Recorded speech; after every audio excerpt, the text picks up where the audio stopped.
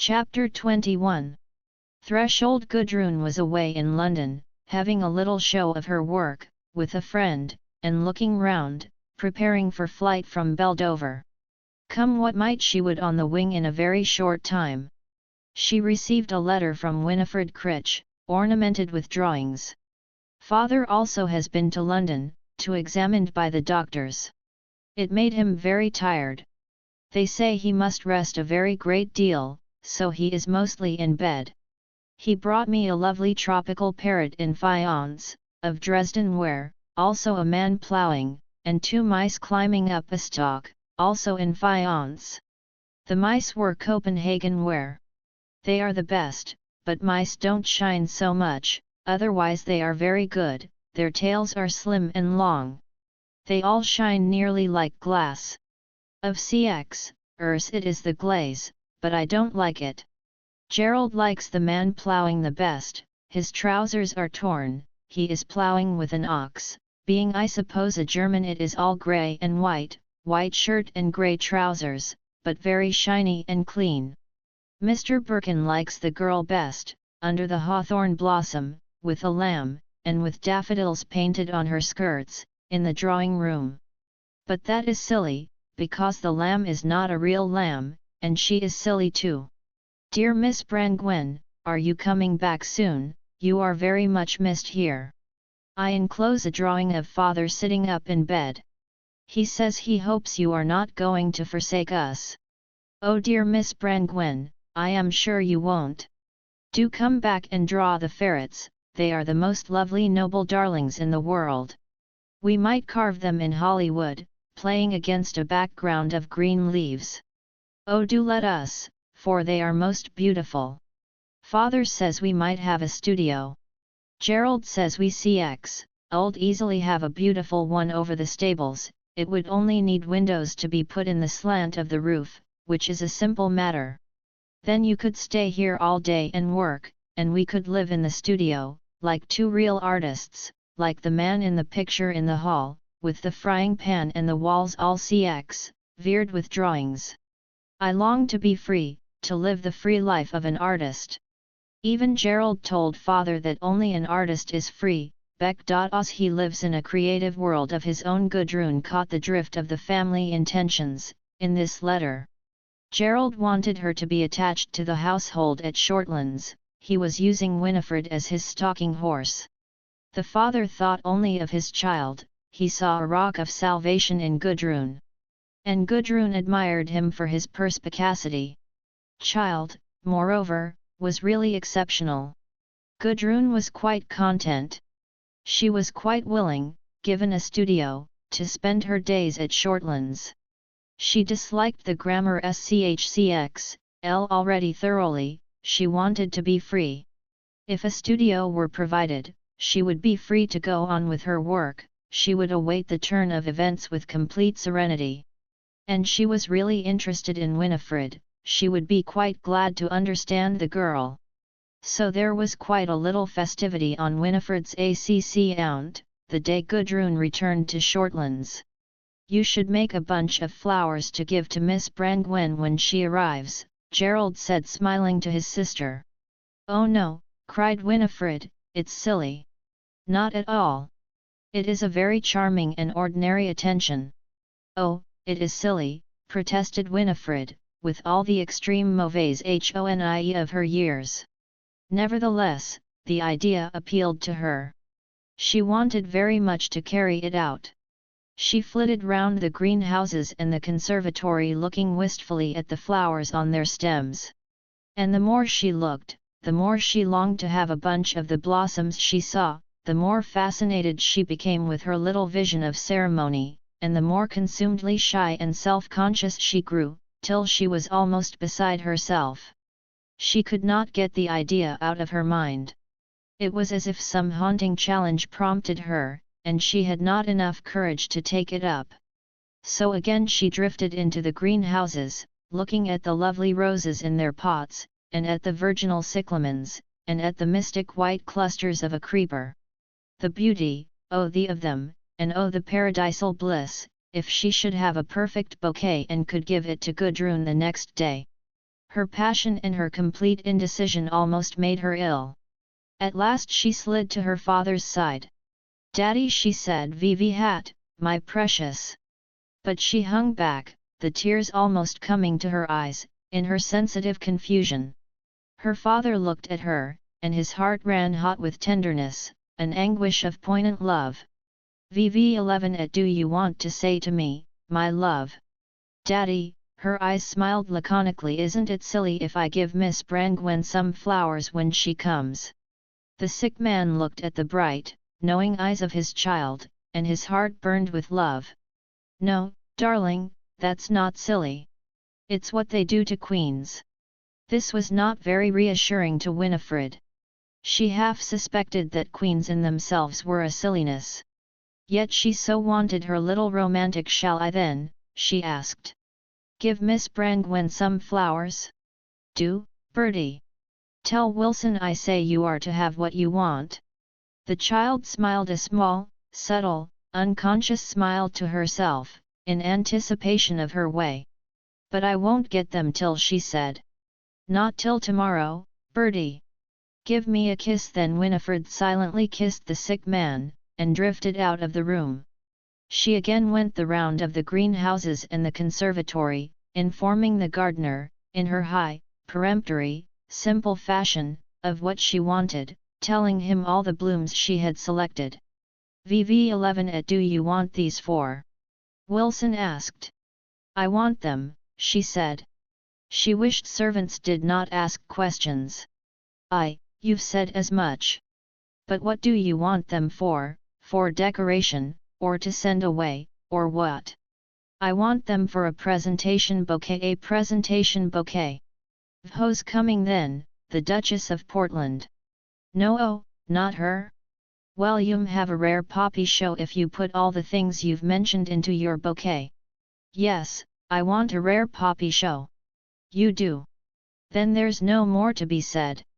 The next day Winifred, in a dress of silvery velvet, and holding a gaudy bunch of flowers in her hand, waited with Keen in the school home, looking down the drive for Gudrun's arrival.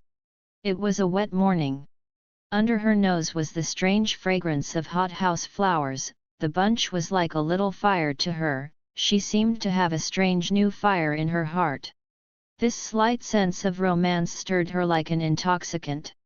At last she saw Gudrun coming, and she ran downstairs to warn her father and Gerald. They, laughing at her anxiety and gravity, came with her into the hall. The manservant came hastening to the door, and there he was, relieving Gudrun of her umbrella, and then of her raincoat. The welcoming party hung back till their visitor entered the hall.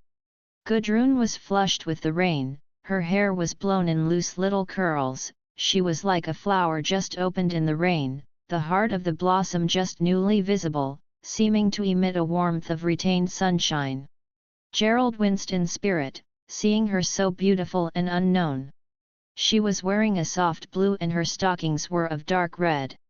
Winifred advanced with odd, stately formality. "We are so glad you've come back," she said. "These are your flowers." She presented the bouquet. "Mine?" cried Gudrun. She was suspended for a moment, then a vivid flush went over her, she was as if blinded for a moment with a flame of pleasure. Then her eyes, strange and flaming, lifted and looked at the father, and at Gerald. And again Gerald shrank in spirit, as if it would be more than he could bear, as her hot, exposed eyes rested on him. There was something so revealed, she was revealed beyond bearing, to his eyes. He turned his face aside. And he felt he would not be able to avert her. And he writhed under the imprisonment. Gudrun put her face into the flowers. "But how beautiful they are," she said, in a muffled voice. Then, with a strange, suddenly revealed passion, she stooped and kissed Winifred. Mr. Critch went forward with his hand held out to her. "I was afraid you were going to run away from us," he said, playfully. Gudrun looked up at him with a luminous, roguish, unknown face. "Really," she replied. "No, I didn't want to stay in London." Her voice seemed to imply that she was glad to get back to Shortlands. Her tone was warm and subtly caressing. "That is a good thing," smiled the father. "You see, you are very welcome here among us." Gudrun only looked into his face with dark blue, warm, shy eyes. She was unconsciously carried away by her own power. "And you look as if you came home in every possible triumph," Mr. Critch continued, holding her hand. "No," she said, glowing strangely. "I haven't had any triumph till I came here." "Ah, come, come. We're not going to hear any of those tales. Haven't we read notices in the newspaper, Gerald?" "You came off pretty well," said Gerald to her, shaking hands. "Did you sell anything?" "No," she said, "not much." "Just as well," he said. She wondered what he meant. But she was all aglow with her reception, carried away by this little flattering ceremonial on her behalf. "Winifred," said the father, "have you a pair of shoes for Miss Brangwen? You had better change at once." Gudrun went out with her bouquet in her hand. "Quite a remarkable young woman," said the father to Gerald, when she had gone. "Yes," replied Gerald briefly, as if he did not like the observation. Mr. Critch liked Gudrun to sit with him for half an hour. Usually he was ashy and wretched, with all the life not out of him. But as SCNN as he rallied, he liked to make believe that he was just as before, quite well, and in the midst of life not of the outer world, but in the midst of a strong essential life. And to this relief, Gudrun contributed perfectly. With her, he could get by stimulation those precious half-hours of strength and exaltation and pure freedom, when he seemed to live more than he had ever lived. She came to him as he lay propped up in the library. His face was like yellow wax, his eyes darkened, as it were sightless. His black, now streaked with grey, seemed to spring out of the waxy flesh of a corpse. Yet the atmosphere about him was energetic and playful. Gudrun subscribed to this, perfectly. To her fancy, he was just an ordinary man. Only his rather terrible appearance was photographed upon her soul, away beneath her consciousness. She knew that, in spite of his playfulness, his eyes could not change from their darkened vacancy. They were the eyes of a man who is dead.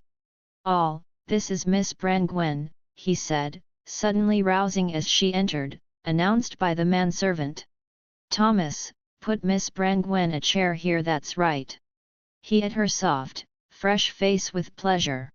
It gave him the illusion of life. "Now, you will have a glass of sherry and a little piece of cake." "Thomas, no thank you," said Gudrun. And as soon as she had said it, her heart sank horribly. The sick man seemed to fall into a gap of death, at her contradiction. She ought to play up to him, not to intervene him. In an instant she was smiling her rather roguish smile. "I don't like sherry very much," she said. "But I like almost anything else." The sick man caught at this straw instantly. "Not sherry?" "No. Something else." "Then? Is there, Thomas?" "Port wine curacao." "I would love some curacao," said Gudrun, looking at the sick man, invitingly. "You would? Well then, Thomas, curacao and a little cake, or a biscuit." "A biscuit," said Gudrun. She did not want anything, but she was wise. "Yes." He waited till she was settled with her little glass and her biscuit. Then he was satisfied. "You have heard the plan," he said with some excitement, "for a studio for Winifred, over the stables." "No," exclaimed Gudrun, in mock wonder. "Thought Winnie wrote it to you, in her letter." "Oh yes, of course. But I thought perhaps it was only her little idea." Gudrun smiled subtly, indulgently. The sick man smiled also, elated. "Oh no. It is a real project. There is a GCX-D room under the RCX-F of the stables with sloping rafters. We had thought of converting it into a studio." "How very nice that would be," cried Gudrun, with excited warmth. The thought of the rafters stirred her. You think it would? Well, it can be done. But how perfectly splendid for Winifred! Of course, it is just what is needed, if she is to work at all seriously. One must have one's workshop, otherwise one never ceases to be an amateur. Is that so? Yes. Of course, I should like you to share it with Winifred. Thank you so much. Gudrun knew all these things already, but she must look shy and very grateful, as if overcome. Of course, what I should like best, would be if you could give up your work at the grammar school, and just avail yourself of the studio, and work there well, as much or as little as you liked. He looked at Gudrun with dark, vacant eyes. She looked back at him as if full of gratitude. These phrases of a dying man were so complete and natural, coming like echoes through his dead mouth. And as to your earnings, you don't mind taking from me what you have taken from the Education Committee, do you? I don't want you to be a loser. Oh, said Gudrun, if I can have the studio and work there, I can earn money enough, really I see. Well, he said, pleased to be the benefactor, we can see about all that. You wouldn't mind spending your days here? If there were a studio to work in, said Gudrun, I could ask for nothing better. Is that so? He was really very pleased, but already he was getting tired. She could see the grey, awful semi-consciousness of mere pain and dissolution coming over him again, the torture coming into the vacancy of his darkened eyes. It was not over yet, this process of death. She rose softly, saying, perhaps you will sleep. I must look for Winifred. She went out, telling the nurse that she had left him. Day by day the tissue of the sick man was further and further reduced, nearer and nearer the process came, towards the last knot which held the human being in its unity. But this knot was hard and unrelaxed, the will of the dying man never gave way. He might be dead in 9/10, yet the remaining tenth remained unchanged, till it was torn apart. With his will he held the unit of himself firm, but the circle of his power was ever and ever reduced. It would be reduced to a point at last, then swept away. To adhere to life, he must adhere to human relationships, and he caught at every straw. Winifred, the butler, the nurse, Gudrun, these were the people who meant all to him, in these last resources. Gerald, in his father's presence, stiffened with repulsion. It was so, to a less degree, with all the other children except Winifred. They could not see anything but the death, when they looked at their father. It was as if some subterranean dislike overcame them. They could not see the familiar face, hear the familiar voice. They were overwhelmed by the antipathy of visible and audible death. Gerald could not breathe in his father's presence. He must get out at once. And so, in the same way, the father could not bear the presence of his son. It sent a final irritation through the soul of the dying man. The studio was made ready, Gudrun and Winifred moved in. They saw much the ordering and the appointing of it. And now they need hardly be in the house at all. They had their meals in the studio, they lived there safely. For the house was becoming dreadful. There were 2 nurses in white, flitting silently about, like heralds of death. The father was confined to his bed. There was a come and go of sotto voce sisters and brothers and children. Winifred was her father's constant visitor. Every morning, after breakfast, she went into his room when he was washed and up in bed, to spend half an hour with him. "Are you better, Daddy?" she asked him invariably. And invariably he answered, "Yes, I think I'm a little better, pet." She held his hand in her own, lovingly and protectively. And this was very dear to him. She ran in again as a rule at lunch-time, to tell him the course of events, and every evening, when the curtains were drawn, and his room was cozy, she spent a long time with him. Gudrun was gone home, Winifred was alone in the house. She liked best to be with her father. They talked and prattled at random, he always as if he were well, just the same as when he was going about. So that Winifred, with a child's subtle instinct for avoiding the painful things, behaved as if nothing serious was the matter. Instinctively, she withheld her attention, and was happy. Yet in her remoter soul, she knew as well as the adults knew, perhaps better. Her father was quite well in his make-believe with her. But when she went away, he relapsed under the misery of his dissolution. But still there were these bright moments, though as his strength waned, his faculty for attention grew weaker, and the nurse had to send Winifred away, to save him from exhaustion. He never admitted that he was going to die. He knew it was so, he knew it was the end. Yet even to himself he did not admit it. He hated the fact, mortally. His will was rigid. He could not bear being overcome by death. For him, there was no death. And yet, at times, he felt a great need to cry out and to wail and complain. He would have liked to cry aloud to Gerald, so that his son should be horrified out of his composure. Gerald was instinctively aware of this, and he recoiled, to avoid any such thing. This uncleanness of death repelled him too much.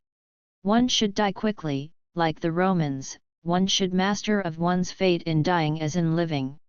He was convulsed in the clasp of this death of his father's, as in the coils of the great serpent of Laocoon.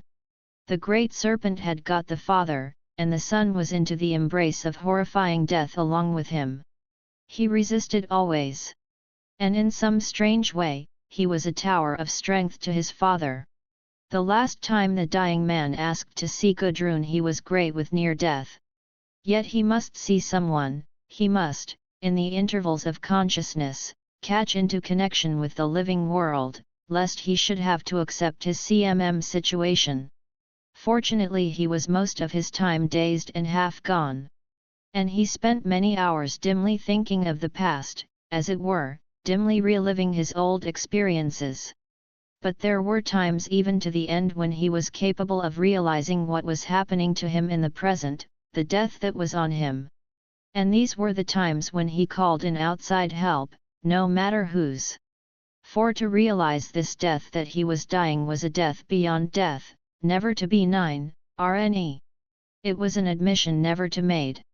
Gudrun was shocked by his appearance, and by the darkened, almost disintegrated eyes, that still were unconquered and firm.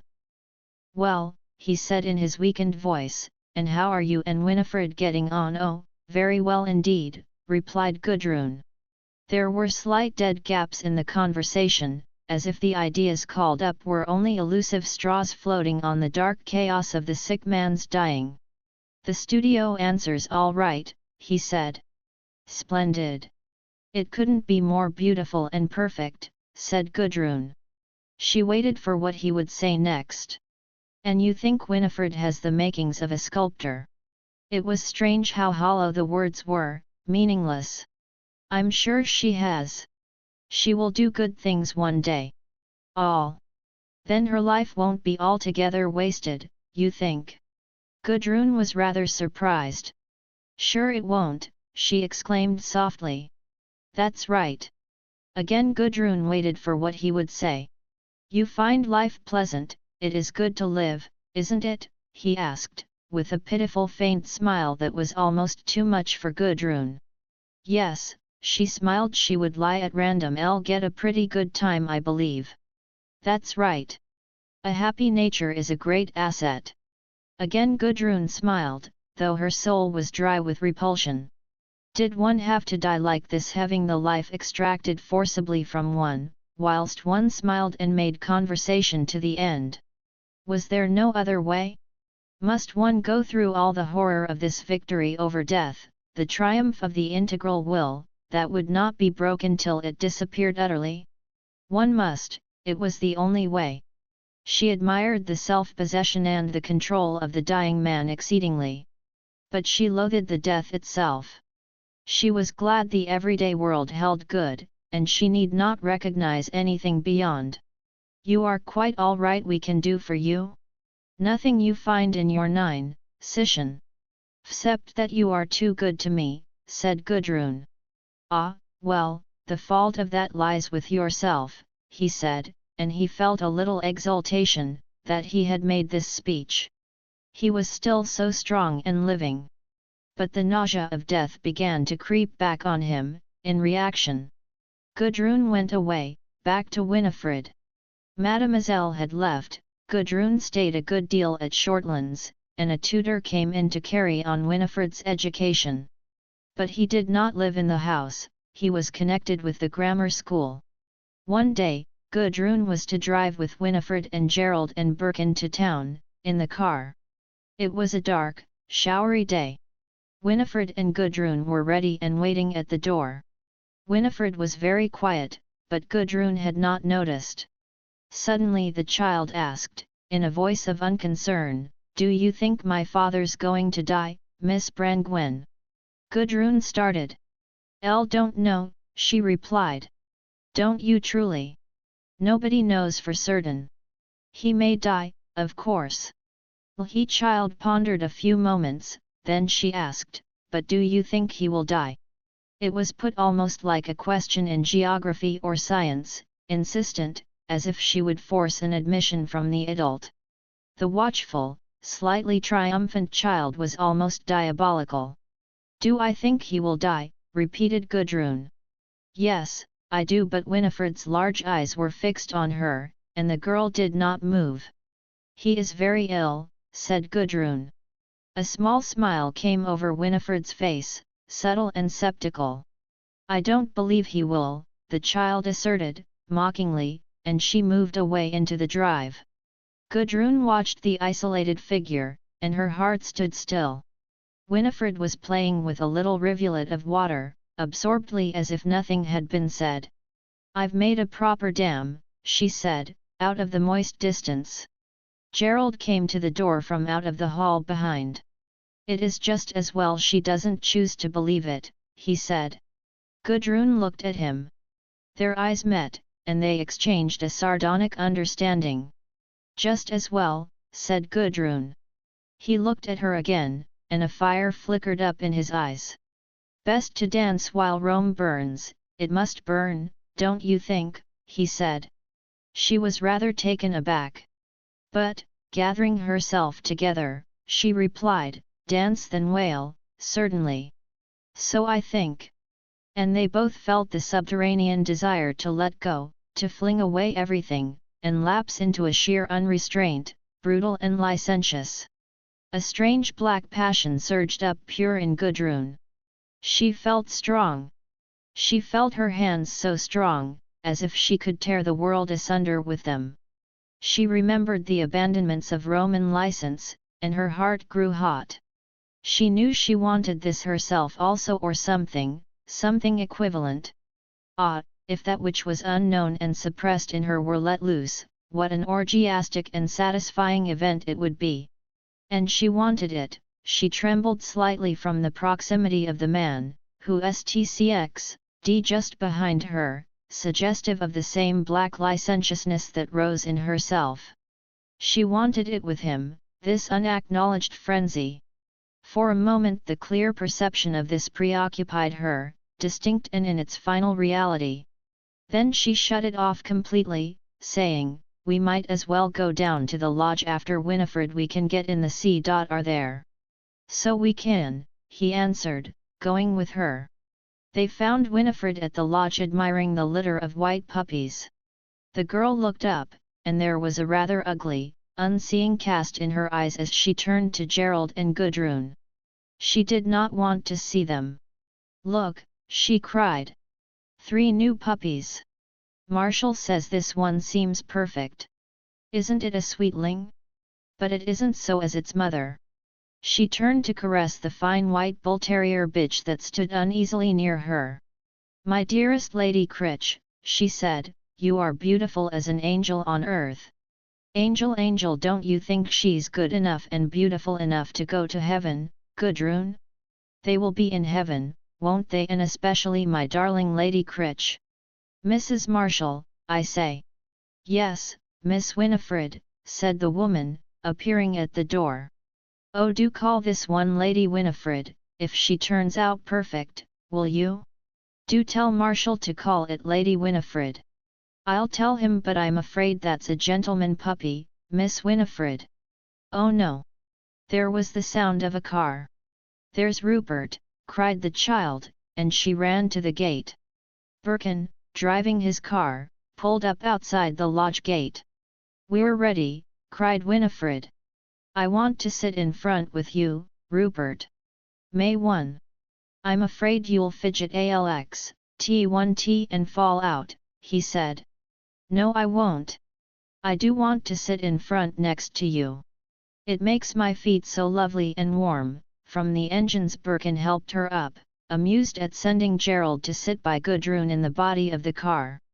Have you any news, Rupert? Gerald called, as they rushed along the lanes. News, exclaimed Birkin. Yes, Gerald looked at Gudrun, who sat by his side, and he said, his eyes narrowly laughing, I want to know whether I ought to congratulate him, but I can't get anything definite out of him. Gudrun flushed deeply. Congratulate him on what? She asked.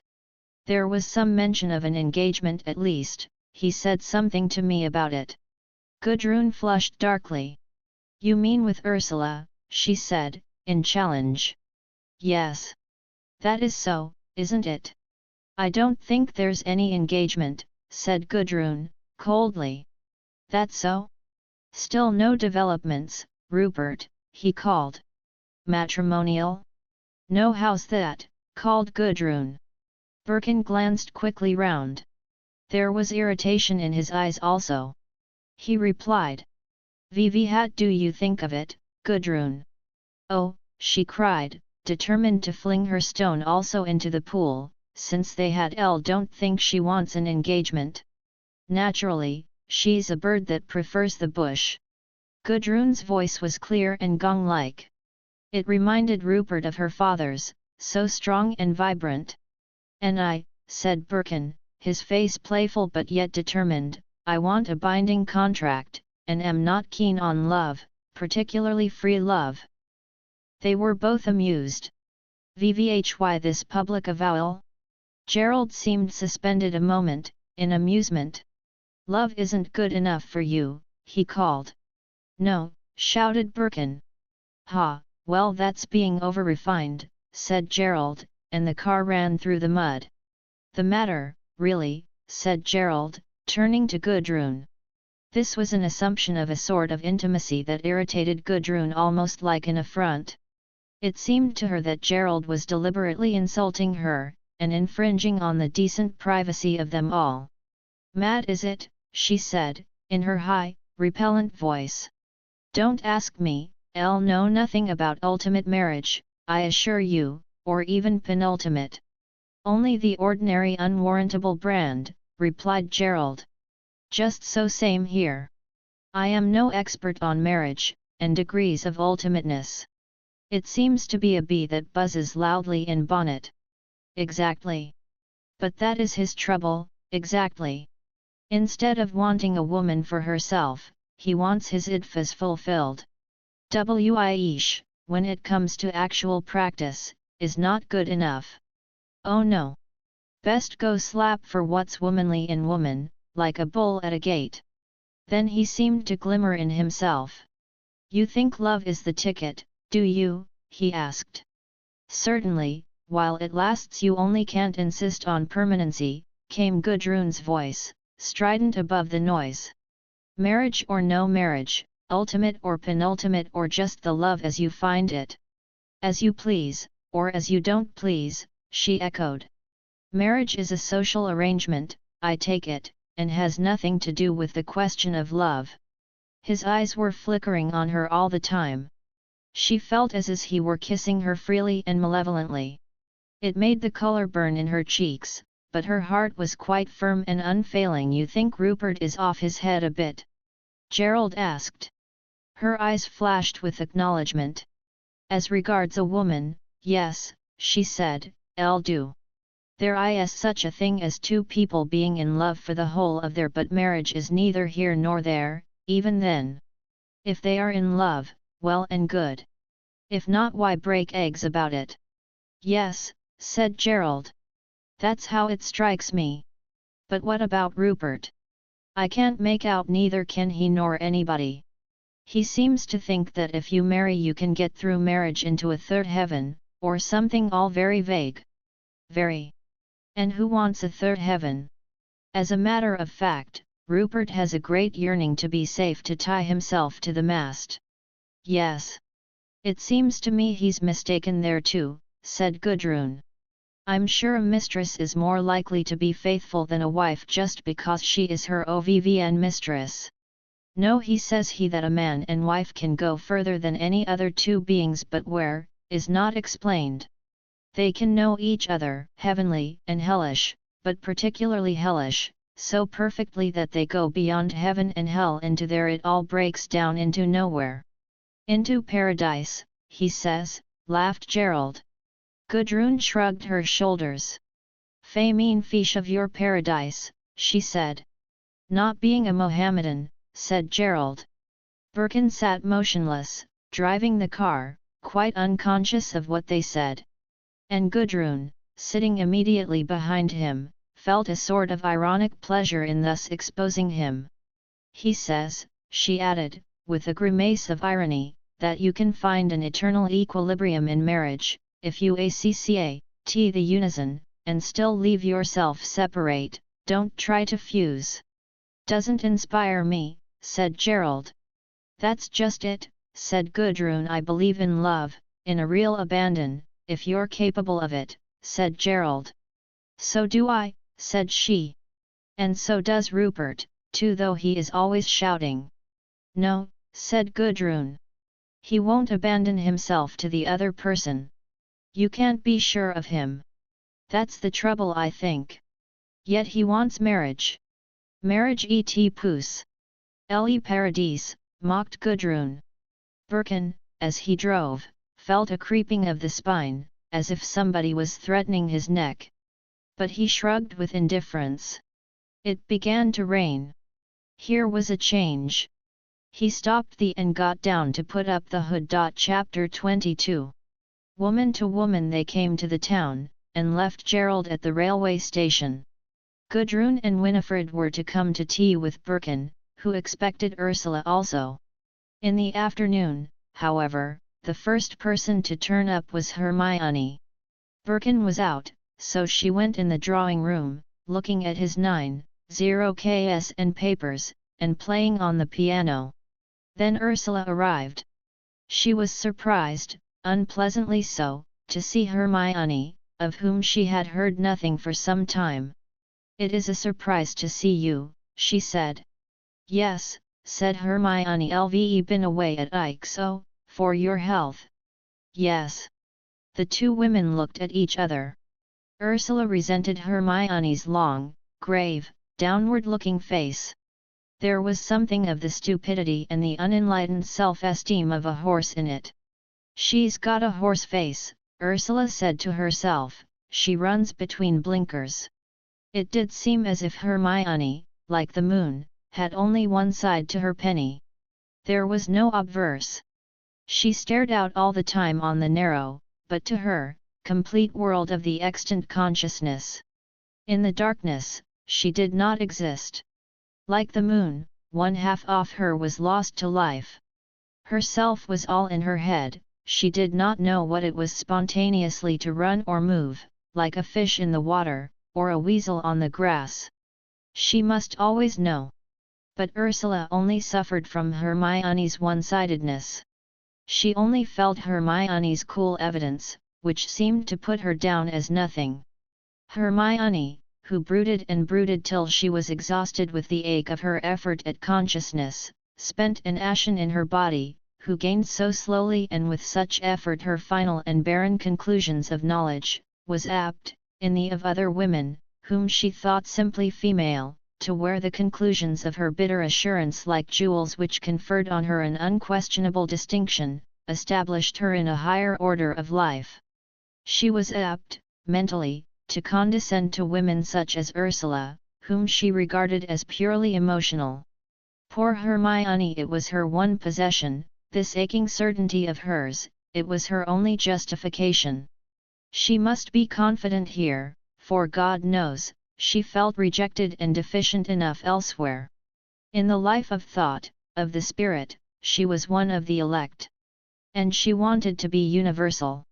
But there was a devastating cynicism at the bottom of her.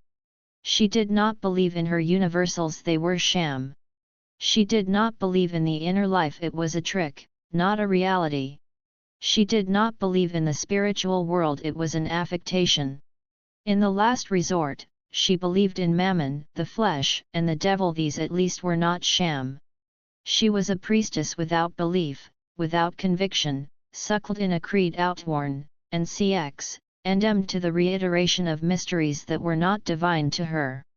Yet there was no escape. She was a leaf upon a dying tree. Help was there then, but to fight still for the old, withered truths, to die for the old, outworn belief, to be a sacred and inviolate priestess of desecrated mysteries? The old great truths bad been true. And she was a leaf of the old great tree of knowledge that was withering now.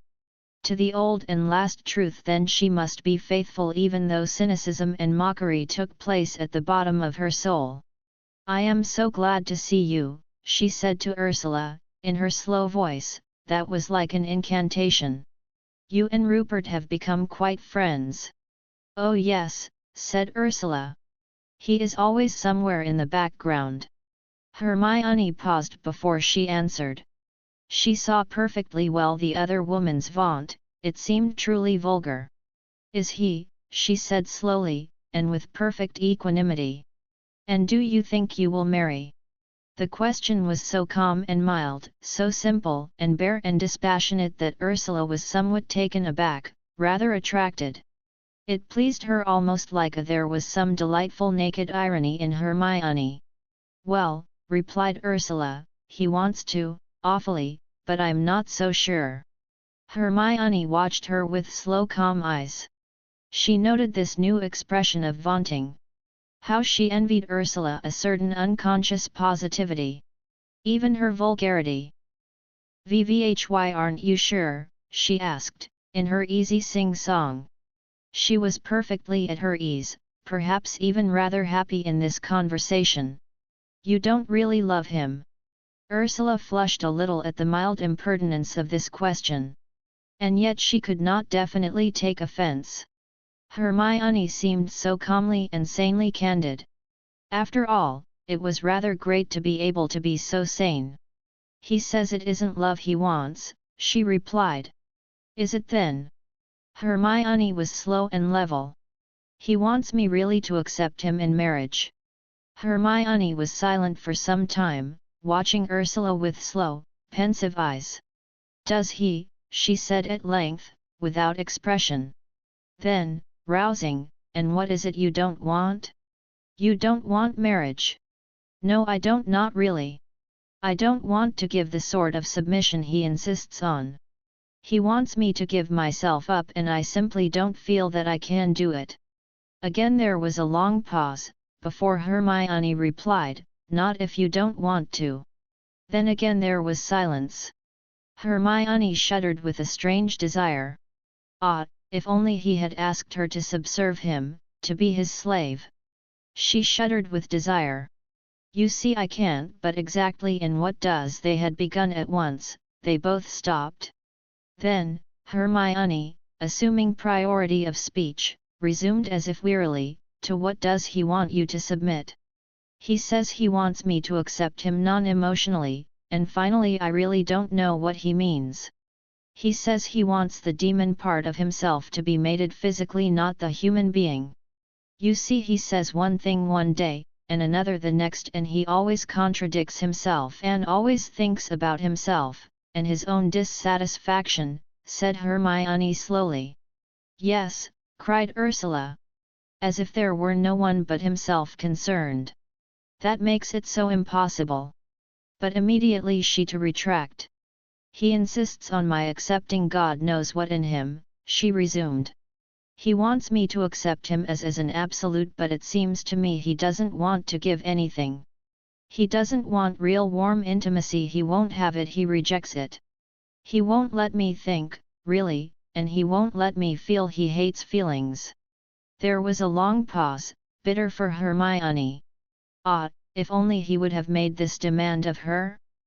He drove into thought, drove inexorably into knowledge and then execrated her for it. He wants me to sink myself, Ursula resumed, not to have any being of my own. Then why doesn't he marry an odalisk, said Hermione in her mild sing-song, if it is that he wants. Her long face looked sardonic and amused. Yes, said Ursula vaguely.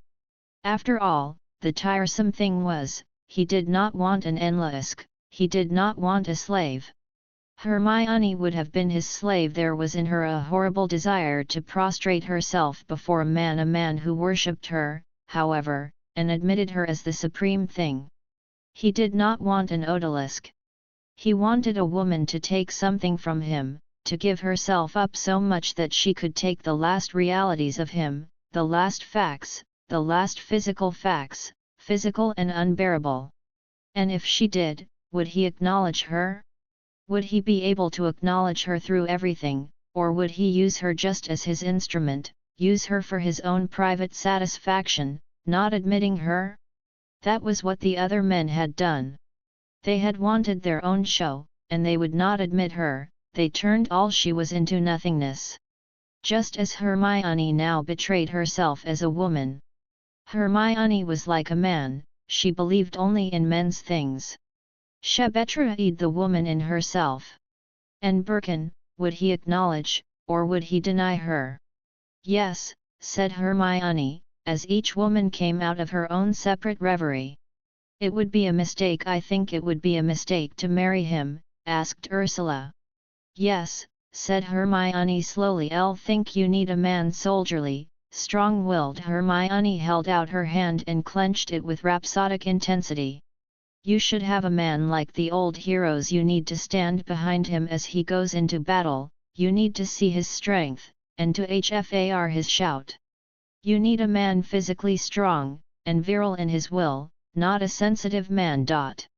There was a break, as if the Pythoness had uttered the oracle, and now the woman went on, in a rhapsody-wearied voice, and you see, Rupert isn't this, he isn't. He is frail in health and body, he needs great care. Then he is so changeable and unsure of himself. It requires the greatest patience and understanding to help him. And I don't think you are patient. You would have to be prepared to suffer dreadfully. I can't tell you how much suffering it would take to make him happy. He lives an intensely spiritual life, at times too wonderful. And then come the reactions. I can't spe.ak of what I have been through with him. We have been together so long, I really do know him, I do know what he is. And I feel I must say it, I feel it would be perfectly disastrous for you to marry him, for you even more than for him. Hermione lapsed into bitter reverie. He is so uncertain, so unstable. He wearies, and then reacts. I couldn't tell you what his reactions are. I couldn't tell you the agony of them. That which he affirms and loves, one day a little later he turns on it in a fury of destruction. He is never constant, always this awful, dreadful reaction. Always the quick change from to bad, bad to good. And nothing is so devastating, nothing. Yes, said Ursula humbly, you must have suffered. An unearthly light came on Hermione's face. She clenched her hand like one inspired. And one must be willing to suffer for him hourly, daily, if you are going to help him, if he is to keep true to anything at all. And I don't want to suffer hourly and daily, said Ursula. I don't, I should be ashamed. I think it is degrading not to be happy. Hermione stopped and looked at her a long time. Do you? She said at last. And this utterance seemed to her a mark of Ursula's far distance from herself. For to Hermione suffering was the greatest reality, come what might. Yet she too had a creed of happiness. Yes, she said. One should be happy, but it was a matter of will. Yes, said Hermione, listlessly. Now, I can only feel that it would be disastrous at least, to marry in a hurry. Can't you be together without marriage?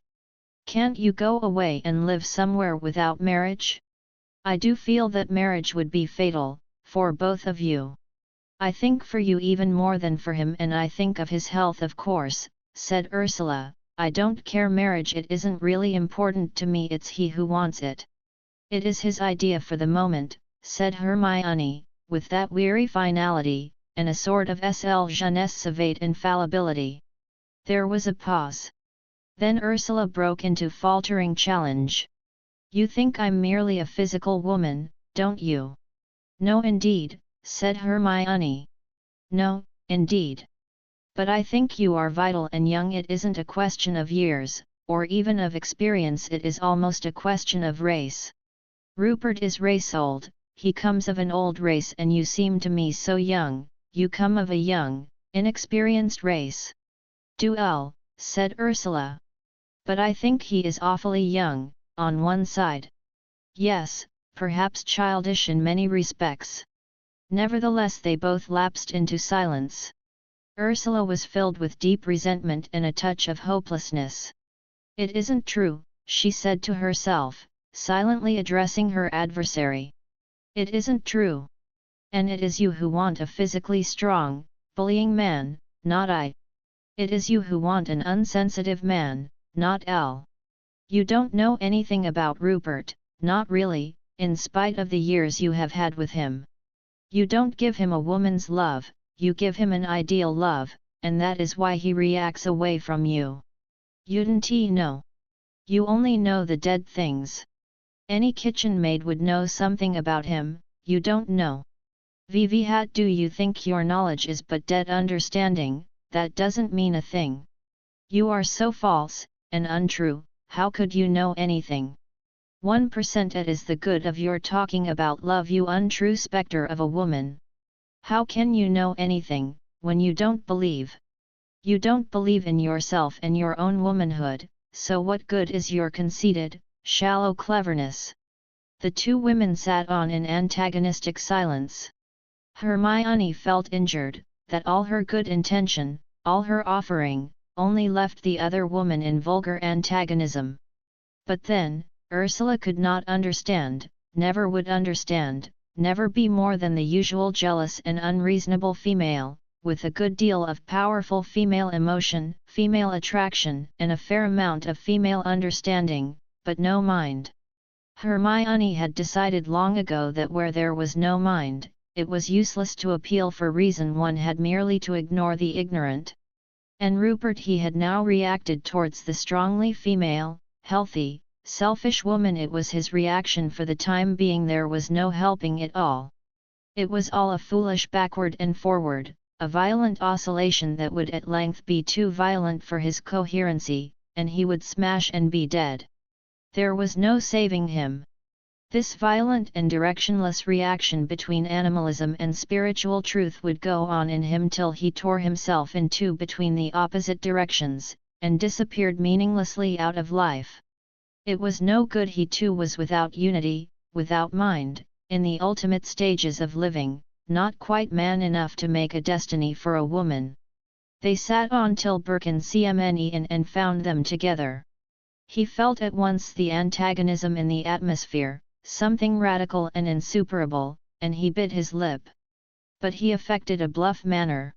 "Hello, Hermione, are you back again? How do you feel?" "Oh, better. And how are you? You don't look well. Gudrun and Winnie Critch are coming in to tea. At least they said they were. We shall be a tea party. WIIAT train, did you come by, Ursula?" It was rather annoying to see him trying to placate both women at once.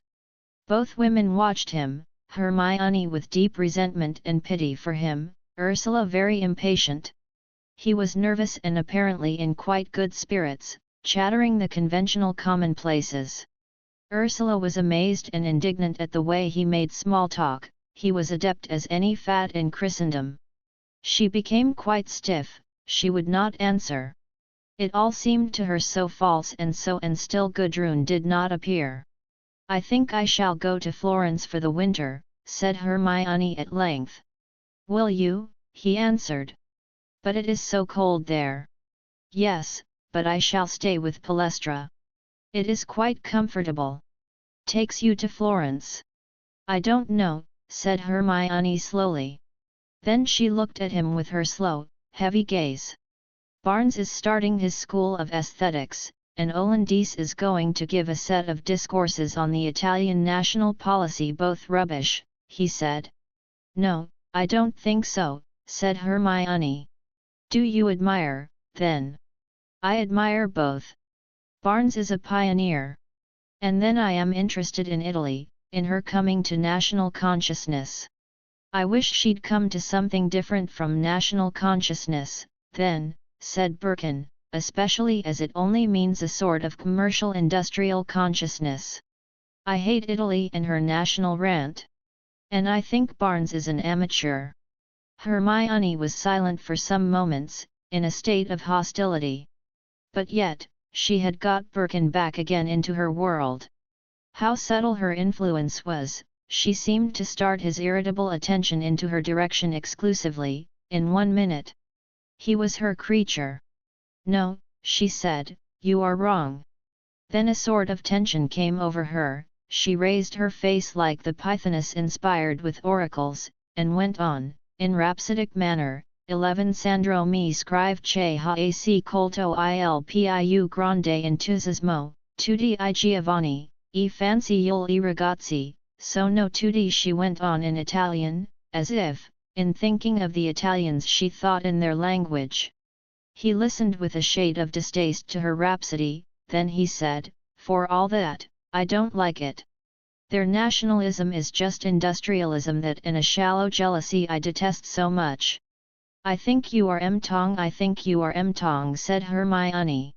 It seems to me purely spontaneous and beautiful, the modern Italian's passion, for it is a passion, for Italy. L'Italia. Do you know Italy well? Ursula asked of Hermione. Hermione hated to be broken in upon in this manner. Yet she answered mildly, yes, pretty well. I spent several years of my girlhood there, with my mother. My mother died in Florence. Oh! There was a pause, painful to Ursula and to Birkin. Hermione, however, seemed abstracted and calm. Birkin was white, his eyes glowed as if he were in a fever, he was far too overwrought. How Ursula suffered in this tense atmosphere of strained wills. Her head seemed bound round by iron bands. Birkin rang the bell for tea. They could not wait for Gudrun any longer.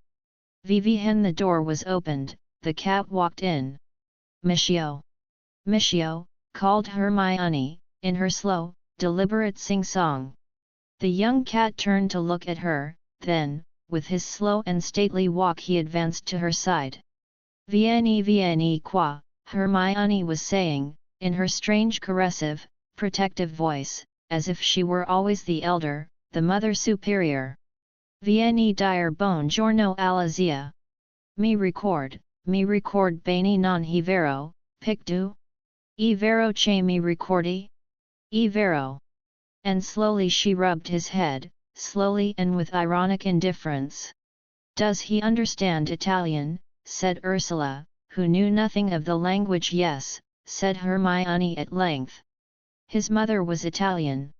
She was born in my waste paper basket in Florence, on the morning of Rupert's birthday. She was his birthday present. Tea was brought in. Birkin poured out for them. It was strange how inviolable was the intimacy which existed him and Hermione. Ursula felt that she was an outsider. The very teacups and the old silver was a 9&D between Hermione and Birkin. It seemed to belong to an old, past world which they had inhabited together, and in which Ursula was a foreigner. She was almost a parvenu in their old cultured milieu. Her convention was not their convention, their standards were not her standards. But theirs were established, they had the sanction and the grace of age. He and she together, Hermione and Birkin, were people of the same old tradition, the same withered deadening culture. And she, Ursula, was an intruder. So they always made her feel. Hermione poured a little cream into a saucer. The simple way she assumed her rights in Birkin's room maddened and discouraged Ursula. There was a fatality about it, as if it were 9 und to be. Hermione lifted the cat and put the cream before him. He planted his 2 paws on the edge of the table and bent his gracious young head to drink.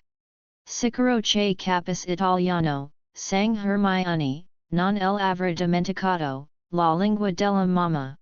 She lifted the cat's head with her long, slow, white fingers, not letting him drink, holding him in her. It was always the same, this joy and power she manifested, peculiarly in power over any male being. He blinked forbearingly, with a male, bored expression, licking his whiskers. Hermione laughed in her short, grunting fashion. Ecco, il bravo ragazzo, come e superbo, quester. She made a vivid picture, so calm and strange with the cat. She had a true static impressiveness, she was a social artist in some ways. The cat refused to look at her, indifferently avoided her fingers, and began to drink again, his nose down to the cream, perfectly balanced, as he lapped with his odd little click. It's bad for him, teaching him to eat at table, said Birkin. Yes, said Hermione, easily assenting. Then, looking down at the cat, she resumed her old, mocking, humorous sing-song. Ti imperano fair brutcos, brutcos. She lifted the Mino's white chin on her forefinger, slowly. The young cat looked round with a supremely erring air, avoided seeing anything, withdrew his chin, and began to wash his face with his paw. Hermione grunted her laughter, pleased. Bel giovanotto, she said. The cat reached forward again and put his fine white paw on the edge of the saucer. Hermione lifted it down with delicate slowness. This delicate carefulness of movement reminded Ursula of Gudrun. No. Non el_remesso di mettere il zampino nel tondinato. Non pace al babbo. Un signor gatto così selvatico. And she kept her finger on the softly planted paw of the cat, and her voice had the same whimsical, humorous note of bullying. Ursula had her nose out of joint. She wanted to go away now. It all seemed no good. Hermione was established forever, she herself was ephemeral and had not yet even arrived. I will go now, she said suddenly. Birkin looked at her almost in fear, he so dreaded her anger. But there is no need for such hurry, he said. Yes, she answered. I will go. And turning to Hermione, before there was time to say any more, she held out her hand and said goodbye. Goodbye, sang Hermione, detaining the band. Must you really go now? Yes, I think go, said Ursula, her face set, and averted from Hermione's eyes. You think you, but Ursula had got her hand free. She turned to Birkin with a quick, almost jeering, goodbye, and she was opening the door before he had time to do it for her. She got outside the house. She ran down the road in fury and agitation. It was strange, the unreasoning rage and violence Hermione roused in her, by her very presence. Ursula knew she gave herself away to the other woman, she knew she looked ill-bred, uncouth, exaggerated. But she did not care. She only ran up the ad, lest she should go back and jeer in the faces of the 2 she had left behind. For they outraged her.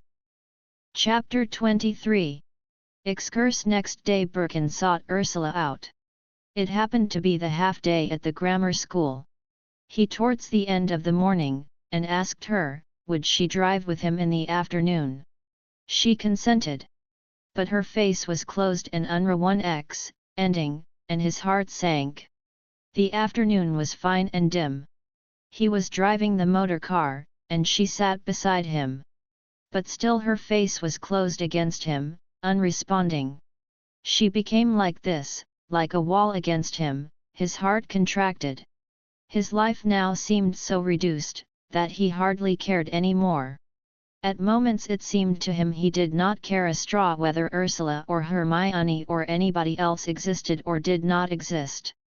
VVHY 9, the strive for a coherent, satisfied life? VVHY not drift on in a series of accidents like a picaresque novel? Not? Why bother about human relationships? Take them seriously, male or female. VVHY form any serious connections at all? VVHY not casual, drifting along, taking all for what it was worth? And yet, still, he was damned and doomed to the old effort at serious living. Look, he said, what I bought. The car was running along a broad white road, between autumn trees. He gave her a little bit of screwed-up paper. She took it and opened it. How lovely, she cried. She examined the gift. How perfectly lovely, she cried again. But why do you give them me? She put the question offensively. His face flickered with red irritation. He shrugged his shoulders slightly. I wanted to, he said, coolly. But why? VVHY should you? Am I called on to find reasons, he asked. There was a silence, whilst she examined the rings that had been screwed up in the paper. I think they are beautiful, she said, especially this. This is wonderful. It was a round opal, red and fiery, set in a circle of tiny rubies. You like that best, he said. I think I do. I like the sapphire, he said. It was a rose-shaped, beautiful sapphire, with small brilliants. Yes, she said, it is lovely. She held it in the light. Yes, perhaps it is the best. The blue, he said. Yes, wonderful. He suddenly swung the out of the way of a farm cart. It tilted on the bank. He was a careless driver, yet very quick. But Ursula was frightened.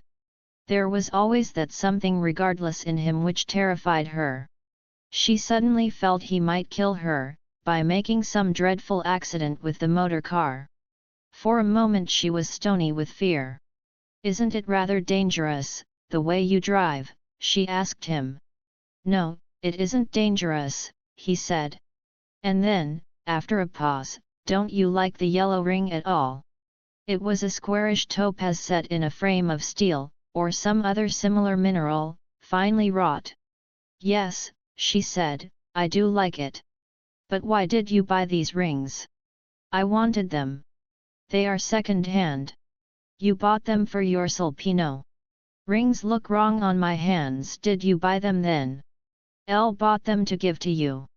But why? Surely you ought to give them to Hermione. You belong to her.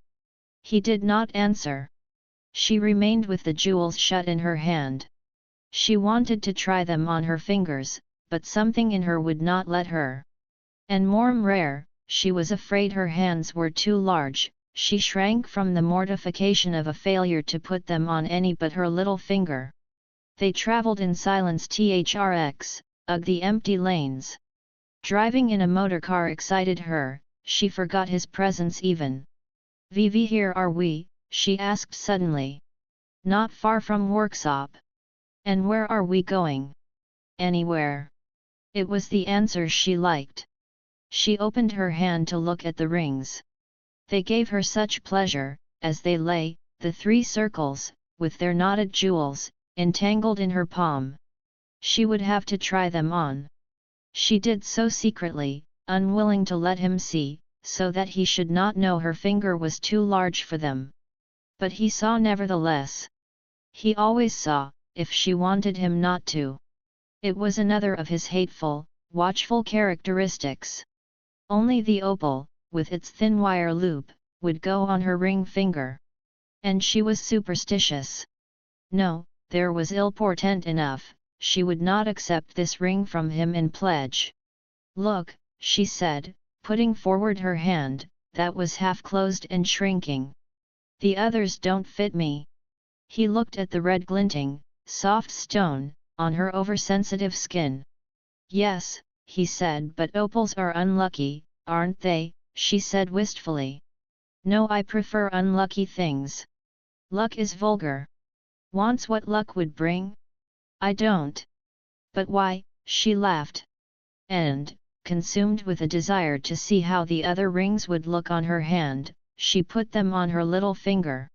They can made a little bigger, he said. Yes, she replied, doubtfully. And she sighed. She knew that, in accepting the rings, she was accepting a pledge.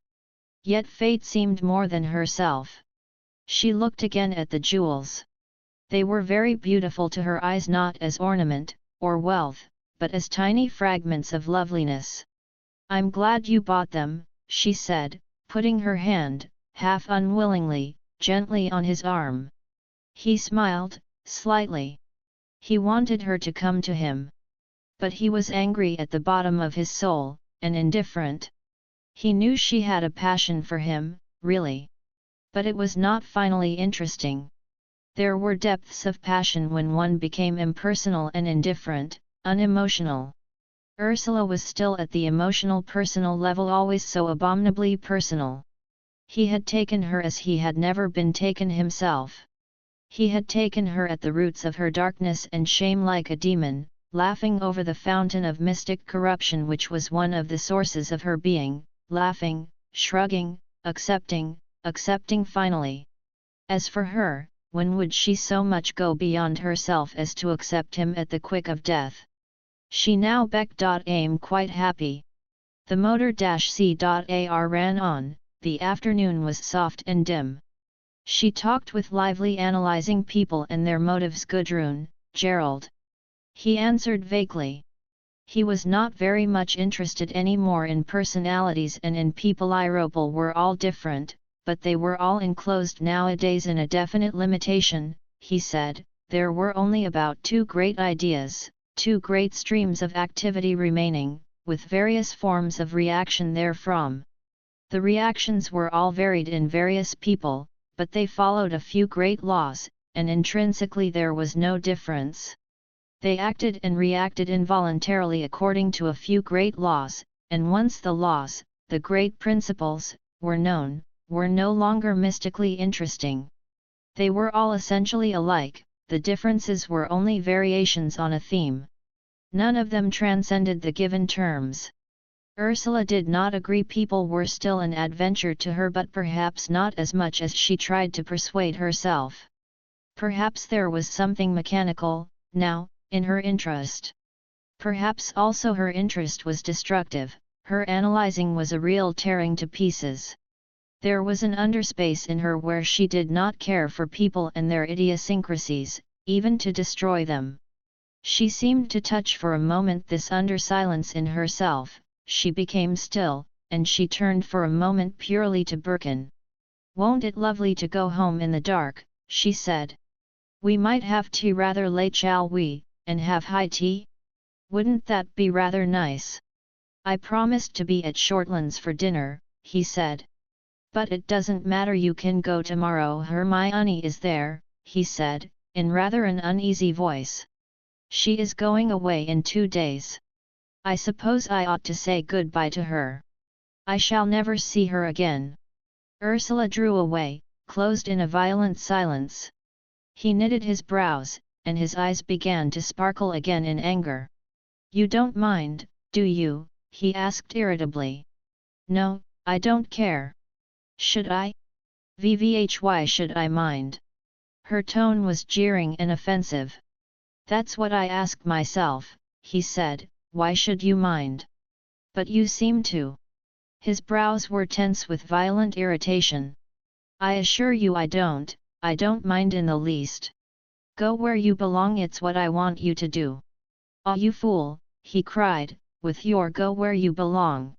It's finished between Hermione and me. She means much more to you, if it comes to that, than she does to me. For you can only revolt in pure reaction from her, and to be her opposite is to be her counterpart."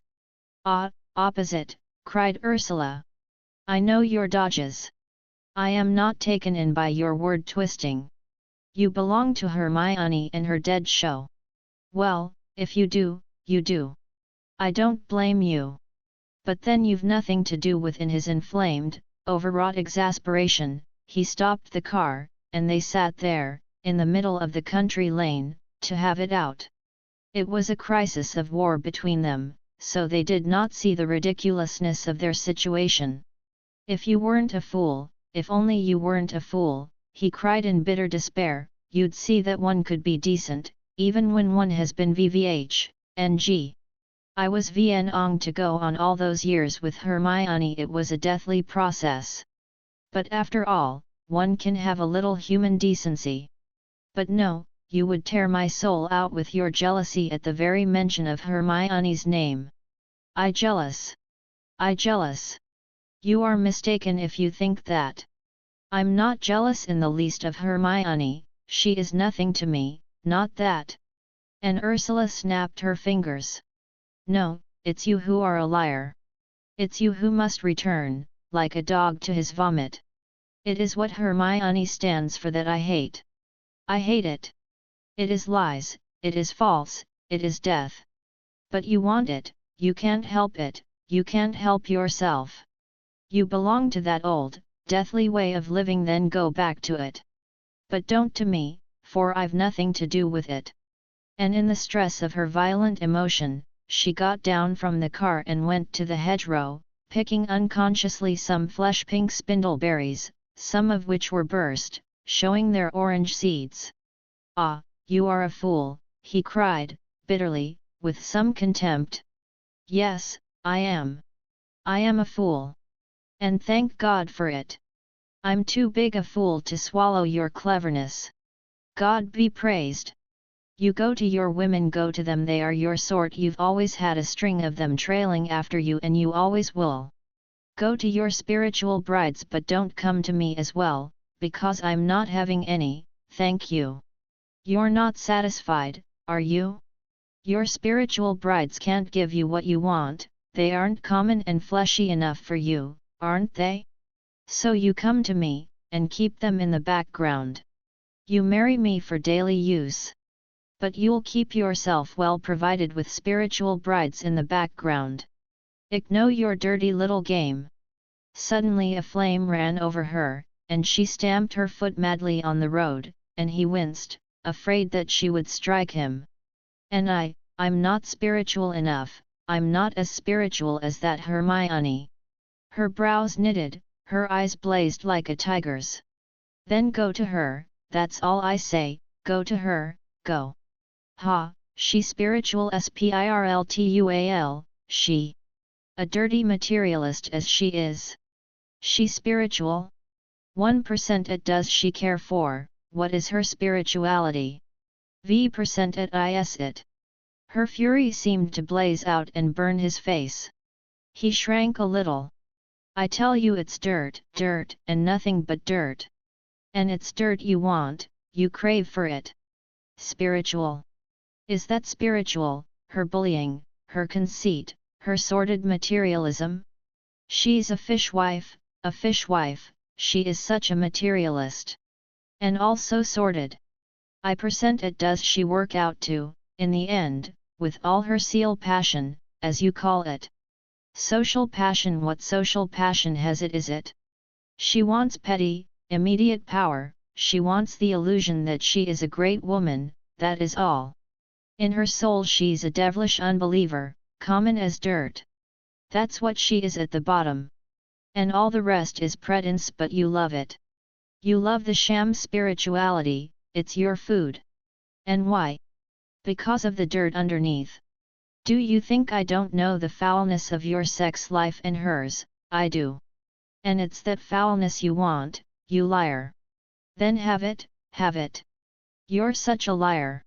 She turned away, spasmodically tearing the twigs of spindleberry from the hedge, and fastening them, with vibrating fingers, in the bosom of her coat.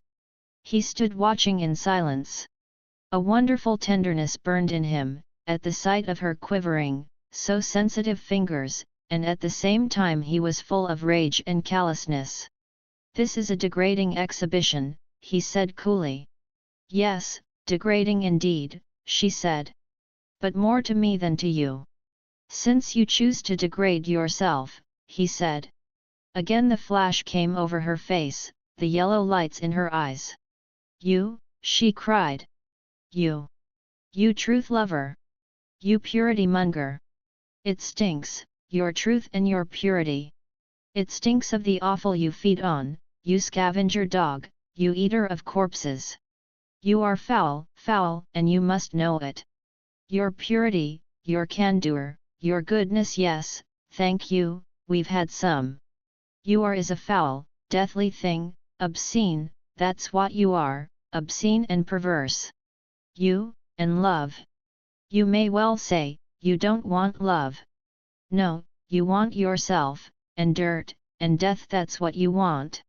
You are so perverse, so death-eating. And then there's a bicycle coming, he said, writhing under her loud denunciation. She down the road. I don't care, she cried. Nevertheless she was silent. The cyclist, having heard the voices raised in altercation, curiously at the man, and the woman, and at the standing motor-c.ar as he passed. Afternoon, he said, cheerfully. Good afternoon, replied Birkin coldly. They were silent as the man passed into the distance. A clearer look had come over Birkin's face. He knew she was in the main right. He knew he was L_reverse, so spiritual on the one hand, and in some strange way, degraded, on the other. But was she herself any better?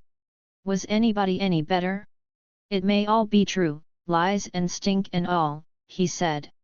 But Hermione's spiritual intimacy is no rottener than your emotional jealous intimacy.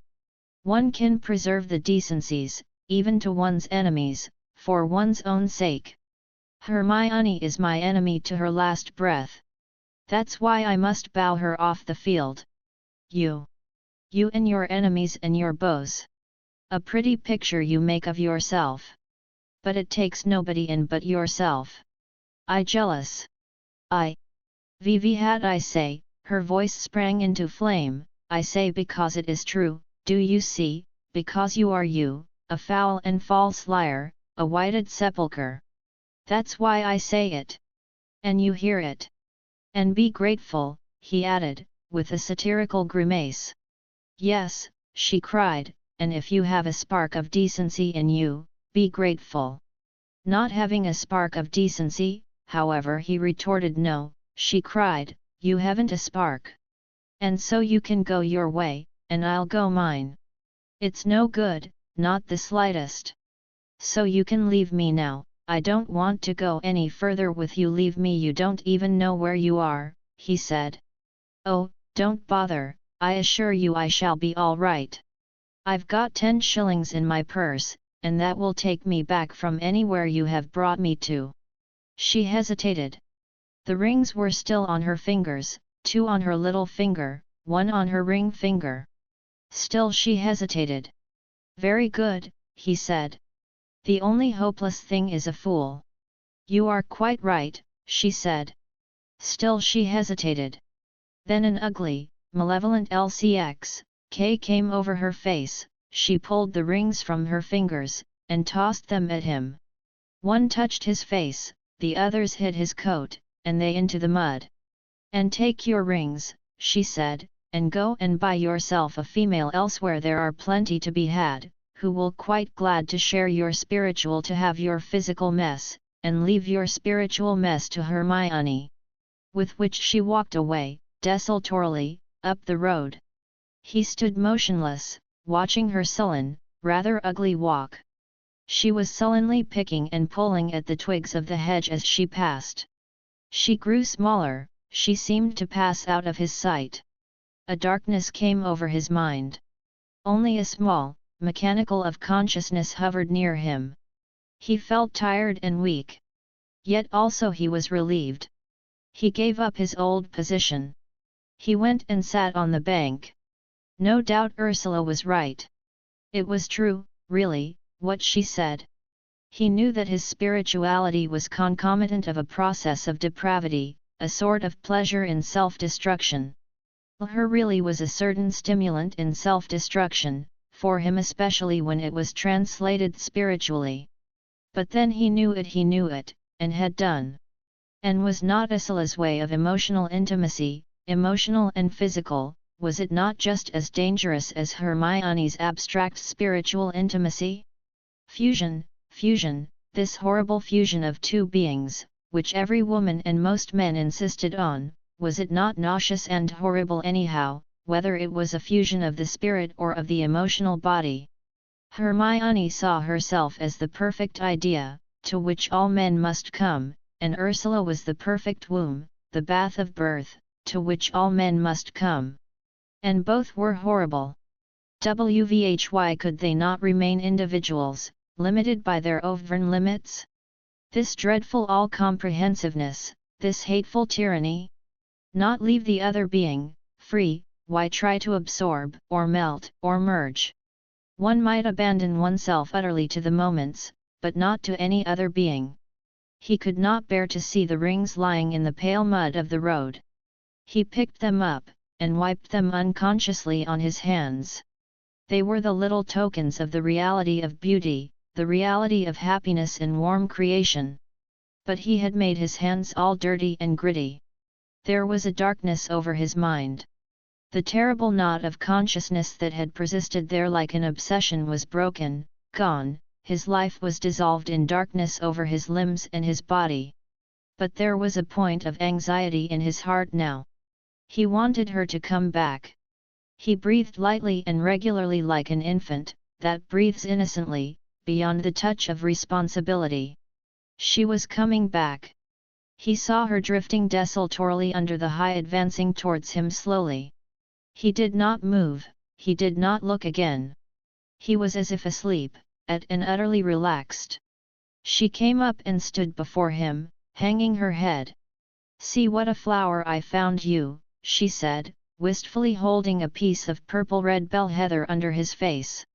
He saw the clump of colored bells, and the tree-like, tiny branch, also her hands, with their over-fine, over-sensitive skin. "Pretty," he said, looking up at her with a smile, taking the flower. Everything had become simple again, quite simple, the complexity gone into nowhere. But he badly wanted to cry, except that he was weary and bored by emotion. Then a hot passion of tenderness for her filled his heart. He stood up and looked into her face. It was new and oh, so delicate in its luminous wonder and fear. He put his arms round her, and she hid her face on his shoulder. It was peace, just simple peace, as he stood folding her quietly there on the open lane. It was peace at last. The old, detestable world of tension had passed away at last, his soul was strong and at ease. She looked up at him. The wonderful yellow light in her eyes now was soft and yielded, they were at peace with each other. He kissed her, softly, many, many times. A laugh came into her eyes. "Did I abuse you?" she asked. He smiled too, and took her hand, that was so soft and given. "Never mind," she said, "it is all for the GCX, D." He kissed her again, softly, many times. "Isn't it?" she said. "Certainly," he replied. "Wait. I shall have my own back." She laughed suddenly, a wild catch in her voice, and flung her arms around him. "You are mine, my love, aren't you?" she cried, straining him close. "Yes," he said, softly. His voice was so soft and final, she went very still, as if under a fate which had taken her. "Yes," she acquiesced, but it was accomplished without her acquiescence. He was kissing her quietly, repeatedly, with a soft, still happiness that almost made her heart stop beating. "My love," she cried, lifting her face and looking with frightened, gentle wonder of bliss. Was it all real? But his eyes were beautiful and soft and immune from stress or excitement, beautiful and smiling lightly to her, smiling with her. She hid her face on his shoulder, hiding before him, because he could see her so completely. She knew he loved her, and she was afraid, she was in a strange element, a new heaven round about her. She wished he were passionate, because in passion she was at home. But this was so still and frail, as space is more frightening than force. Again, quickly, she lifted her head. "Do you love me?" she said, quickly, impulsively. "Yes," he replied, not heeding her motion, only her stillness. She knew it was true. She broke away. "So you ought," she said, turning round to look at the road. "Did you find the rings?" Yes. VV11 Air are they? In my pocket. She put her hand into his pocket and took them out. She was restless. Shall we go? She said. Yes, he answered. And they mounted to the car once more, and left behind them this memorable battlefield. They drifted through the wild, late afternoon, in a motion that was smiling and transcendent. His mind was sweetly at ease, the life flowed through him as from some new fountain, he was as if born out of the cramp of a womb. Are you happy? She asked him, in her strange, delighted way.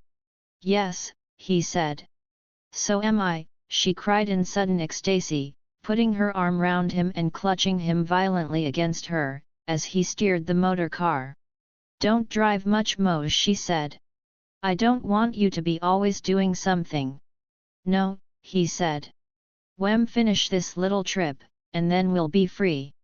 We will, my love, we will, she cried in delight, kissing him as he turned to her. He drove on in a strange new wakefulness, the tension of his consciousness broken. He seemed to be conscious all over, all his awake with a simple, glimmering awareness, as if he had just come awake, like a thing that is born, like a bird when it comes out of an into a new universe. They dropped down a long hill in the dusk, and suddenly Ursula recognized on her right hand, below in the hollow, the form of Southwell Minster. Are we here? She cried with pleasure. The rigid, sombre, ugly cathedral was settling under the of the coming night. As they entered the narrow town, the golden lights showed like slabs of revelation, in the shop windows. Father came here with Mother, she said, when they first knew each other. He loves it, he loves the Minster. Do you? Yes. It looks like quartz crystals sticking up out of the dark hollow. We'll have our high tea at the Saracen's Head. As they descended, they heard the Minster bells playing a hymn, when the hour had struck 6. Glory to thee, my God, this night for all the blessings of the light. So, to Ursula's ear, the tune fell out, drop by drop, from the unseen sky onto the dusky town. It was like dim, bygone sounding. It was all so far off. She stood in the old yard of the inn, smelling of straw and stables and petrol. Above, she could see the first stars. Hat was it all?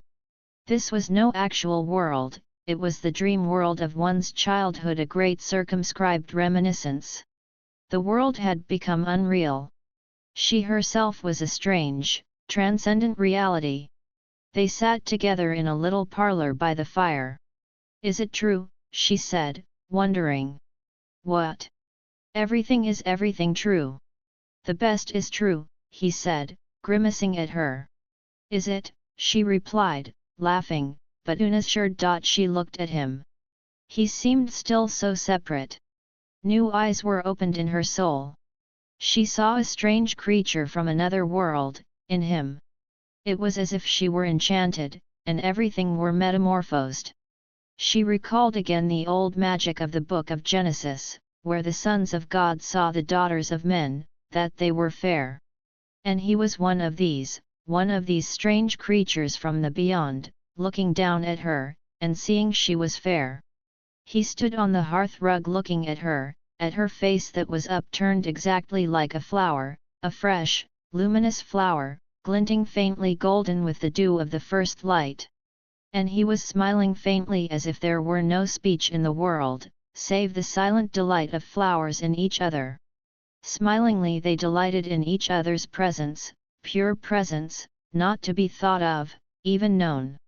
But his eyes had a faintly ironical contraction. And she was drawn to him strangely, as in a spell.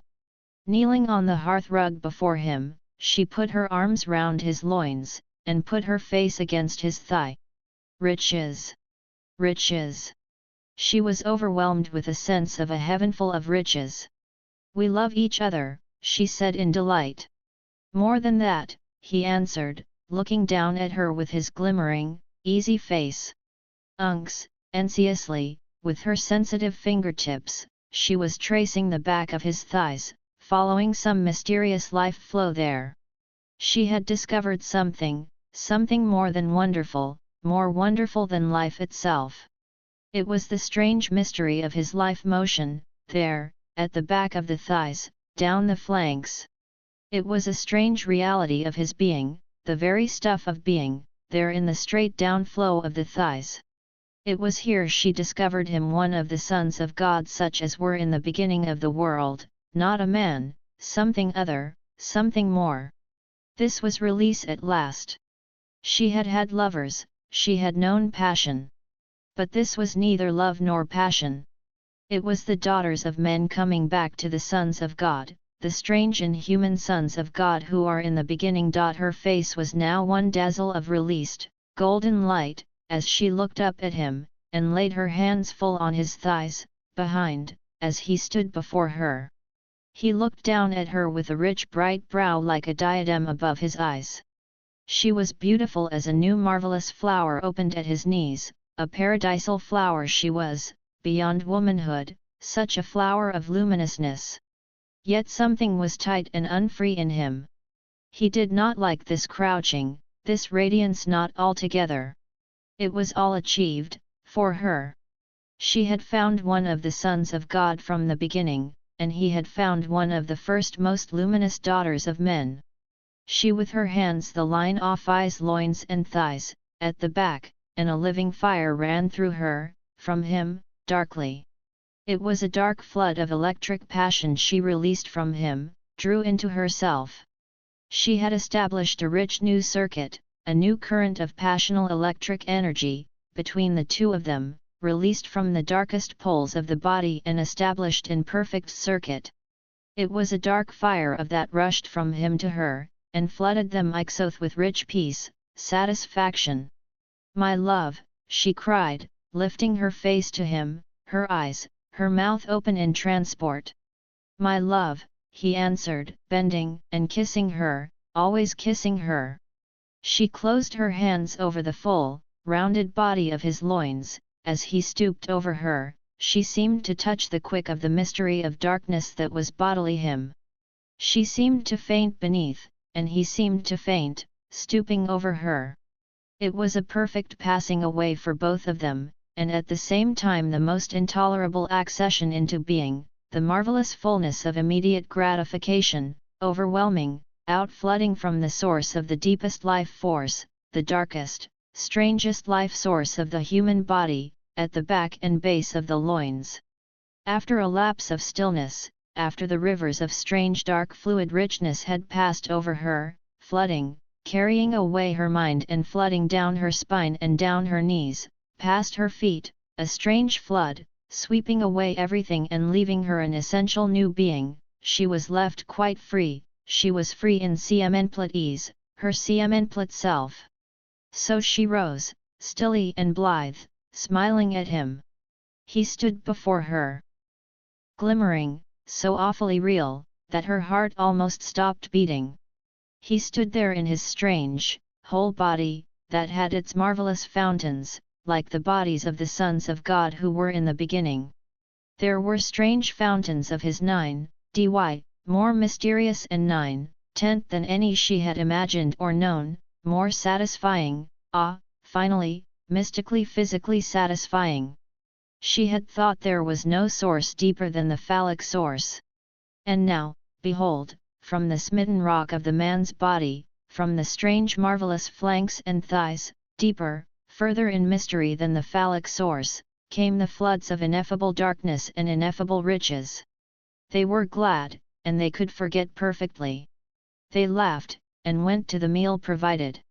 Her was a venison pasty, of all things, a large broad-faced cut ham, eggs and cresses and red beetroot, and medlars and apple tart, and tea.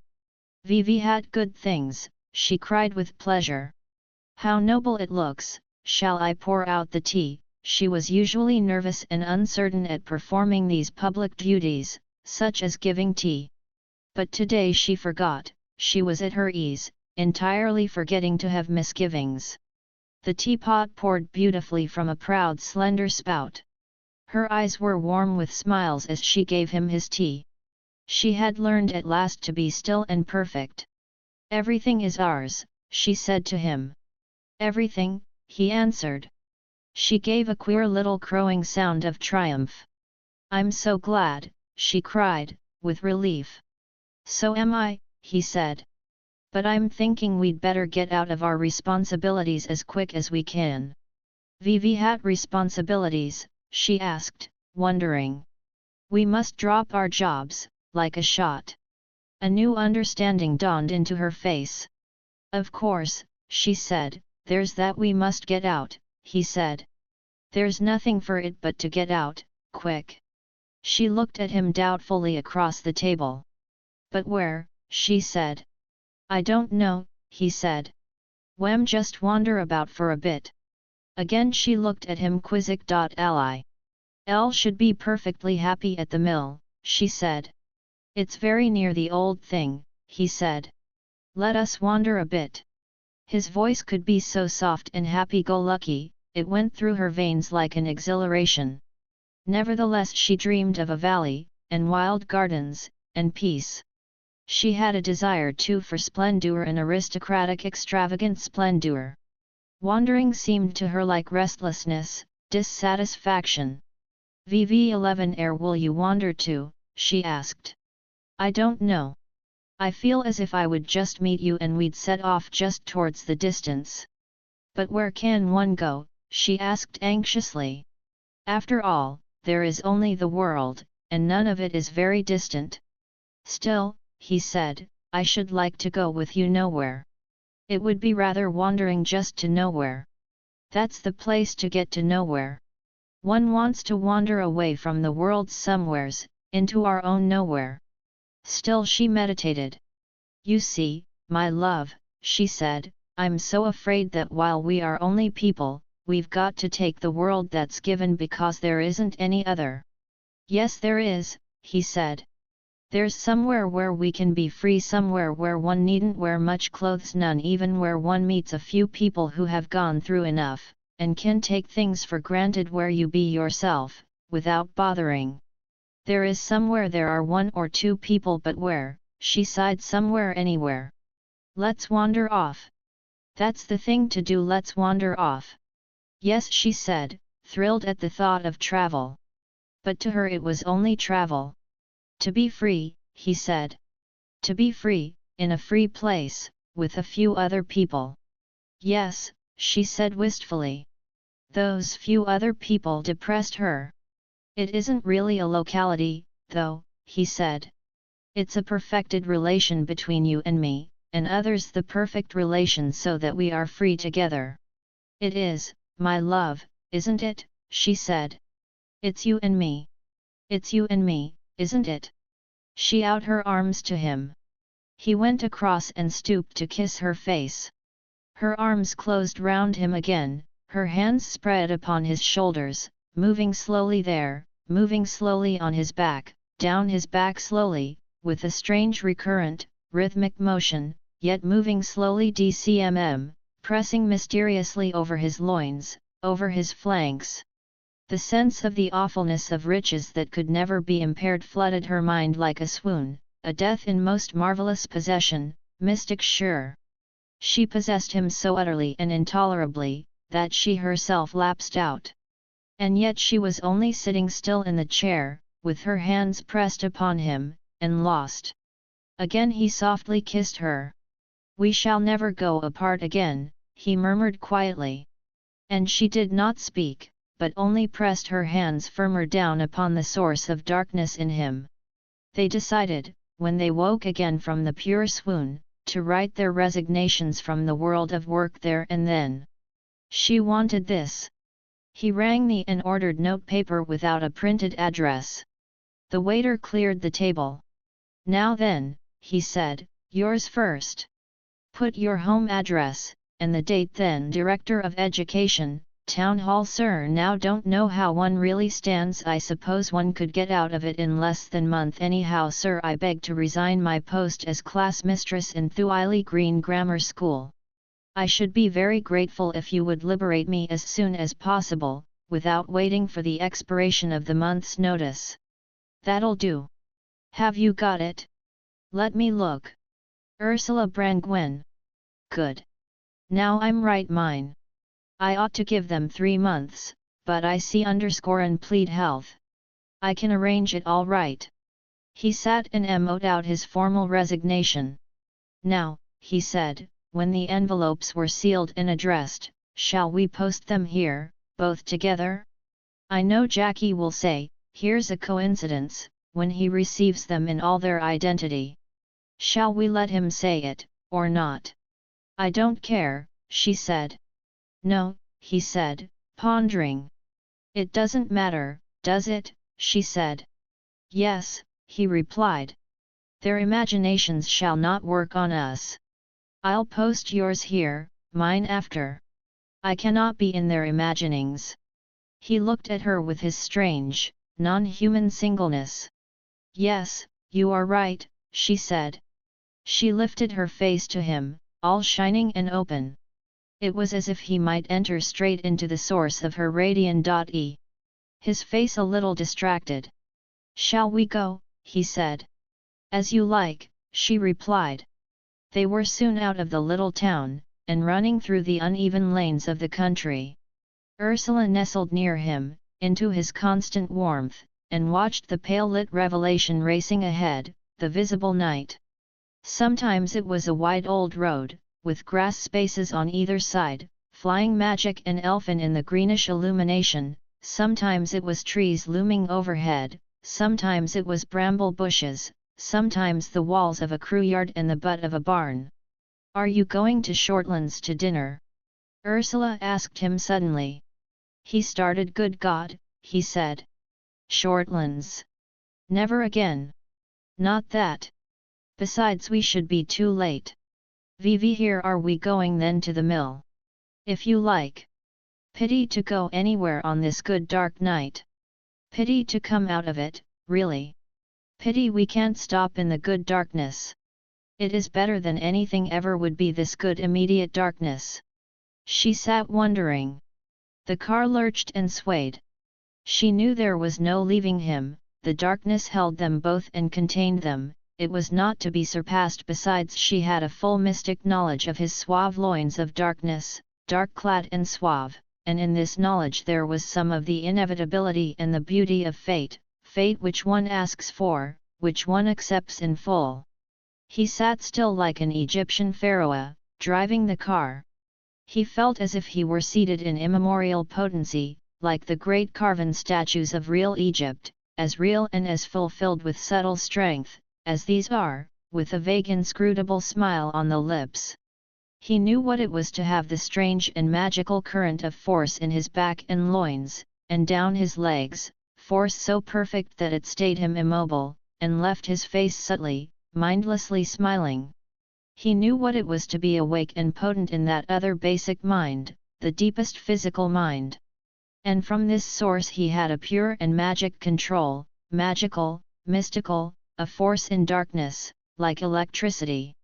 It was very difficult to speak, it was so perfect to sit in this pure living silence, subtle, full of unthinkable knowledge and unthinkable force, upheld immemorially in timeless force, like the immobile, supremely potent Egyptians, seated forever in their living, subtle silence. We need not go home, he said. This car has seats that let down and make a bed, and we can lift the hood. She was glad and frightened. She cowered near to him. But what about them at home, she said. Send a telegram. Nothing more was said. They ran on in silence. But with a sort of second consciousness he steered the car towards a destination. For he had the free intelligence to direct his own ends. His arms and his breast and his head were rounded and living like those of the Greek, he had not the unawakened straight arms of the Egyptian, nor the sealed, slumbering head. Intelligence played secondarily alx, ve his pure Egyptian concentration in darkness. They came to a village that lined along the road. The car crept slowly along, until he saw the post office. Then he pulled up. I will send a telegram to your father, he said. I will merely say spending the night in town, shall I? Yes, she answered. She did not want to be disturbed into taking thought. She watched him move into the post office. It was also a shop, she saw. Strange, he was. Even as he went into the lighted, public place he remained dark and magic. The living silence seemed the body of reality in him, subtle, potent, indiscoverable. There he was. In a strange uplift of elation she saw him, the being never to be revealed, awful in its potency, mystic and real. This dark, subtle reality of him, never to be translated, liberated her into perfection, her own perfected being. She too was dark and fulfilled in silence. He came out, throwing some packages into the car. There is some bread, and cheese, and raisins, and apples, and hard chocolate, he said, in his voice that was as if laughing, because of the unblemished stillness and force which was the reality in him. She would have to touch him. To speak, to see, was nothing. It was a travesty to look and to comprehend the man there. Darkness and silence must fall perfectly on her, then she could know mystically, in unrevealed touch. She must lightly, mindlessly connect with him, have the knowledge which is death of knowledge, the reality of surety in not knowing. Soon they had run on again into the darkness. She did not ask where they were going, she did not care. She sat in a fullness and a pure potency that was like apathy, mindless and immobile. She was next to him, and hung in a pure rest, as a star is hung, balanced unthinkably. Still there remained a dark lammin sea of anticipation. She would touch him. With perfect fine fingertips of reality she would touch the reality in him, the suave, pure, untranslatable reality of his loins of darkness. To touch, mindlessly in darkness, to come in pure touching upon the living reality of him, his suave perfect loins and thighs of darkness, this was her sustaining anticipation. And he too waited in the magical steadfastness of suspense, for her to take this knowledge of him as he had taken it of her. He knew her darkly, with the fullness of dark knowledge. Now she would know him, and he too would be liberated. He would be night-free, like an Egyptian, steadfast in perfectly suspended equilibrium, pure mystic nodality of physical being. They would give each other this star equilibrium which alone is freedom. She saw that they were running among trees, great old trees with dying bracken undergrowth. The palish, gnarled trunks showed ghostly, and like old priests in the hovering distance, the fern rose magical and mysterious. It was a night all darkness, with low cloud. The motor car advanced slowly. "Near are we?" she in Sherwood Forest. It was evident he knew the place. He drove softly, watching. Then they came to a green road between the trees. Hay turned cautiously round, and were advancing between the oaks of the forest, down a green lane. The green lane widened into a little circle of grass, where there was a small trickle of water at the extreme of a sloping bank. The car stopped. "We stay here," he said, and put out the lights. He extinguished the lamps at once, and it was pure night, with shadows of trees like realities of other, nightly being. He threw a rug onto the bracken, and they sat in stillness and mindless silence. There were faint sounds from the wood, but no disturbance, no possible disturbance. The world was under a strange ban, a new mystery had supervened. They threw off their clothes, and he gathered her to him, and found her, found the pure lambent reality of her forever invisible flesh. Quenched, inhuman, his fingers upon her unrevealed nudity were the fingers of silence upon silence, the body of mysterious night upon the body of mysterious night, the night masculine and feminine, never to be seen with the eye, or known with the mind, only known as a palpable revelation of living otherness. She had her desire of him, she touched, she received the maximum of unspeakable communication in touch, dark, subtle, positively silent, a magnificent gift and give again, a perfect acceptance and yielding, a mystery, the reality of that which can never be known, vital, sensual reality that can never be transmuted into mind content, but remains outside, living 9, dy of darkness and silence and subtlety, the mystic body of reality. She had her desire fulfilled. He had his desire fulfilled. For she was to him what he was to her, the immemorial magnificence of mystic, palpable, real otherness. They slept the chilly night through under the hood of the car, a night of unbroken sleep. It was already high day when he awoke. They looked at each other and laughed, then looked away, filled with darkness and secrecy. Then they kissed and remembered the magnificence of the night. It was so magnificent, such an inheritance of a universe of dark reality, that they were afraid to seem to remember. They hid away the remembrance and the knowledge. Chapter 24. Death and Love. Thomas Critch died slowly, terribly slowly. It seemed impossible to everybody that the thread of life could be drawn out so thin, and yet not break. The sick man lay unutterably weak and spent, kept alive by morphia and by drinks, which he sipped slowly. He was only half-thin strand of consciousness linking the darkness of death with the light of day. Yet his will was unbroken, he was integral, complete. Only he must have perfect stillness about him. Any presence but that of the nurses was a strain and an effort to him now. Every morning Gerald went into the room, hoping to find his father passed away at last. Yet always he saw the same transparent face, the same dread dark hair on the waxen forehead, and the awful, inchoate dark eyes, which seemed to be decomposing into formless darkness, having only a tiny grain of vision within them. And always, as the dark, inchoate eyes turned to him, there passed through Gerald's wells a burning stroke of revolt, that seemed to resound through his whole being, threatening to break his mind with its clangor, and making him mad. Every morning, the sun stood there, erect and taut with life, gleaming in his blondness. The gleaming blondness of his strange, immanent being put the father into a fever of fretful irritation. He could not bear to meet the uncanny, downward look of Gerald's blue eyes. But it was only for a moment. Each on the brink of departure, the father and son looked at each other, then parted. For a long time Gerald preserved a perfect sang-froid, he remained quite collected. But at last, fear undermined him. He was afraid of some horrible collapse in himself. He had to stay and see this thing through. Some perverse will made him watch his father drawn over the lxjerders of life. And yet, now, every day, the great red-hot stroke of horrified fear through the bowels of the son struck a further inflammation.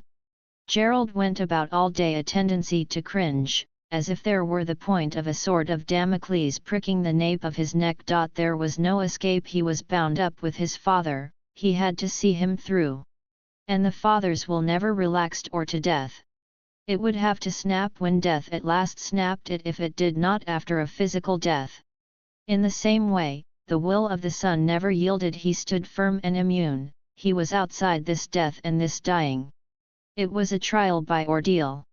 Could he stand and see his father slowly dissolve and disappear in death, without once yielding his will, without once relenting before the omnipotence of death? Like a Red Indian undergoing torture, Gerald would experience the whole process of slow death without wincing or flinching. He even triumphed in it. He somehow wanted this death, even forced it. It was as if he himself were dealing the death, even when he most reeks, iled in horror. Still, he would deal it, he would triumph through death. But in the stress of this ordeal, Gerald too lost his hold on the outer, daily life. That which was much to him, came to mean nothing. Work, pleasure, it was all left behind. He went on more or less with his business, but this activity was all extraneous. The real activity was this ghastly wrestling for death in his soul. And his own will should triumph. Come what might, he would not down or submit or acknowledge a master. He had no master in death. But as the fight went on, and all that he had been and was continued to be destroyed, so that life was a hollow shell all round him, roaring and clattering like the sound of the sea, a noise in which he participated externally, and inside this hollow shell was all the darkness and fearful space of death, he knew he would have to find, otherwise he would collapse inwards upon the great dark void which circled at the center of his soul. His will held his outer life, his outer mind, his outer being unbroken and unchanged. But the pressure was too great. He would have to find something to make good the equilibrium. Something must come with him into the hollow void of death in his soul, fill it up, and so equalize the pressure within to the pressure without. For day by day he felt more and more like a bubble filled with darkness, round which whirled the iridescence of his consciousness, and upon which the pressure of the outer world, the outer life, roared vastly. In this extremity his instinct led him to Gudrun. He threw away everything now, he only wanted the relation established with her. He would follow her to the studio, to be near her, to talk to her. He would stand about the room, aimlessly picking up the implements, the lumps of clay, the little figures she had cast. They were whimsical and grotesque, looking at them without perceiving them. And she felt him following her, dogging her heels like a doom. She held away from him, and yet she knew he drew always a little nearer, a little nearer. "Elsie," he said to her one evening, in an odd, unthinking, uncertain way, "won't you stay to dinner tonight? I wish you would." She started slightly. "He's 6K" to her, like a man making a request of another man. "They'm be expecting me at home," she said. "Oh, they won't mind, will they?" he said. "Elle should be awfully glad if you'd stay." Her long silence gave consent at last. "I'll tell Thomas, shall I?" he said. "I must go almost immediately after dinner," she said. It was a dark, cold evening. There was no fire in the drawing room, they sat in the library. He was mostly silent, absent, and Winifred talked little. But when Gerald did rouse himself, he smiled and was pleasant and ordinary with her. Then there came over him again the long blanks, of which he was not aware. She was very much attracted by him. He looked so preoccupied, and his strange, blank silences, which she could not read, moved her and made her wonder over him, made her feel reverential towards him. But he was very kind. He gave her the best things at the table. He had a bottle of slightly sweet, delicious golden wine brought out for dinner, knowing she would prefer it to the Burgundy. She felt herself esteemed, needed almost. As they took coffee in the library, there was a soft, very soft knocking at the door. He started, and called "Come in," timbre of his like something vibrating at high pitch, unnerved Gudrun. A nurse in white entered, half hovering in the doorway like a shadow. She was very good looking, but strangely enough, shy and self-mistrusting. "The doctor would like to speak to you, Mr. Critch," she said, in her low, discreet voice. "The doctor," he said, starting up. "V% air is he? He is in the dining room. Tell him I'm coming." He drank up his coffee, and followed the nurse, who had dissolved like a shadow. "VV11 nurse was that?" asked Gudrun. "Miss Inglis L like her best," replied Winifred. After a while Gerald came back, looking absorbed by his own thoughts, and having some of that tension and abstraction which is seen in a slightly drunken man. He did not say what the doctor had wanted him for, but stood before the fire, with his hands behind his back, and his face open and as if rapt. Not that he was really thinking, he was only arrested in pure suspense inside himself, and thoughts wafted through his mind without order. "I must go now and see Mama," said Winifred, "and see Dada he goes to sleep." She bade them both good night. Gudrun also rose to take her leave. "You needn't go yet, need you?" said Gerald, glancing quickly at the clock. "It is early yet. I'll walk down with you when you go. Sit down, don't hurry away." Gudrun sat down, as if, absent as he was, his will had power over her. She felt almost mesmerized. He was strange to her, something unknown. Was he thinking, what was he feeling, as he stood there so rapt, saying nothing? He kept her, she could feel that. He would not let her go. She watched him in humble submissiveness. Had the doctor anything new to tell you? She asked, softly, at length, with that gentle, timid sympathy which touched a keen fibre in his heart. He lifted his eyebrows with a negligent, indifferent expression. No, nothing new, he replied, as if the question were quite casual, trivial. He says the pulse is very weak indeed, very intermittent, but that doesn't necessarily mean much, you know. He looked down at her. Her eyes were dark and soft and unfolded, with a stricken that roused him. No, she murmured at length. I don't understand anything about these things. Just as well not, he said. I say, won't you have a cigarette, do? He quickly fetched the box, and held her a light. Then he stood before her on the hearth again. No, he said, we've never had much illness in the house, either not till father. He seemed to meditate a while. Then looking down at her, with strangely communicative blue eyes, that filled her with dread, he continued, it's something you don't reckon with, you know, till it is there. And then you realize that it was there all the time, it was always there. You understand what I possibility of this incurable illness, this slow death. He moved his feet uneasily on the marble hearth, and put his cigarette to his mouth, looking up at the ceiling. No, murmured Gudrun, it is dreadful. He smoked without knowing. Then he took the cigarette from his lips, his teeth, and putting the tip of his tongue between his teeth spat off a grain of tobacco, turning slightly aside, like a man who is alone, or who is lost in thought. I don't know what the effect actually is, on one, he said, and again he looked down at her. Her eyes were dark and stricken with knowledge, looking into his. He saw her submerged, and he turned aside his face. But I absolutely am not the same. There's nothing left, if you understand what I mean. You seem to be clutching at the void, and at the same time you are void yourself. And so you don't know what to do. No, she murmured. A heavy thrill ran down her nerves, heavy, almost pleasure, almost pain. V% it can be done, she added. He turned, and flipped the ash from his cigarette onto the great marble hearthstones, that lay bare in the room, without fender or bar. I don't know, I'm sure, he replied. But I do think you've got to find some way of resolving the situation, not because you want to, but because you've got to, otherwise you're done. The whole of everything, and yourself included, is just on the point of caving in, and you are just holding it up with your hands. Well, it's a situation that obviously can't continue. You can't stand holding the roof up with your hands, forever. You know that sooner or later you have to let go. Do you understand what I mean? And so something's got to be done, or there's a universal collapse as far as you yourself are concerned.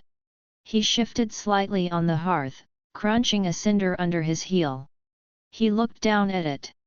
Gudrun was aware of the beautiful old marble panels of the fireplace, swelling softly carved, round him and above him. She felt as if she were caught at last by fate, imprisoned in some horrible and fatal trap. But what can be done, she murmured humbly.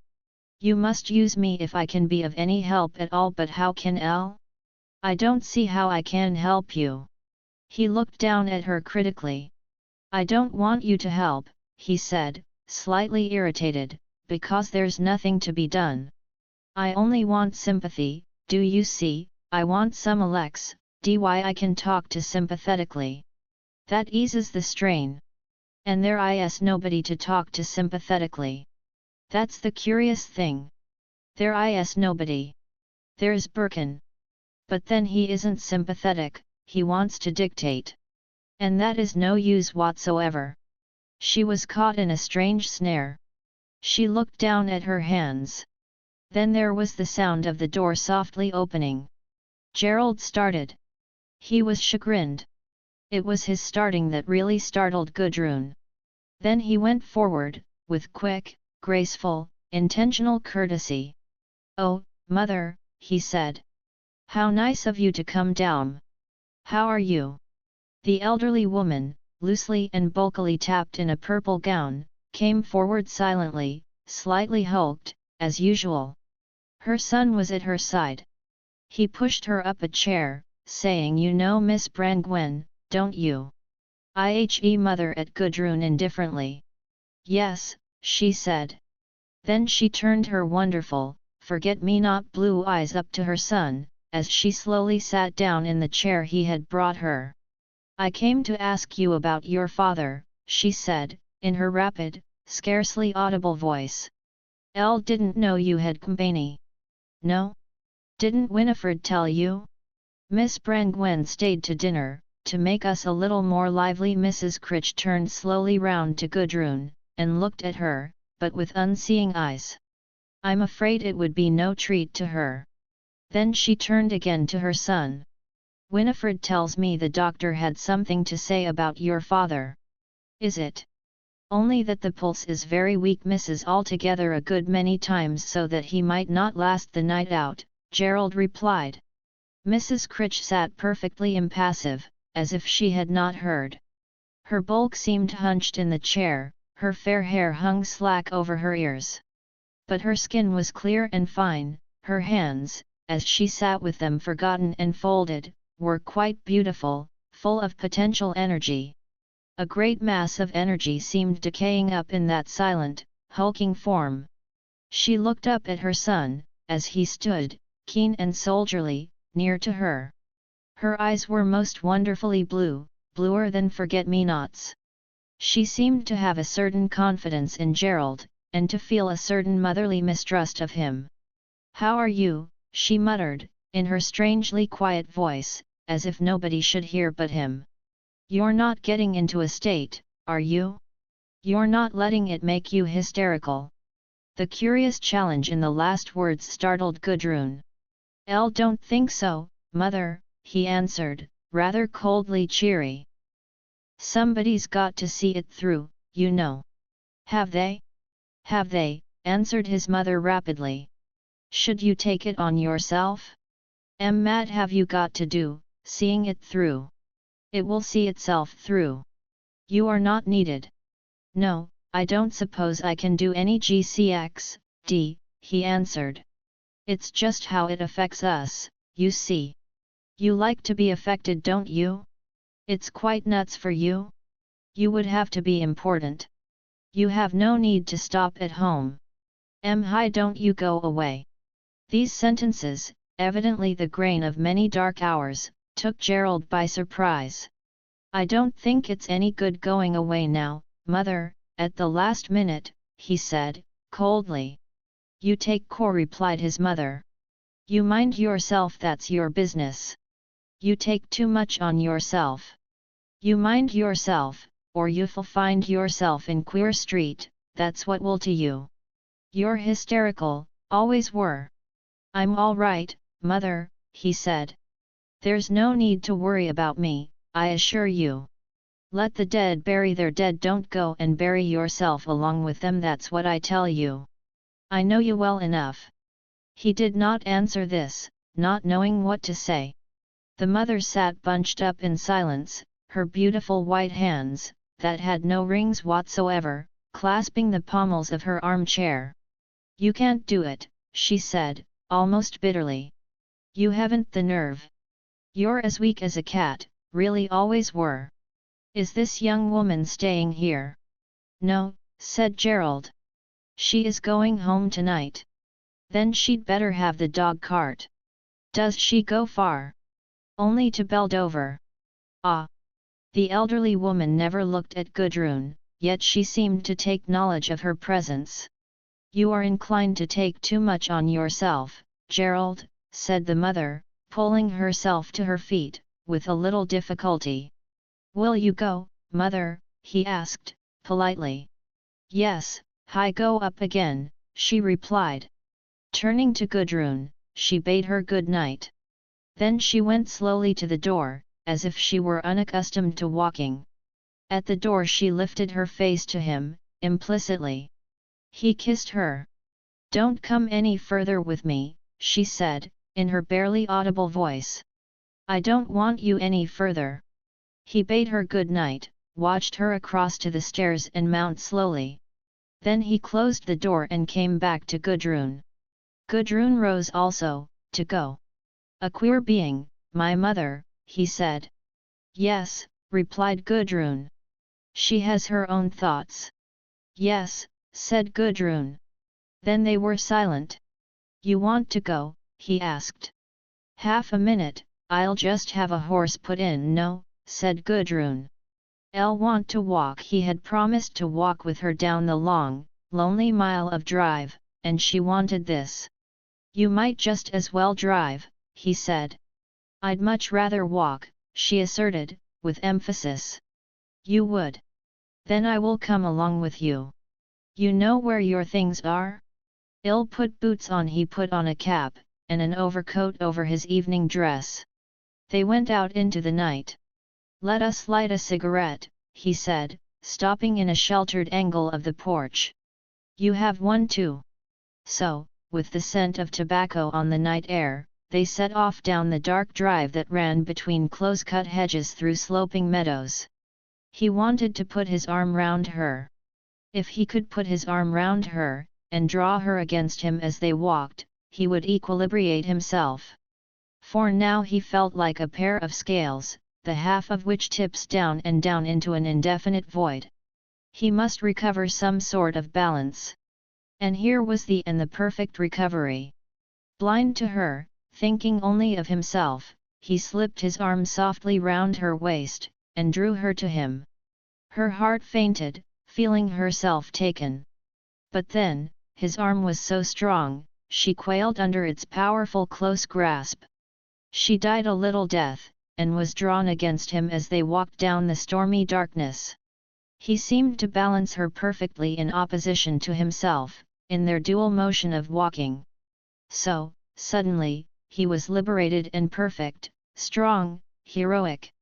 He put his hand to his mouth and threw his cigarette away, a gleaming point, into the unseen hedge.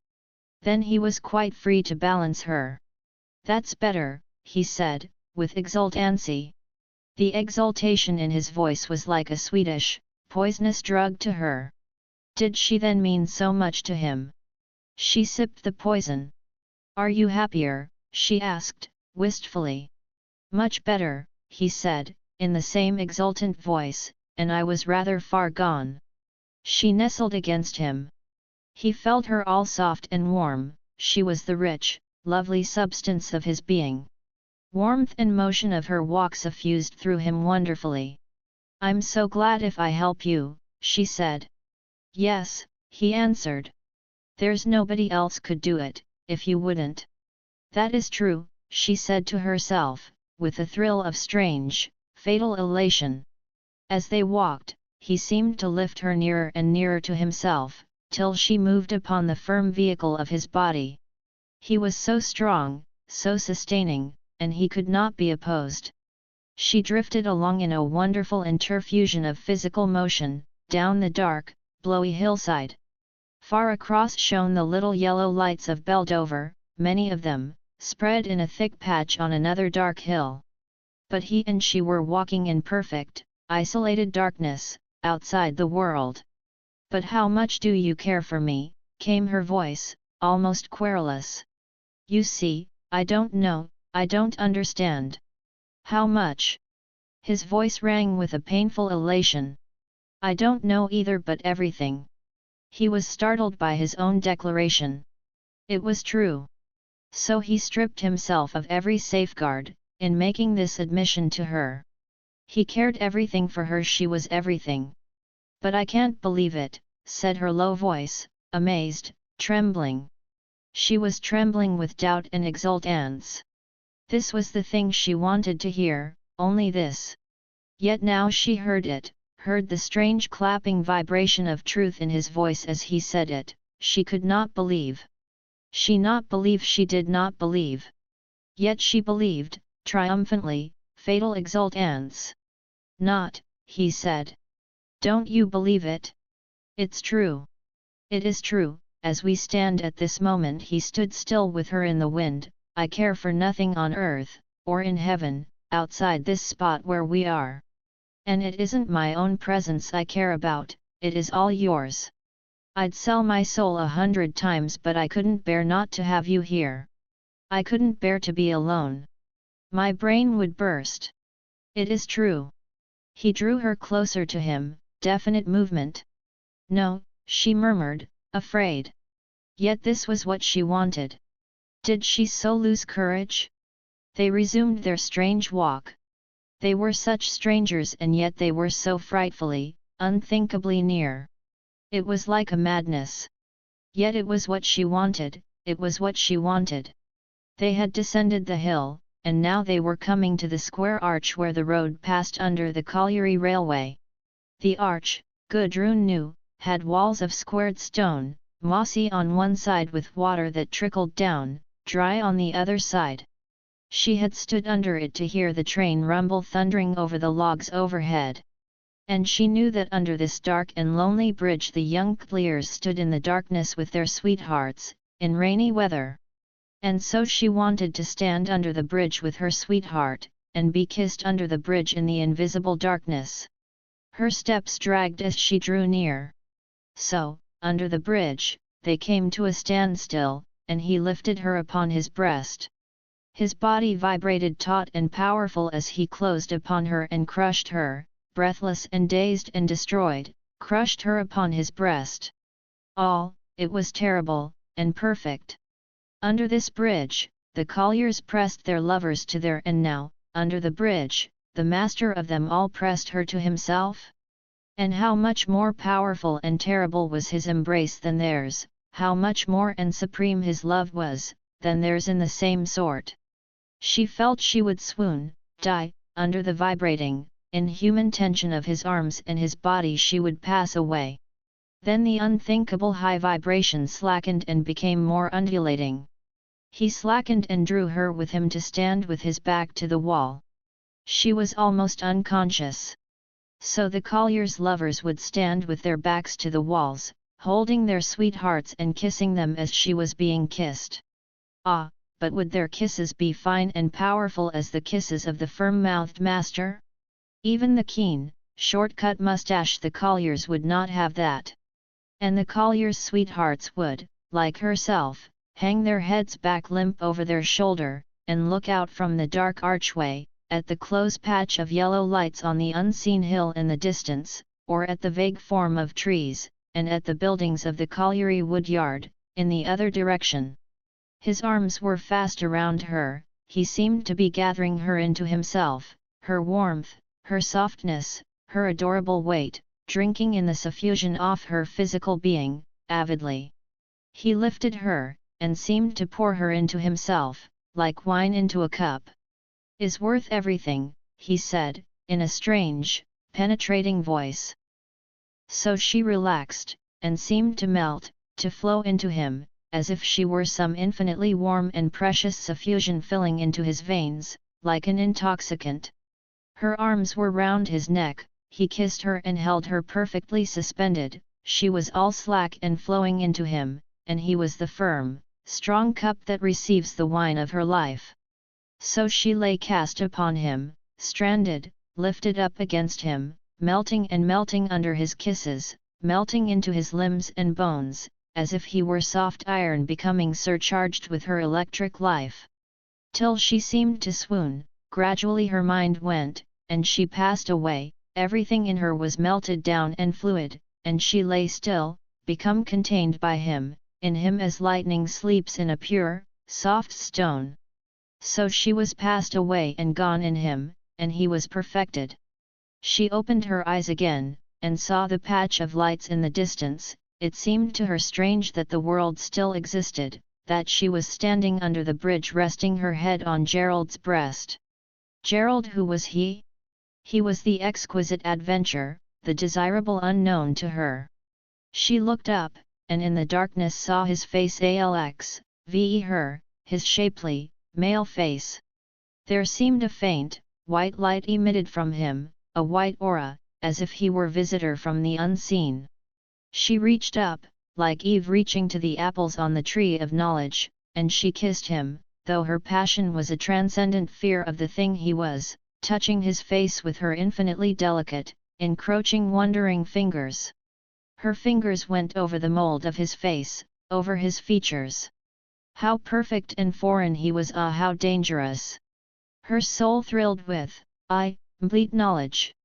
This was the glistening, forbidden apple, this face of a man. She kissed him, putting her fingers over his face, his eyes, his nostrils, over his brows and his ears, to his neck, to know him, to gather him in by touch. He was so firm, and shapely, with such satisfying, inconceivable shapeliness, strange, yet unutterably clear.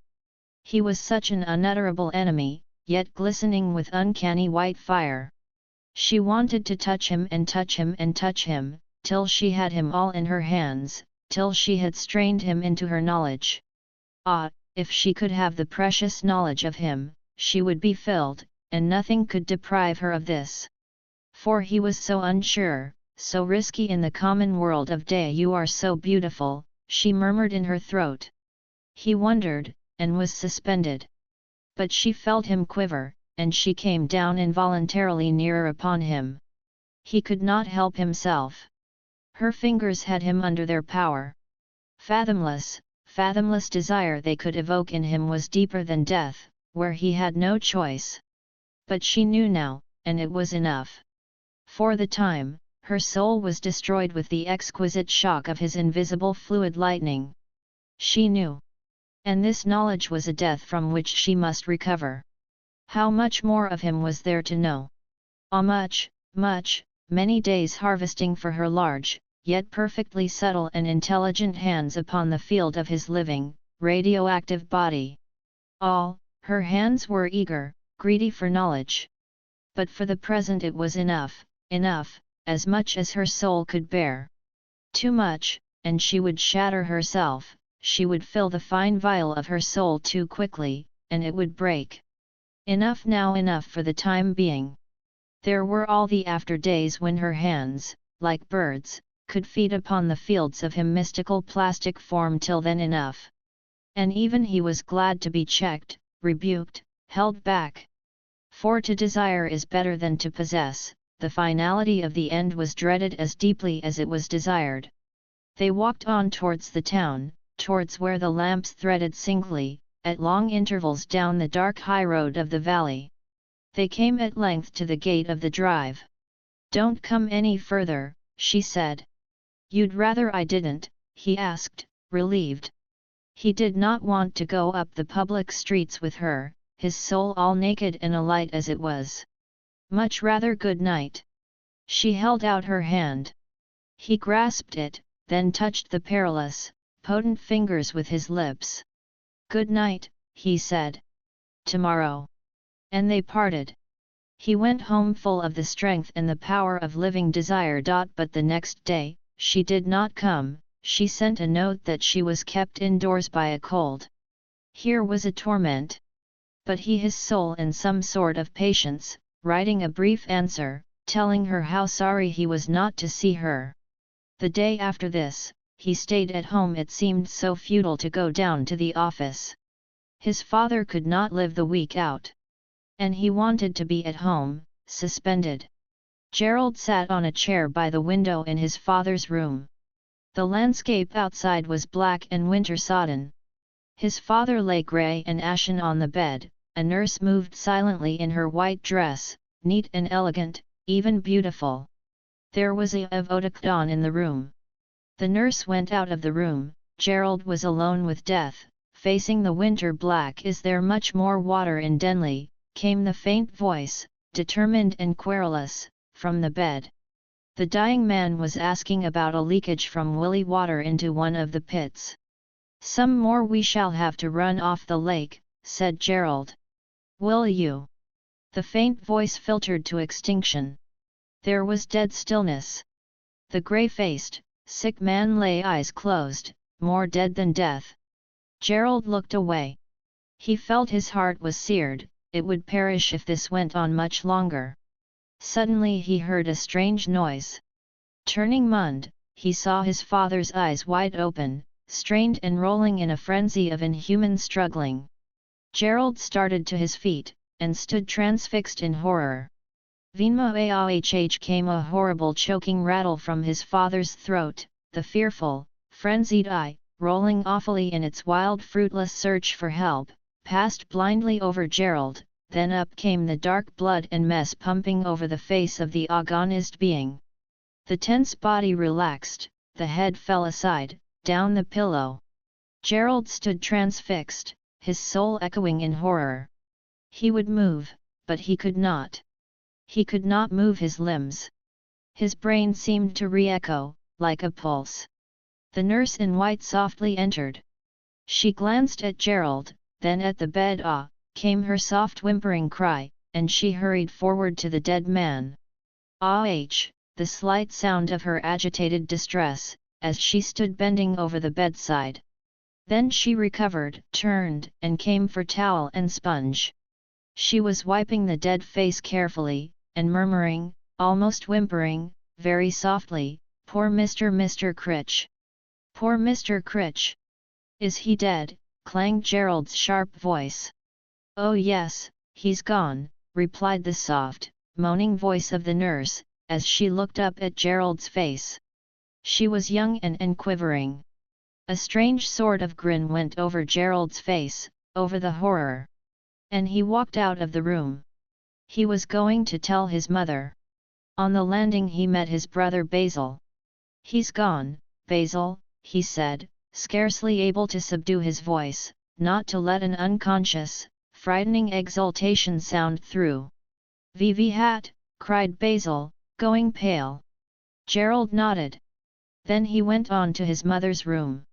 She was sitting in her purple gown, sewing, very slowly sewing, putting in a stitch then another stitch.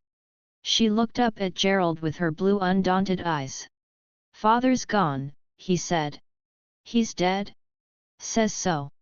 "Oh, you know, mother, if you see him." She put her sewing down, and slowly rose. "Are you going to see him?" he asked. "Yes," she said. By the bedside the children already stood in a weeping group. "Oh, mother!" cried the daughters, almost in hysterics, weeping loudly. But the mother went forward. Dead man lay in repose, as if gently asleep, so gently, so peacefully, like a young man sleeping in purity. He was still warm. She stood looking at him in gloomy, heavy silence, for some time. She said bitterly, at length, speaking as if to the unseen witnesses of the air. "You're dead." She stood for some minutes in looking down. "Beautiful," she asserted, "beautiful as if life had never touched you, never touched you. God send I look different. I hope I shall look my years, when I am dead. Beautiful, beautiful," she crooned over him. You can see him in his teens, with his first beard on his face. A beautiful soul, beautiful. Then there was a tearing in her voice as she cried, "None of you look like this, when you are dead. Don't let it happen again." It was a strange, wild command from out of the unknown. Her children moved unconsciously together, in a nearer group, at the dreadful command in her voice. The color was flushed bright in her cheek, she looked awful and wonderful. Blame me if you like, that he lies there like a lad in his teens, with his first beard on his face. Blame me if you like. But you none of you know." She was silent in intense silence. Then there came, in a low, tense voice, "If I thought that the children I bore would lie looking like that in death, I'd strangle them when they were infants." "Yes, no, mother," came the strange, clarion voice of Gerald from the background, "we are different, we don't blame you." She turned and looked full in his eyes. Then she lifted her hands in a strange half-gesture of mad despair. "Pray," she said strongly. "Pray for yourselves to God, for there's no help for you from your parents." "Oh mother!" cried her daughters wildly. But she had turned and gone, and they all went quickly away from each other. Gudrun heard that Mr. Critch was dead. She felt rebuked. She had stayed away lest Gerald should think her too easy of winning. And now, he was in the midst of trouble, whilst she was cold.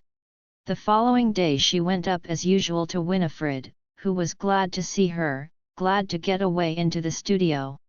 The girl had wept, and then, too frightened, had turned aside to avoid any more tragic eventuality.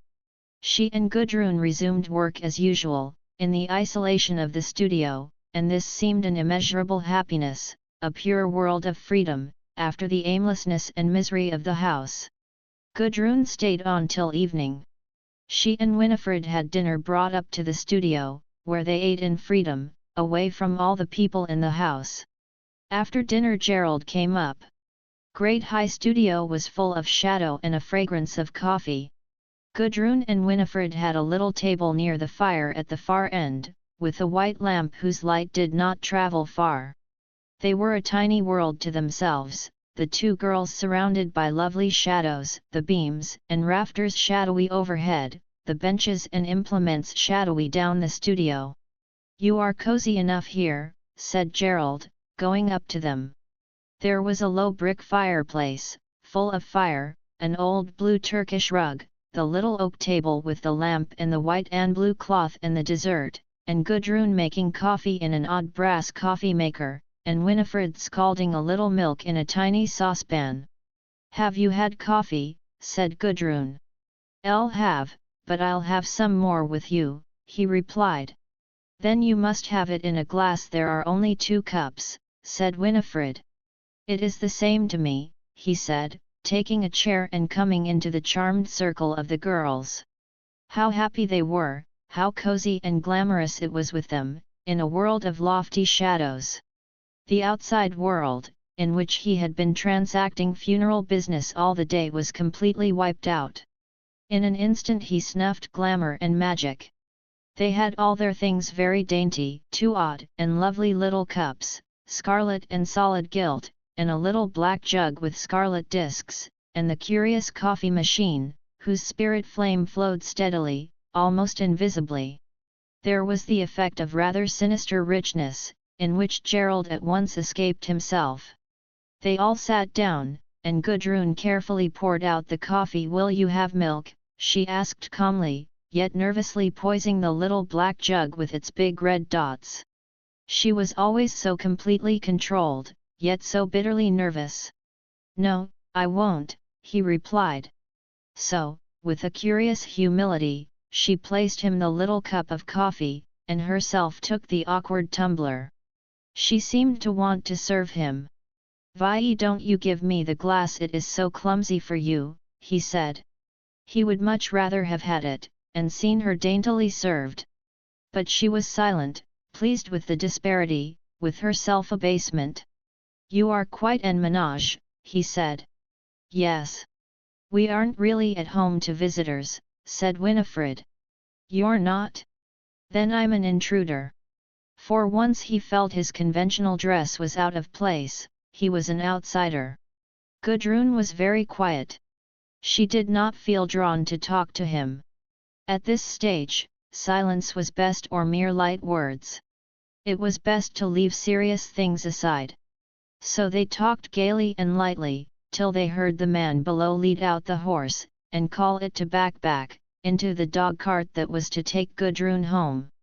So she put on her things, and shook hands Gerald, without once meeting his eyes. And she was gone. Funeral was detestable.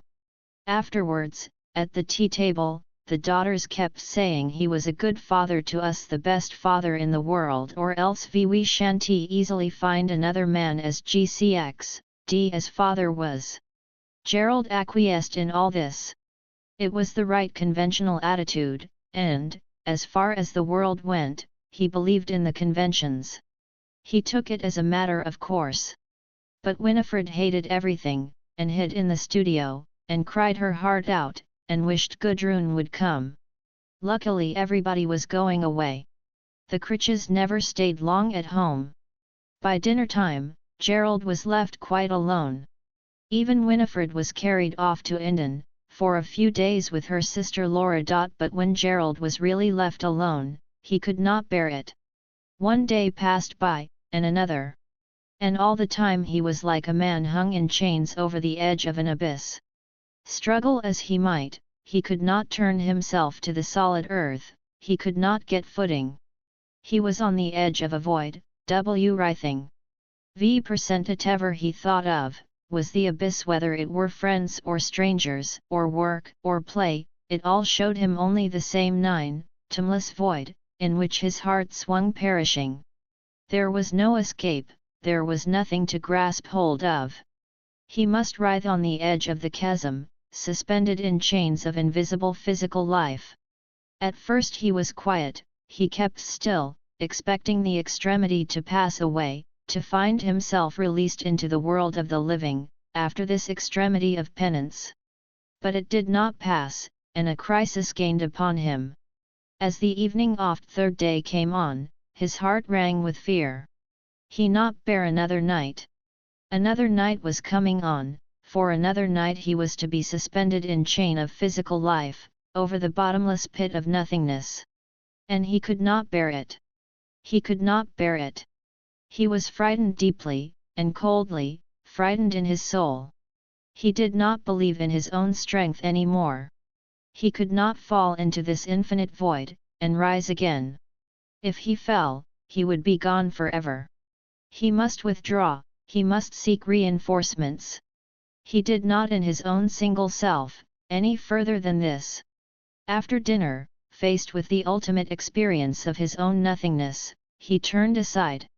He pulled on his boots, put on his coat, and set out to walk in the night. It was dark and misty. He went through the wood, stumbling and feeling his way to the mill. Birkin was away. Good, he was half glad. He turned up the hill, and stumbled blindly over the wild slopes, having lost the path in the complete darkness. It was boring. Here was he going? No matter. He stumbled on till he came to a path again. Then he went on through another wood. His mind became dark, he went on automatically. Without thought or sensation, he stumbled unevenly on, out into the open again, fumbling for stiles, losing the path, and going along the hedges of the fields till he came to the outlet. And at last he came to the high road. It had distracted him to struggle blindly through the maze of darkness. But now, he must take a direction. And he did not even know where he was. But he must take a direction now. Nothing would be resolved by merely walking away. He had to take a direction. He stood still on the road, that was high in the utterly dark night, and he did not know where he was. It was a strange sensation, his heart beating, and ringed round with the utterly unknown darkness. So he stood for some time. Then he heard footsteps, and saw a small, swinging light. He immediately went towards this. It was a miner. "Can you tell me," he said, "where this road goes?" "Road? Aye, it goes ter Hatmar. Matmar. Oh, thank you, that's right. I thought I was wrong. Good night." "Good night," replied the broad voice of the miner. Gerald guessed where he was. At least, when he came to Matmar, he would know. He was glad to be on a high road. He walked forward as in a sleep of decision. That was Matmar village? Yes, the King's Head, and there the hall gates. He descended the steep hill almost running. Winding through the hollow, he passed the grammar school, and came to Willey Green Church. The churchyard. He halted. Then in another moment he had clambered up the wall and was going among the graves. Even in this darkness he could see the heaped pallor of old white flowers at his feet. This then was the grave. He stooped down. The flowers were cold and clammy. There was a raw scent of chrysanthemums and tuberoses, deadened. He felt the clay beneath, and shrank, it was so horribly cold and sticky. He stood away in revulsion. Here was one center then, here in the complete darkness beside the unseen, raw grave. But there was nothing for him here. No, he had nothing to stay here for. He felt as if some of the clay were sticking cold and unclean, on his heart. No, enough of this. Here then, home? Never. It was no use going there. That was less than no use. It could not be done. There was somewhere else to go. Here? A dangerous resolve formed in his heart, like a fixed idea. There was Gudrun, she would be safe in her home. But he could get at her, he would get at her. He would not go back tonight till he had come to her, if it cost him his life. He staked his all on this throw. He set off walking straight across the fields towards Beldover. It was so dark, nobody could ever see him. His feet were wet and cold, heavy with clay. But he went on persistently, like a wind, straight for Warksell, as if to his fate. There were great gaps in his anxiousness. He was conscious that he was at Winthorpe Hamlet, but quite unconscious how he had got there. And then, as in a dream, he was in the long street of Beldover, with its street lamps. There was a noise of voices, and of a door shutting loudly, and being barred, and of men talking in the night. The Lord Nelson had just closed, and the drinkers were going home. He had better ask one of these where she lived, for he did not know the side streets at all. "Can you tell me where Somerset Drive is?" he asked of one of the uneven men. "VV11 what?" replied the tipsy miner's voice. "Somerset Drive. Somerset Drive. I've heard zero such a place, but I couldn't for my life say where it is. VV might you be wanting?" "Mr. Brangwen, William Brangwen. William Brangwen. VV teaches at the grammar school, at Willie Green, his daughter teaches there too. 0-0-0, Brangwen. Now I've got you. Of course, William Brangwen. Yes, yes, he's got 2 lasses as teachers, aside hisself. Aye, that's him, that's him. Certainly I know where he lives, back your life I do. Ye, what place do they say it?" "Somerset Drive," repeated Gerald patiently. He knew his own colliers fairly well. "Somerset Drive, for certain," said the collier, swinging his arm as if something up. "Somerset Drive ye. I, old tea for my life lay hold o' the lurk.ality o' the place. Yees, I know the place, to be sure I do." He turned unsteadily on his feet, and pointed up the dark, nigh-deserted road. "You go up there and you take first ye, first tenon on your left o' that side past Withams's Tuffy shop I know," said Gerald. "Aye. You go down a bit, past where Waterman lives, and then Somerset Drive, as they see it, branches off on t' right-hand side, and there's nowt but 3 houses in it, no more than 3, I'm a most certain as there's is last o 3 you see." "Thank you very much," said Gerald. "GCX, D-night." And he started off, leaving the tipsy man there standing rooted. Gerald went past the dark shops and houses, most of them sleeping now, and twisted round to the little blind road that ended on a field of darkness. He slowed down, as he neared his goal, not knowing how he should proceed. 1% at if the house were closed in darkness? But it was not. He saw a big lighted window, and heard voices, then a gate banged. His quick ears caught the sound of Birkin's voice, his keen eyes made out Birkin, with Ursula standing in a pale dress on the step of the garden path. Ursula stepped down, and came along the road, holding Birkin's arm. Gerald went across into the darkness and they dawdled past him, talking happily, Birkin's voice low, Ursula's high and distinct. Gerald went quickly to the house. The blinds were drawn before the big, lighted window of the dining room. Looking up the path at the side he could see the door left open, shedding a soft, coloured light from the hall lamp. He went quickly and silently up the path, and looked up into the hall. There were pictures on the walls and the antlers of a stag, and the stairs going up on one side, and just near the foot of the stairs the half-opened door of the dining room. With heart drawn fine, Gerald stepped into the hall, whose floor was of scoured tiles, went quickly and looked into the large, pleasant room. In a chair by the fire, the father sat asleep, his head tilted back against the side of the big oak chimney piece, his ruddy face seen foreshortened, the nostrils open, the mouth fallen a little. It would take the merest sound to wake him. Gerald stood a second suspended. He down the passage behind him. It was all dark. Again he was suspended. Then he went swiftly upstairs.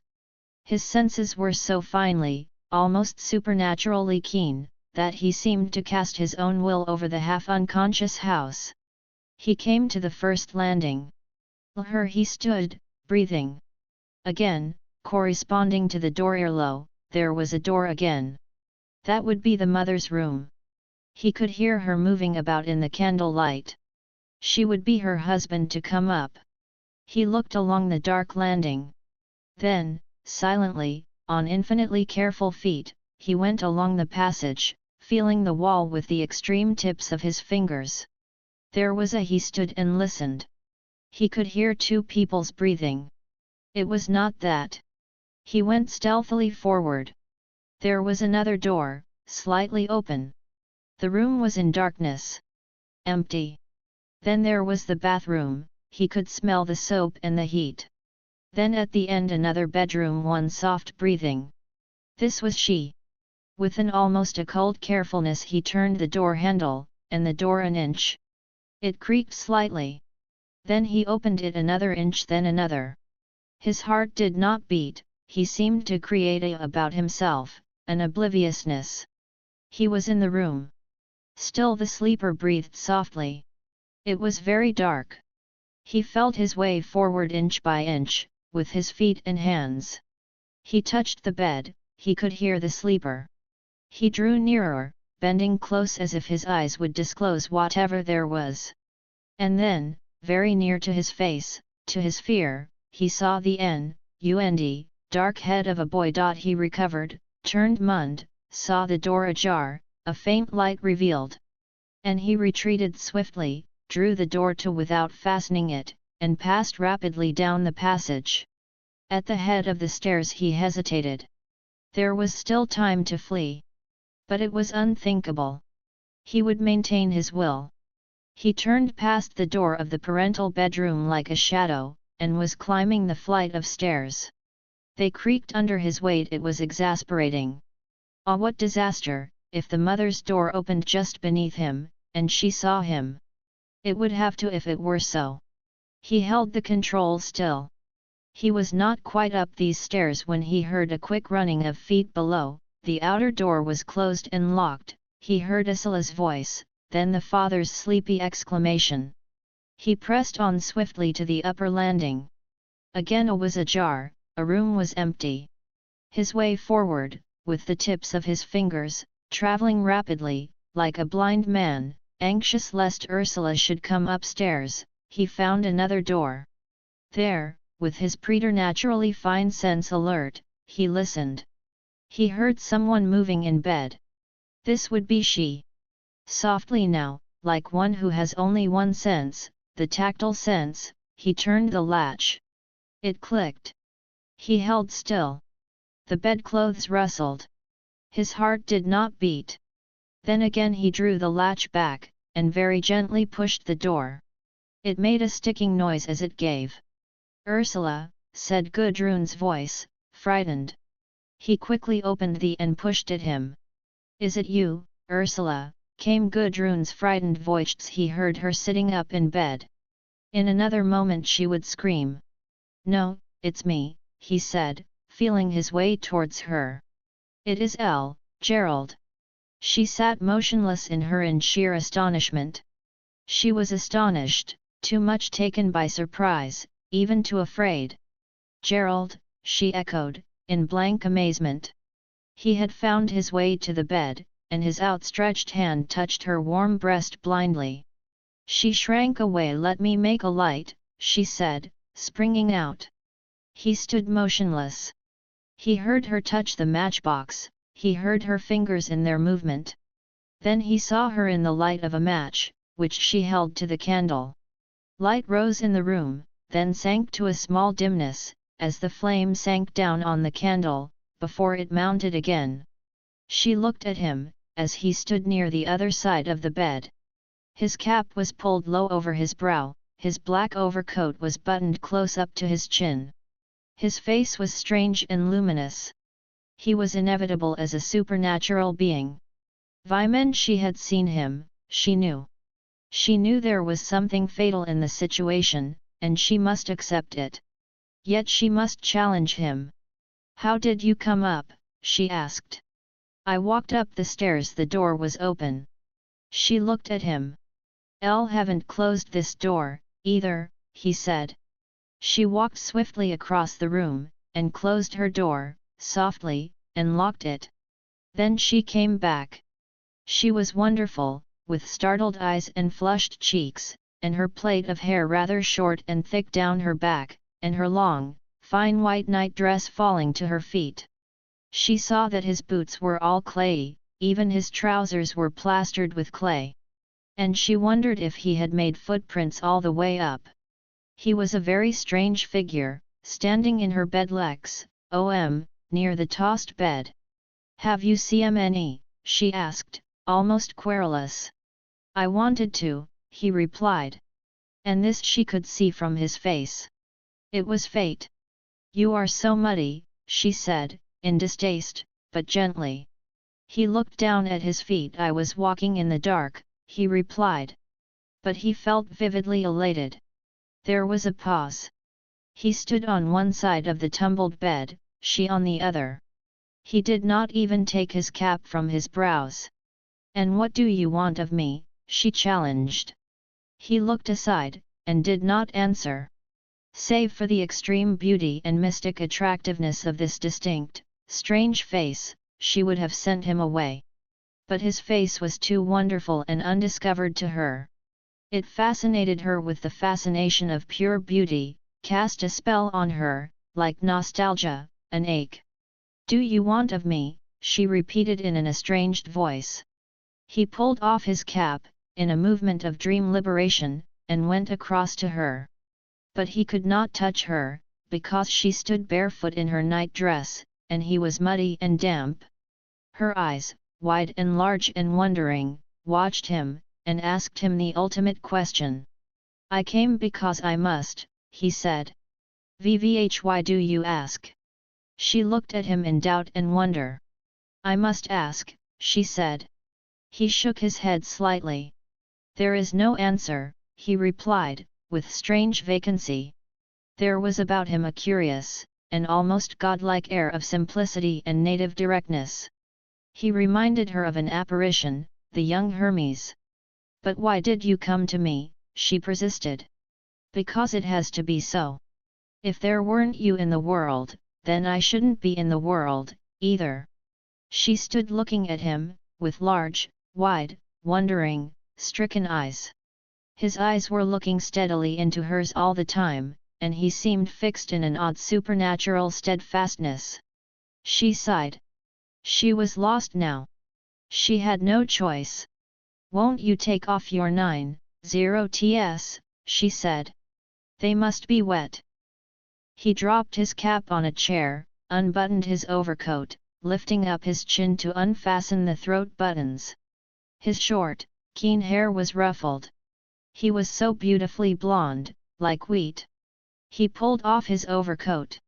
Quickly he pulled off his jacket, pulled loose his black tie, and was unfastening his studs, which were headed each with a pearl. She listened, watching, hoping no one would hear the starched linen crackle. It seemed to snap like pistol shots. He had come for vindication. She let him hold her in his arms, clasp her close against him. He found in her an infinite relief. Into her he yured all his pent-up darkness and corrosive death, and he was whole again. It was wonderful, marvelous, it was a miracle. Was the ever-recurrent miracle of his life, at the knowledge of which he was lost in an ecstasy of relief and wonder. And she, subject, received him as a vessel filled with his bitter potion of death. She had no power at this crisis to resist. The terrible frictional violence of death filled her, and she received it in an ecstasy of subjection, in throes of acute, violent sensation. As he drew nearer to her, he plunged deeper into her enveloping soft warmth, a wonderful creative heat that penetrated his veins and gave him life again. He felt himself dissolving and sinking to rest in the bath of her living strength. It seemed as if her heart in her breast were an unconquerable sun, into the glow and creative strength of which he plunged further and further. All his veins, that were murdered and lacerated, healed softly as life came pulsing in, stealing invisibly into him as if it were the all-one X, were full effluence of the sun. His blood, which seemed to have been drawn back into death, came ebbing on the return, surely, beautifully, powerfully. He felt his limbs growing fuller and flexible with life, his an unknown strength. He was a man again, strong and rounded. And he was a child, so soothed and restored and full of gratitude. And she was the great bath of life, he worshipped her. Mother and substance of all life she was. And he, child and man, received of her and was made whole. His pure body was almost killed. But the miraculous, soft effluence of her breast suffused over him, over his seared, damaged brain, like a healing lymph, like a soft, thing flow of life itself, as if he were bathed in the womb again. His brain was hurt, the tissue was as if destroyed. He had not known how hurt he was, how his tissue, the very tissue of his brain was damaged by the corrosive flood of death. Now, as the healing lymph of her effluence flowed through him, he knew how destroyed he was, like a plant whose tissue is burst from inwards by a frost. He buried his small, hard head between her breasts, and pressed her breasts against him with his hands. And she with quivering hands pressed his head against her, as he lay suffused out, and she lay fully conscious. The lovely creative warmth flooded through him like a sleep of fecundity within the womb. Ah, if only she would grant him the flow of this living effluence, he would be restored, he would be complete again. He was afraid she would deny him before it was finished. Like a child at the breast, he cleaved intensely to her, and she could not put him away. And his seared, ruined membrane relaxed, softened, that which was seared and stiff and blasted yielded again, became soft and flexible, palpitating with new life. He was infinitely grateful, as to God, or as an infant is at its mother's breast. He was glad and grateful like a delirium, as he felt his own wholeness come over him again, as he felt the full, unutterable sleep coming over him, the sleep of complete exhaustion and restoration. But Gudrun lay wide awake, destroyed into perfect consciousness. She lay motionless, with wide eyes staring motionless into the darkness, whilst he was sunk away in sleep, his arms round her. She seemed to hearing waves break on a hidden shore, long, slow, gloomy waves, breaking with the rhythm of fate, so monotonously that it seemed eternal.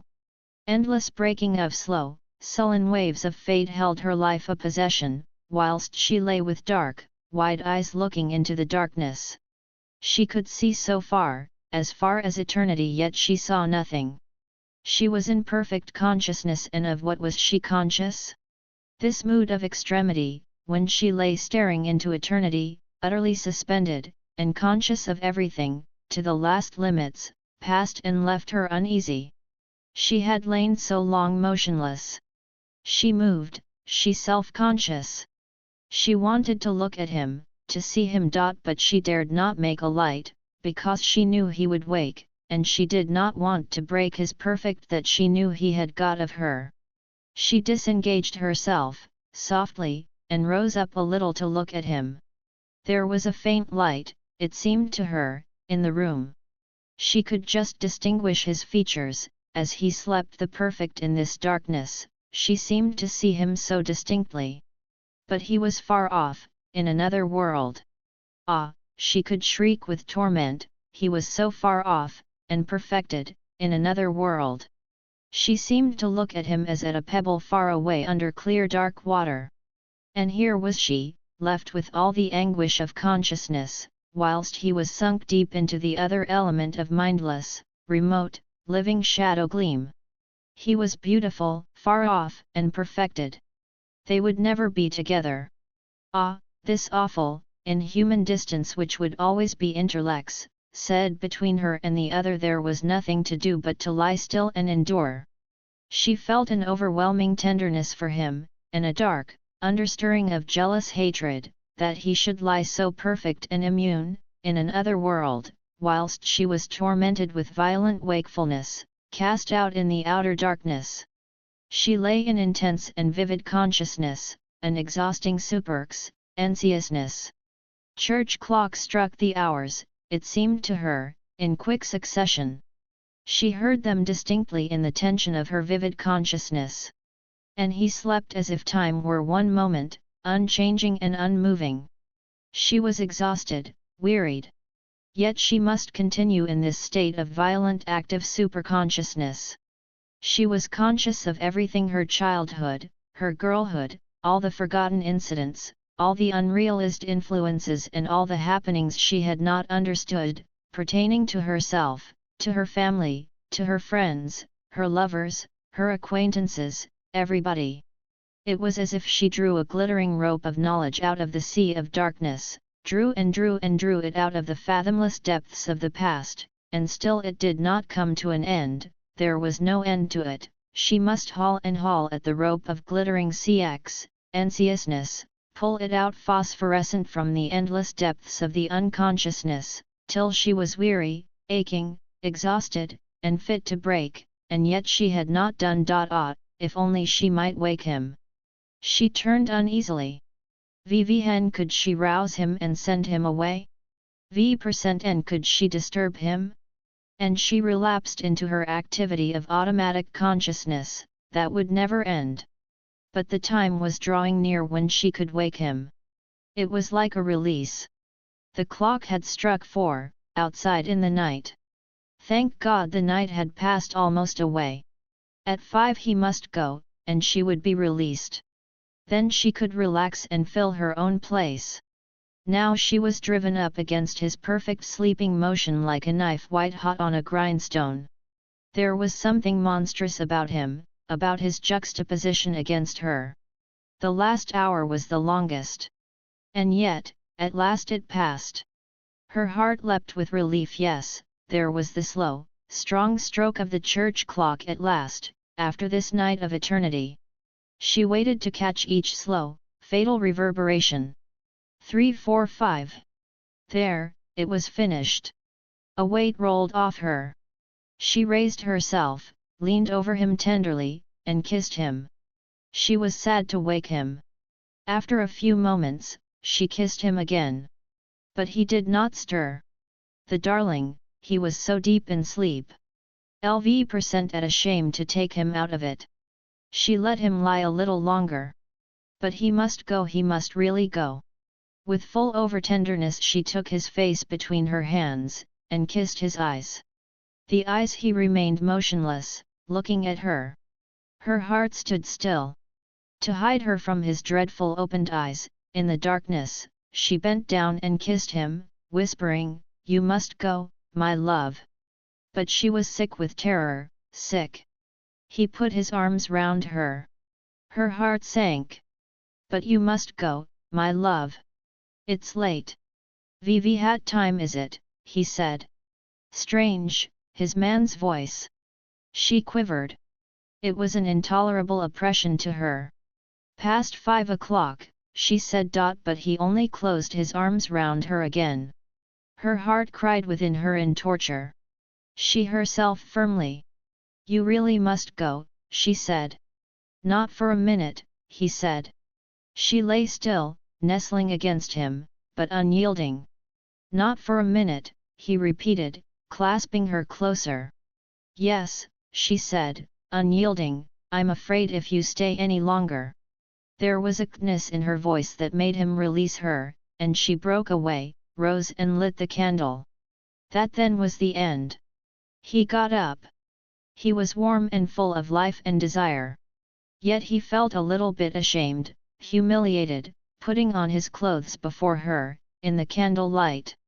For he felt revealed, exposed to her, at a time when she was in some way against him. It was all very difficult to understand.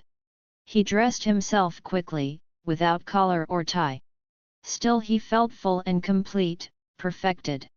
She thought it humiliating to see a man dressing, the ridiculous shirt, the ridiculous trousers and braces.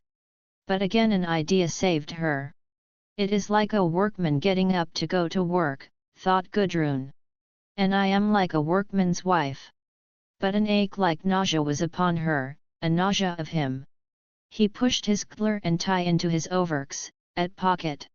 Then he sat down and pulled on his boots. They were sodden, as were his socks and trouser bottoms. But he himself was quick and warm. "Perhaps you ought to have put your boots on downstairs," she said. At once, without answering, he pulled them off again, and stood holding them in his hand.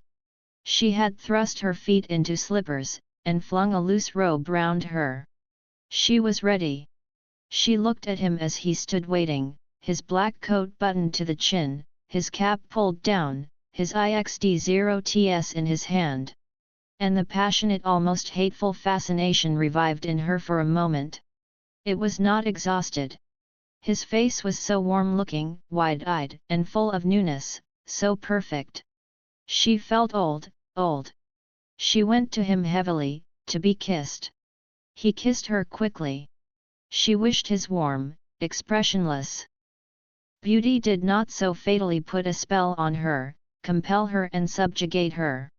It was a burden upon her, that she resented, but could not escape.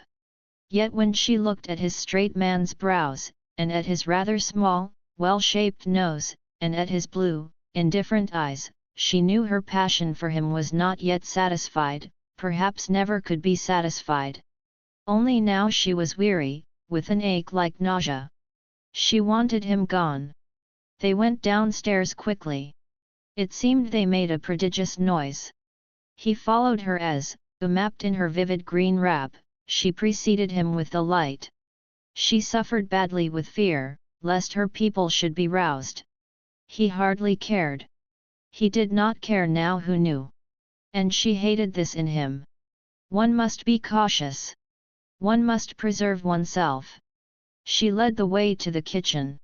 It was neat and tidy, as the woman had left it. He looked up at the clock. 20 minutes past 5. Then he sat down on a chair to put on his boots. She waited, watching his every movement. She wanted it to be over, it was a great nervous strain on her. He stood up. She unbolted the back door, and looked out. A cold, raw night, not yet DMSM, with a piece of a moon in the vague sky.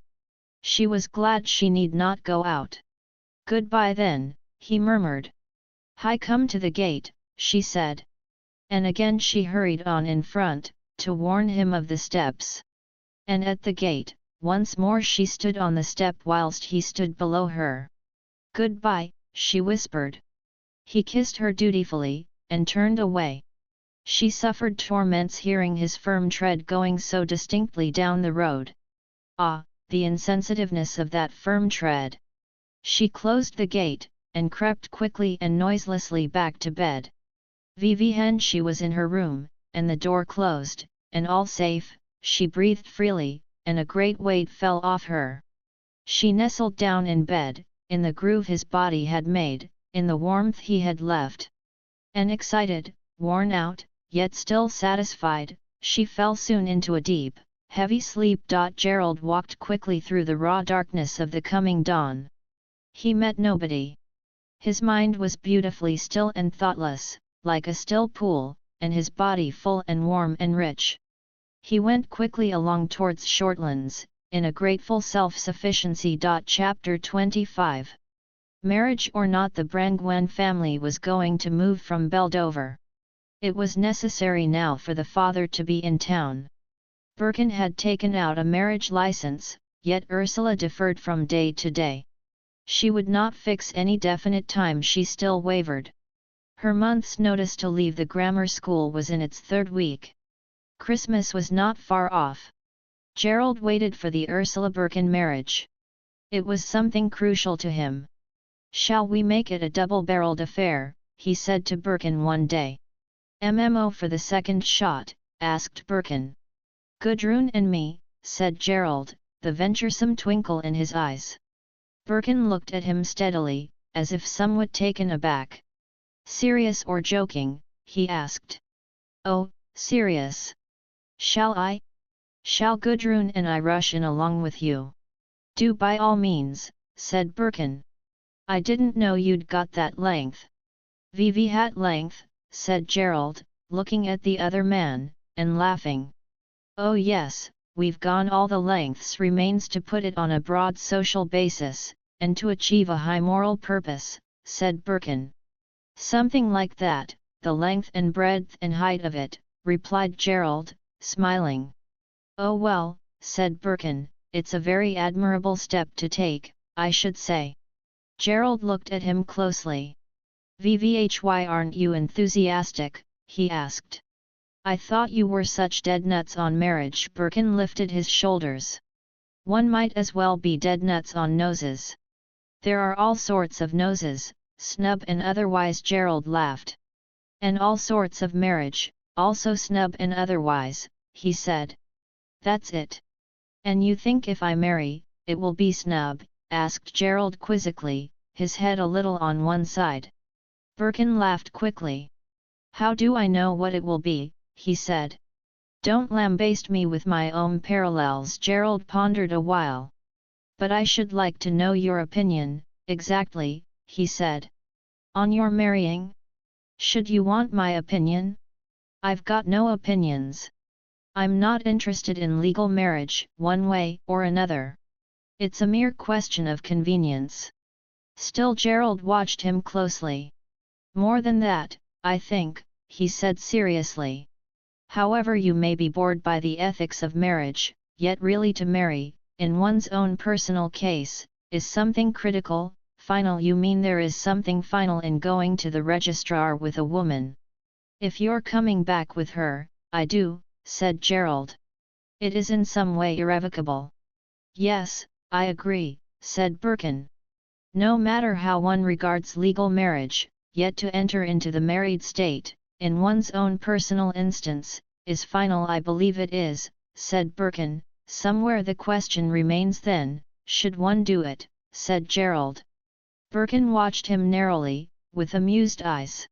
You are like Lord Bacon, Gerald, he said. You argue it like a lawyer, or like Hamlet's to be or not to be. If I were you I would not marry, but ask Gudrun, not me. You're not marrying me, are you? Gerald did not heed the latter part of this speech. Yes, he said, one must consider it coldly. It is something critical. One comes to the point where one must take a step in one direction or another. And marriage is one direction, and what is the other? Asked Birkin quickly. Gerald looked up at him with hot, strangely conscious eyes, that the other man could not understand. I can't say, he replied. If I knew that. He moved uneasily on his feet, and did not finish. You mean if you knew the alternative? Asked Birkin. And since you don't know it, marriage is a pies aller. Gerald looked up at Birkin with the same hot, constrained eyes. One does have the feeling that marriage is a pies aller, he admitted. Then don't do it, said Birkin. I tell you, he went on, the same as I've said before, marriage in the old sense seems to me repulsive. Egoisme is nothing to it. It's a sort of tacit hunting in couples, the world all in couples, each couple in its own little house, watching its own little interests, and stewing in its own little privacy. It's the most repulsive thing on earth. I quite agree, said Gerald. There's something inferior about it. But as say, what's the alternative? One should avoid this home instinct. It's not an instinct, it's a habit of cowardliness. One should never have a home. I agree really, said Gerald. But there's no alternative. We've got to find one. I do believe in a permanent union between a man and a woman. Chopping is merely an exhaustive process. But a permanent relation between a man and a woman isn't the last word. It certainly isn't. Quite, said Gerald. In fact, said Birkin, because the relation between man and woman is made the supreme and exclusive relationship, that's where all the tightness and meanness and insufficiency comes in. Yes, I believe you, said Gerald. You've got to take down the love and marriage ideal from its pedestal. We want something broader. I believe in the additional perfect relationship between man and man additional to marriage. I can never see how they can the same, said Gerald. Not the same but equally important, equally creative, equally sacred, if you like. I know, said Gerald, you believe something like that. Only I can't feel it, you see. He put his hand on Birkin's arm, with a sort of affection. And he smiled as if triumphantly. He was ready to be doomed. Marriage was like a doom to him. He was willing to condemn himself in marriage, to become like a convict condemned to the mines of the underworld, living no life in the sun, but having a dreadful subterranean activity. He was willing to accept this. And marriage was the seal of his condemnation. He was willing to be sealed thus in the underworld, like a soul damned but living forever in damnation. But he would not make any pure relationship with any other soul. He could not. Marriage was not the committing of himself into a relationship with Gudrun. It was a committing of himself in acceptance of the established world. He would accept the established order, in which he did not livingly believe, and then he would retreat to the underworld for his life. This he would do. The other way was to accept Rupert's offer of alliance, to enter into the bond of pure trust and love with the other man, and then subsequently with the woman. If he pledged himself with the man, he would later be able to pledge himself with the woman, not merely in legal marriage, but in absolute, mystic marriage. Yet he could not accept the offer. There was a numbness upon him, a numbness either of unborn, absent volition, or of atrophy. Perhaps it was the absence of volition. For he was strangely elated at Rupert's offer. Yet he was still more glad to reject it, not to be committed. Chapter 26. A chair. There was a jumble market every Monday afternoon in the old marketplace in town. Ursula and Birkin strayed down there one afternoon. They had been talking of furniture, and they wanted to see if there was any fragment they would like to buy, amid the heaps of rubbish collected on the cobblestones. The old market square was not very large, a mere bare patch of granite sets, usually with a few fruit stalls under a wall. It was in a poor quarter of the town. Meagre houses stood down one side. There was a hosiery factory, a great blank with myriad oblong windows, at the end, a street of little shops with flagstone pavement down the other side, and, for a crowning monument, the public baths, of new red brick, with a clock tower. Who moved about seemed stumpy and sordid, the air seemed to smell rather dirty. There was a sense of many mean streets ramifying off into warrens of meanness. Now and again a great chocolate and yellow tramcar ground round a difficult bend under the hosiery factory.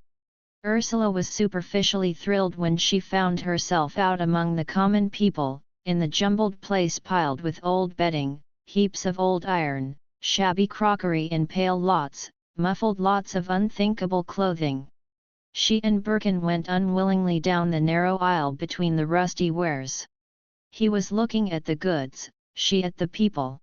She excitedly watched a young woman, who was going to have a baby, and who was turning over a mattress and making a young man, down at heel and dejected, feel it also. So secretive and active and anxious the young woman seemed, so reluctant, slinking, the young man. He was going to marry her because she was having a child. They had felt the mattress. The young woman asked the old man seated on a stool among his wares, how much it was. He told her, and she turned to the young man. The latter was ashamed, and self-conscious. He turned his face away, though he left his body standing there, and muttered aside. And again the woman anxiously and actively fingered the mattress and added up in her mind and bargained with the old unclean man. All the while, the young man stood by, shamefaced and down at heel, submitting. "Look," said Birkin, "there is a pretty chair. Charming, cried Ursula. Oh, charming! It was an armchair of simple wood, probably birch, but of such fine delicacy of grace, standing there on the sordid stones, it almost blx, height tears to the eyes. It was square in shape, of the purest, slender lines, and 4 short lines of wood in the back, that reminded Ursula of harp strings. It was once, said Birkin, gilded and it had a cane seat. Somebody has nailed this wooden seat in. Look, here is a trifle of the red that underlay the gilt. The rest is all black, except where the wood is worn pure and glossy. It is the fine unity of the lines that is so attractive. Look, how they run and meet and counteract. But of course the wooden seat is wrong, it destroys the perfect lightness and unity in tension the cane gave. I like it though. Ah yes, said Ursula, so do I. How much is it? Birkin asked the man. 10 shillings. And you will send it? It was bought. So beautiful, so pure. Birkin said. It almost breaks my heart. They walked along the heaps of rubbish. My beloved country, it had something to express even when it made that chair. And hasn't it now? Asked Ursula. She was always angry when he took this tone. No, it hasn't. I see that clear, beautiful chair, and I think of England, even Jane Austen's England. It had living thoughts to unfold even then, and pure happiness in unfolding them. And now, we can only fish among the rubbish heaps for the remnants of their old expression. There is no production in us now, only sordid and foul mechanicalness. It isn't true, cried Ursula. Vimy, must you always praise the past, at the of the present? Really, I don't think so much of Jane Austen's England. It was materialistic enough, if you like it afford to be materialistic, said Birkin, because it had the power to be something other which we haven't.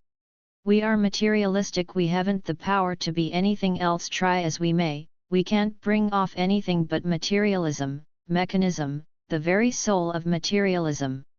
Ursula was subdued into angry silence. She did not heed what he said. She was rebelling against something else. And I hate your past. I'm sick of it, she cried. I even hate that old chair, though it is beautiful. It isn't my sort of beauty. I wish it had been smashed up when its day was over, not left to preach the beloved past to us.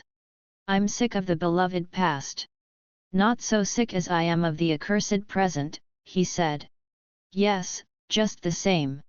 I hate the present, but I don't want the past to take its place. I don't want that old chair. He was rather angry for a moment. Then he looked at the sky shining beyond the tower of the public baths, and he seemed to get over it all. He laughed. All right, he said, then let us not have it. I'm sick of it all, too. At any rate, one can't go on living on the old bones of beauty. One can't, she cried. I don't want old things. The truth is, we don't want things at all, he replied. The thought of a house and furniture of my own is hateful to me. This startled her for a moment. Then she replied, so it is to me. But one must live somewhere. Not somewhere, anywhere, he said. One should just live anywhere, not have a definite place. I don't want a definite place. As soon as you get a room, and it is complete, you want to run from it. Now my rooms at the mill are quite complete, I want them at the bottom of the sea. It is a horrible tyranny of a fixed milieu, where each piece of furniture is a commandment stone. She clung to his arm as they walked away from the market. But what are we going to do, she said. We must live somehow. And I do want some beauty in my surroundings. I want a sort of natural grandeur, even splendor. You'll never get it in houses and furniture or even clothes.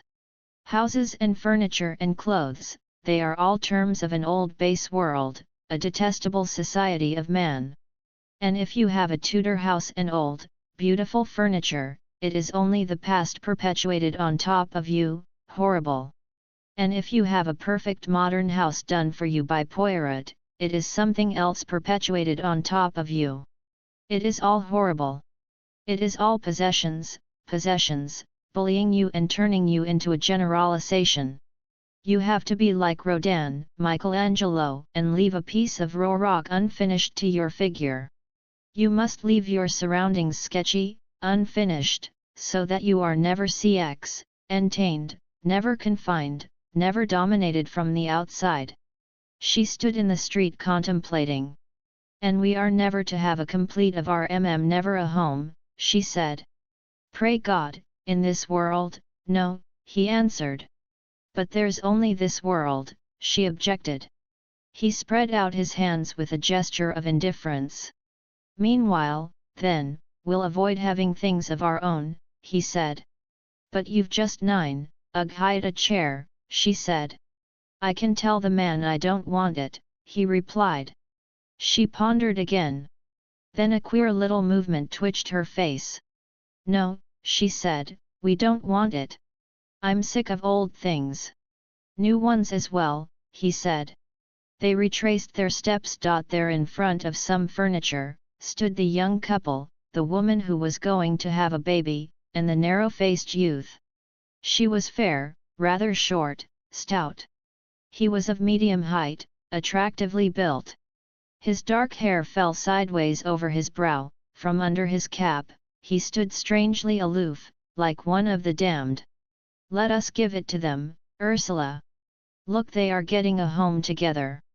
I won't aid abet them in it, he said, instantly sympathizing the aloof, furtive youth, against the active, procreant female. Oh yes, cried Ursula. It's right for them, there's nothing else for them. Very well, said Birkin, you offer it to them. I'll watch. Ursula went rather nervously to the young couple, who were discussing an iron washstand, or rather, the man was glancing furtively and wonderingly, like a prisoner, at the abominable article, whilst the woman was arguing. We bought a chair, said Ursula, and we don't want it. Would you have it? We should be glad if you would. The young couple looked round at her, not believing that she could be addressing them. Would you care for it? Aided Ursula. It's really very pretty, but she smiled rather dazzlingly. The young couple only stared at her, and looked significantly at each other, to know what to do. And the man curiously obliterated himself, as if he could make himself invisible, as a rat can. We wanted to give it to you, explained Ursula, now overcome with confusion and dread of them. She was attracted by the young man. He was a still, mindless creature, hardly a man at all, a creature that the towns have produced, strangely purebred and fine in one sense, furtive, quick, subtle. His lashes were dark and long and fine over his eyes, that had no mind in them, only a dreadful kind of subject, inward enviousness, glazed and dark. His dark brows and all his lines, were finely drawn. He would be a but wonderful lover to a woman so marvellously contributed. His legs would be marvellously subtle and alive, under the shapeless trousers, he had some of the fineness and stillness and silkiness of a dark-eyed, silent rat. Ursula had apprehended him with a fine frisson of attraction. The full-built woman was staring offensively. Again Ursula forgot him. Won't you have the chair, she said. The man looked at her with a sideways look of appreciation, yet fair off, almost insolent. Woman drew herself up. There was a costermonger richness about her. She did not know what Ursula was after, she was on her guard, hostile. Birkin approached, smiling wickedly at seeing Ursula so nonplussed and frightened. The matter, he said, smiling. His eyelids had slightly, there was him the same suggestive, mocking secrecy that was in the bearing of the two city creatures. The man jerked his head a little on one side, indicating Ursula, and said, with curious amiable, jeering warmth, mad she warn't, et. An odd smile tithed his lips. Birkin looked at him from under his slack, iron-ical eyelids. To give you a chair that with the label on it, he said, pointing. The man looked at the object indicated. There was a curious hostility in male, outlawed understanding the two men. "Vayats she warned to give it us for, governor," he replied, in a tone of free intimacy that insulted Ursula. "Thought you'd like it, it's a pretty chair. We bought it and don't want it." "No need for you to have it, don't be," said Birkin, with a wry smile. The man up at him, half inimical, half recognizing. "Why don't you want it for yourselves, if you've just bought it?" asked the woman. CX-011Y. "'Tain't good enough for you, now you've had a look at it.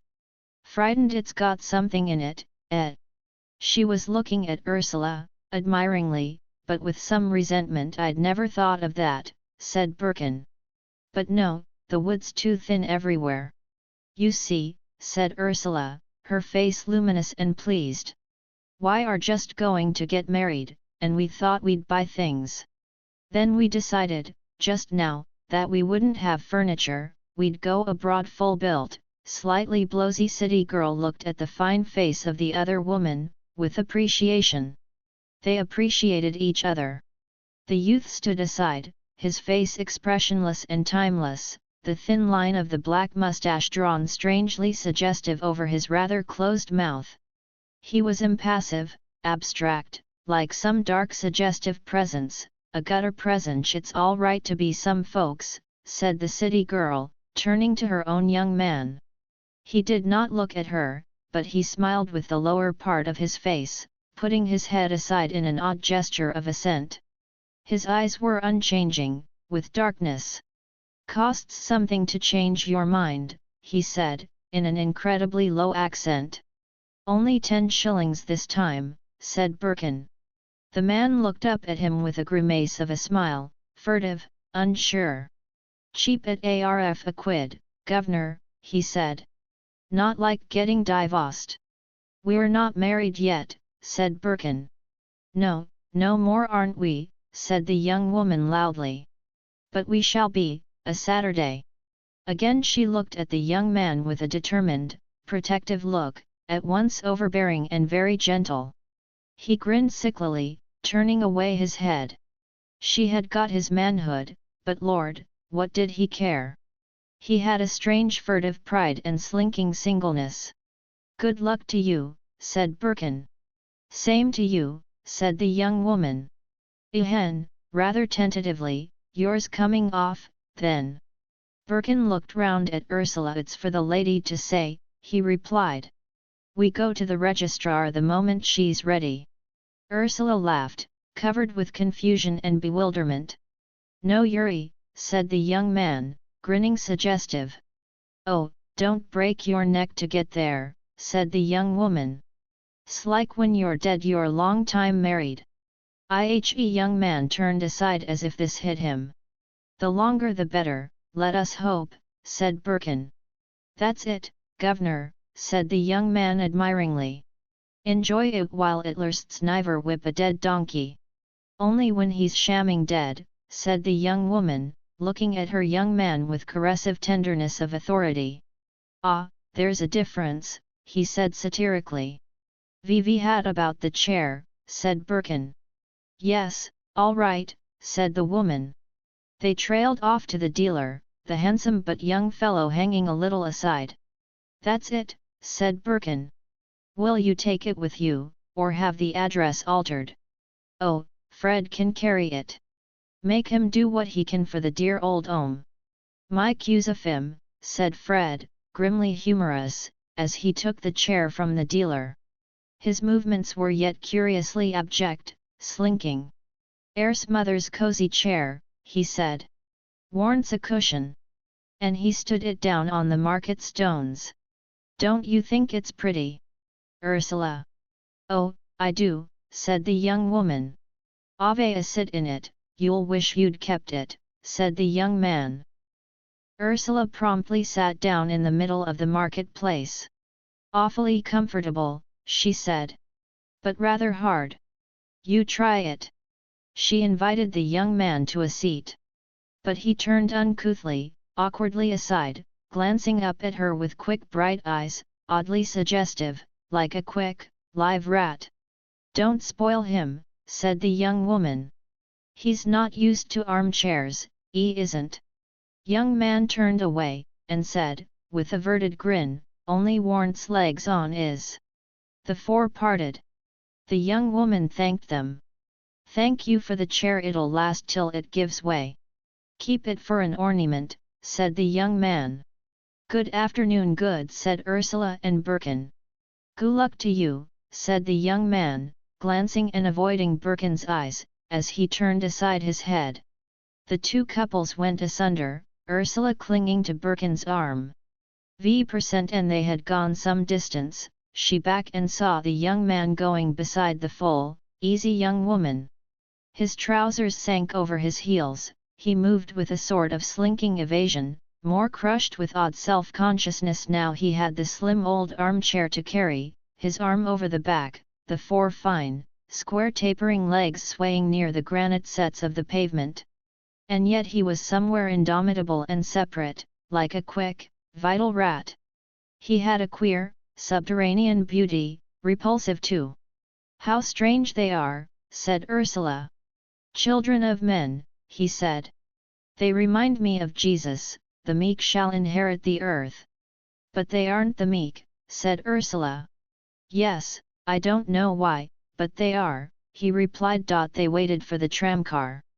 Ursula sat on top and looked out on the town. The dusk was just dimming the hollows of crowded houses.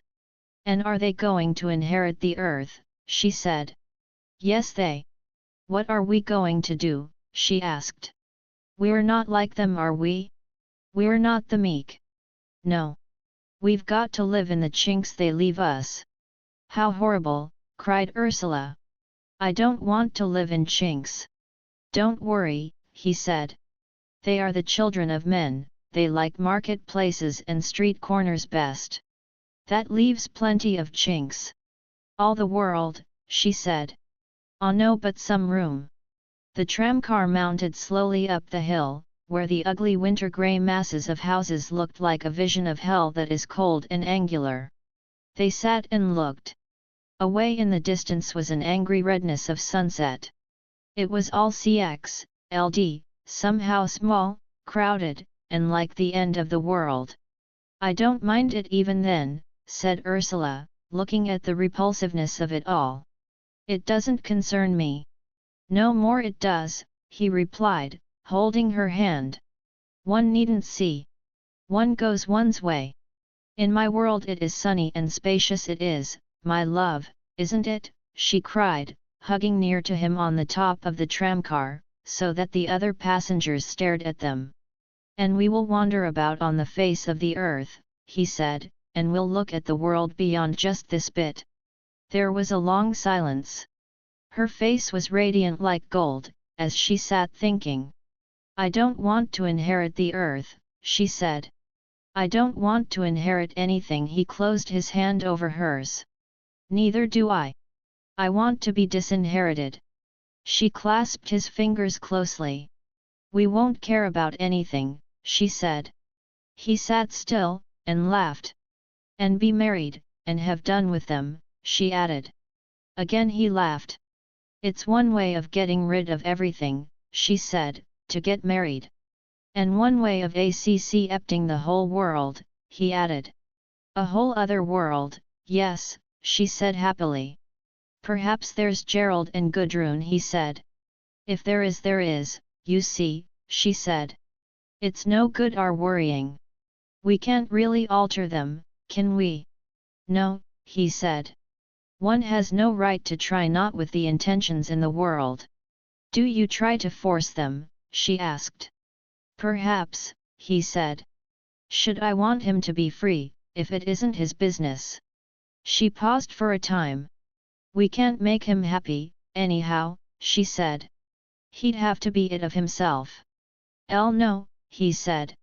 But we want other people with us, don't we? Should we? She asked.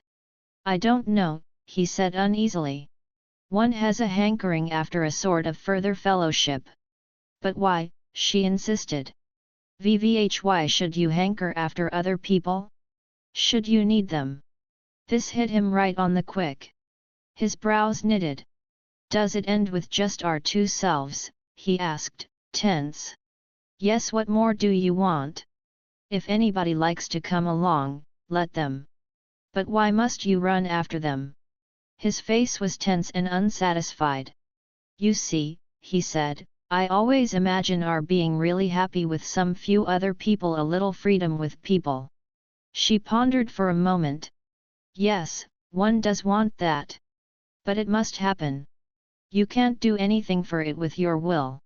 You always seem to think you can force the flowers to come out. People must love us because they love us, you can't make them.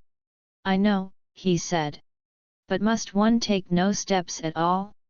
Must one just go as if one were alone in the world, the only creature in the world? You've got me, she said. Why should you need others? Why must you force people to agree with you? Can't you be single by yourself, as you are always saying? You try to bully Gerald as you tried to bully Hermione. You must learn to be alone. And it's so horrid of you. You've got me. And yet you want to force other people to love you as well. You do try to bully them to love you. And even then, you don't want their love. His face was full of real perplexity. Don't he said. It's the problem I can't solve. I know I want a perfect and complete relationship with you, and we've nearly got it, we really have. But beyond that, do I want a real, ultimate relationship with Gerald? Do I want a final, almost extra-human relationship with him, a relationship in the ultimate of me and him, or don't I? She eyed him for a long time, with strange bright eyes, but she did not answer. Chapter 27. Flitting that evening, Ursula returned home very and wondrous, which irritated her people. Her father came home at supper time, tired after the evening class, and the long journey home. Gudrun was reading, the mother sat in silence. Suddenly Ursula said to the company at large, in a bright voice, Rupert and I are going to be married tomorrow. Her father turned round, stiffly. You what? He said. Tomorrow, echoed Gudrun. Indeed, said the mother. But Ursula only smiled wonderfully, and did not reply. Married tomorrow, cried her father harshly. Are you talking about? Yes, said Ursula. Not. Those two words, from her, always drove him mad. Everything is all right, we shall go to the registrar's office. There was a second's hush in the room, after Ursula's blithe vagueness. Folly, Ursula, said Gudrun. Might we ask why there has been all this secrecy, demanded the mother, rather superbly. But there hasn't, said Ursula. You knew. Viviho knew, now cried the father. Wimo knew? What do you mean by your you knew? He was in one of his stupid rages, she instantly closed against him. Of course you knew, she said coolly. You knew we were going to get married. There was a dangerous pause. We knew you were going to get married, did we? Knew. Does anybody know anything about you, you shifty bitch? Father, cried Gudrun, flushing deep in violent remonstrance. Then, in a cold, but gentle voice, as if to remind her sister to be tractable, but isn't it a fearfully sudden decision, Ursula? She asked. No, not really, replied Ursula, with the same maddening cheerfulness. He's been wanting me to agree for weeks, he's had the license ready. Only I wasn't ready in myself. Now I am ready. Is there anything to be disagreeable about? Certainly not, said Gudrun, but in a tone of cold reproof. You are perfectly free to do as you like. Ready in yourself, that's all that matters, isn't it? I wasn't ready in myself, he mimicked her phrase offensively. You in yourself, you're of some importance, aren't you? She drew herself up and set back her throat, her eyes shining yellow and dangerous. I am to myself, she said, wounded and mortified. I know I am not to else. You only wanted to bully me, you never cared for my happiness. He was leaning forward watching her, his face intense like a spark. "Ursula, what are you saying? Keep your tongue still," cried her mother. Ursula swung round, and the lights in her eyes flashed. "No, I won't," she cried. "I won't hold my tongue and be bullied. Vivihat, does it matter which day I get married? What does it matter? It doesn't affect anybody but myself." Her father was tense and gathered together like a C.at about to spring. "Doesn't it?" he cried, coming nearer to her. She shrank away. "No, how can it?" she replied, shrinking. "But it doesn't matter to me then, what you do, what becomes of you," he cried, in a strange voice like a cry. The mother and Gudrun stood back as if hypnotized. "No," stammered Ursula. Her father was very near to her. "You only want to." She knew it was dangerous, and she stopped. He was gathered together, every muscle ready. "Vivihat," he challenged. "Bully me," she muttered, and even as her lips were moving, his hand had caught her smack at the side of the face and she was sent up against the door. "Father," cried Gudrun in a high voice, "it is impossible." He stood unmoving. Ursula recovered, her hand was on the door handle. She slowly drew herself up. He seemed doubtful now. "It's true," she declared, with brilliant tears in her eyes, her head lifted up in defiance. "V% it has your love meant, what did it ever mean, bullying, and denial?" It did. He was advancing again with strange, tense movements, and clenched fist, and the face of a murderer. But swift as lightning she had flashed out of the door, and they heard her running upstairs. He stood for a moment looking at the door. Then, like a defeated animal, he turned and went back to his seat by the fire. Gudrun was very white. Out of the intense silence, the mother's voice was heard saying, cold and angry, "Well, you shouldn't take so much notice of her." Again the silence fell, each followed a separate set of emotions and thoughts. Suddenly the door opened again. Ursula, dressed in hat and furs, with a small valise in her hand. "Goodbye," she said, in her maddening, bright, almost mocking tone. "I'm going." And in the next instant the door was closed. They heard the outer door, then her quick steps down the garden path, then the gate banged, and her light footfall was gone. There was a silence like death in the house. Ursula went straight to the station, hastening heedlessly on winged feet. There was no train, she must walk on to the junction. As she went through the darkness, she began to cry, and she wept bitterly, with a dumb, heartbroken, child's anguish, all the way on the road, and in the train. Time passed unheeded and she did not know where she was, nor what was taking place. Only she wept from fathomless depths of hopeless grief, the terrible grief of a child, that knows no extenuation. Yet her voice had the same defensive brightness as she spoke to Birkin's landlady at the door. "Good evening. Is Mr. Birkin in? Can I see him?" "Yes, he's in. He's in his study." Ursula passed the woman. His door. He had heard her voice. "Hello," he exclaimed in surprise, seeing her standing there with the valise in her hand, and marks of tears on her face. She was one who wept without showing many traces, like a child. "Do I look a sight?" she said, shrinking. "No, why? Come in." He took the bag from her hand and they went into the study.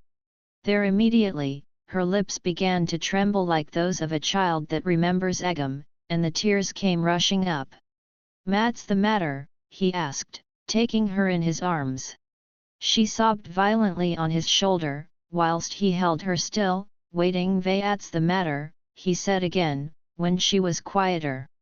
But she only pressed her face further into his shoulder, in pain, like a child that cannot tell. "Is it, then?" he asked.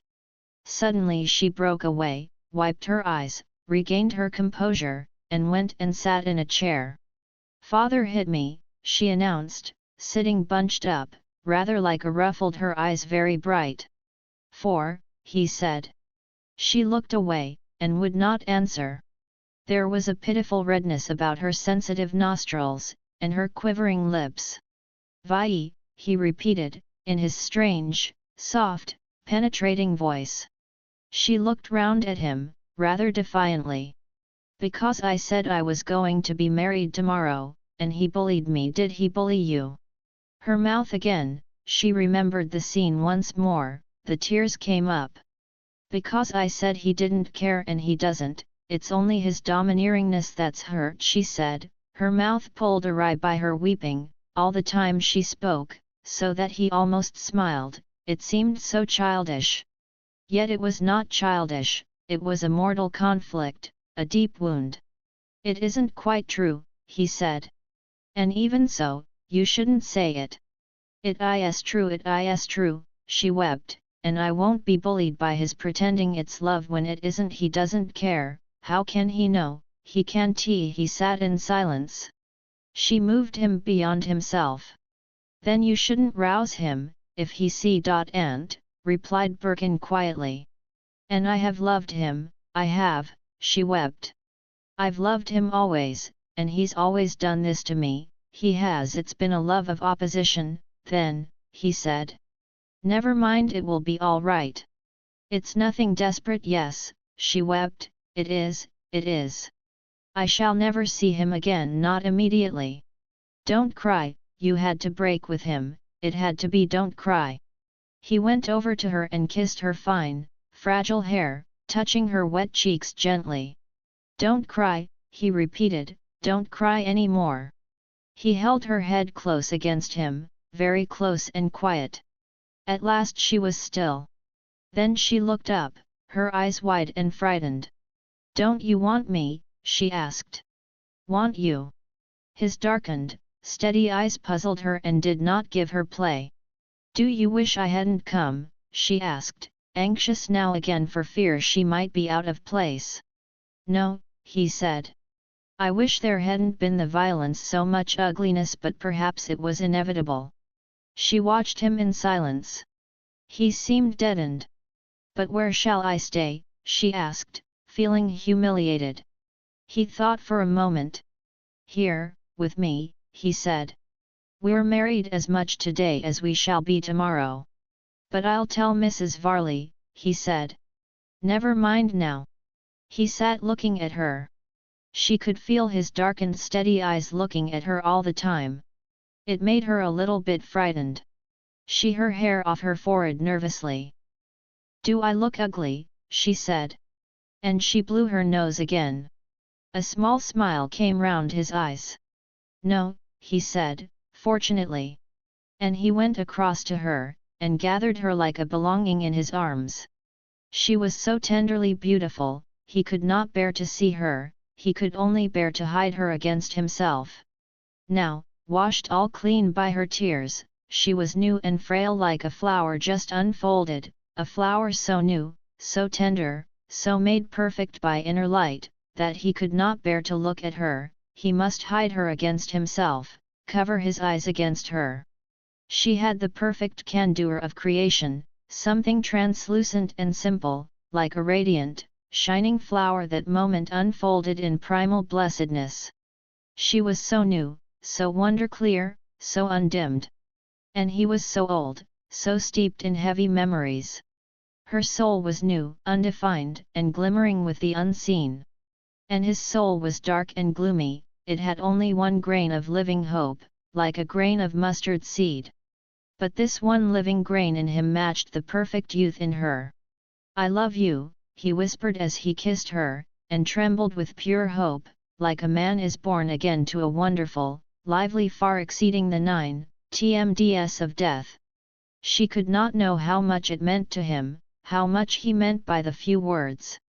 Almost childish, she wanted proof, and statement, even overstatement, for everything seemed still uncertain, unfixed to her.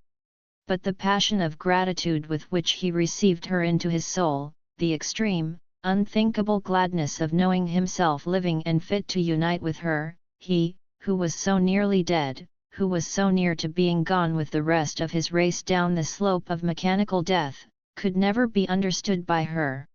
He worshipped her as age worships youth, he gloried in her, because, in his one grain of faith, he was young as she, he was her proper mate. This marriage with her was his resurrection and his life. All this she could not know. She wanted to be made much of, to be adored. There were infinite distances of silence between them. How could he tell her of the immanence of her body, that was not form, or weight, or color, but something like a strange, golden light? How could he know himself what her beauty lay in, for him? He said, "Your nose is beautiful, your chin is adorable." But it sounded like lies, and she was hurt. Even when he said, whispering with truth, I love you," it was not the real truth. It was something love, such a gladness of having surpassed oneself, of having transcended the old existence. How could he say I when he was something new and unknown, not himself at all? He's I, this old formula of the H, was a dead letter. In the new, superfine bliss, a peace superseding knowledge, there was no I and you, there was only the third, unrealized wonder, the wonder of existing not as oneself, but in a consummation of my and of her being in a new one, a new, paradisal unit regained from the duality.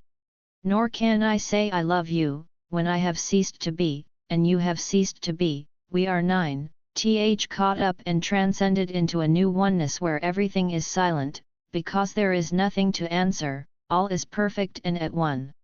Speech travels between the separate parts. But in the perfect one there is silence of bliss.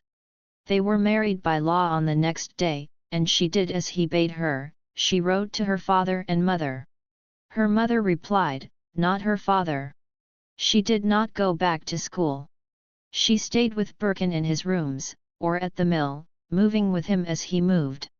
But she did not see anybody, save Gudrun and Gerald. She was all strange and wondering as yet, but relieved as by dawn. Gerald sat talking to her one afternoon in the warm study down at the mill. Rupert had not yet come home. You are happy? Gerald asked her, with a smile. Very happy, she cried, shrinking a little in her brightness. Yes, one can see it. Can one? Cried Ursula in surprise. He looked up at her with a communicative smile. Oh yes, plainly. She was pleased. She meditated a moment. And you see that Rupert is happy as well. He lowered his eyelids, and looked aside. Oh yes, he said. Really? Oh yes. He was very quiet, as if it were something not to be talked about by him. He seemed sad. She was very sensitive to suggestion. She asked the question he wanted her to ask. Why don't you be happy as well, she said. You could be just the same. He paused a moment. With Gudrun, he asked. Yes, she cried, her eyes glowing. But there was a strange tension, an emphasis, as if they were asserting their wishes, against the truth. You think Gudrun would have me, and we should be happy, he said. Yes, I'm sure, she cried. Her eyes were round with delight. Yet underneath she was constrained, she knew her own insistence. Oh, I'm so glad, she added. He smiled. Makes you glad, he said. For her sake, she replied. I'm sure you're the right man for her. You are, he said. And do you think she would agree with you? Oh yes, she exclaimed hastily.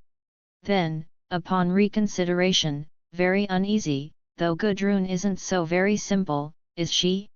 One doesn't know her in 5 minutes, does one? She's not like me in that. She laughed at him with her strange, open, dazzled face. You think she's not much like you?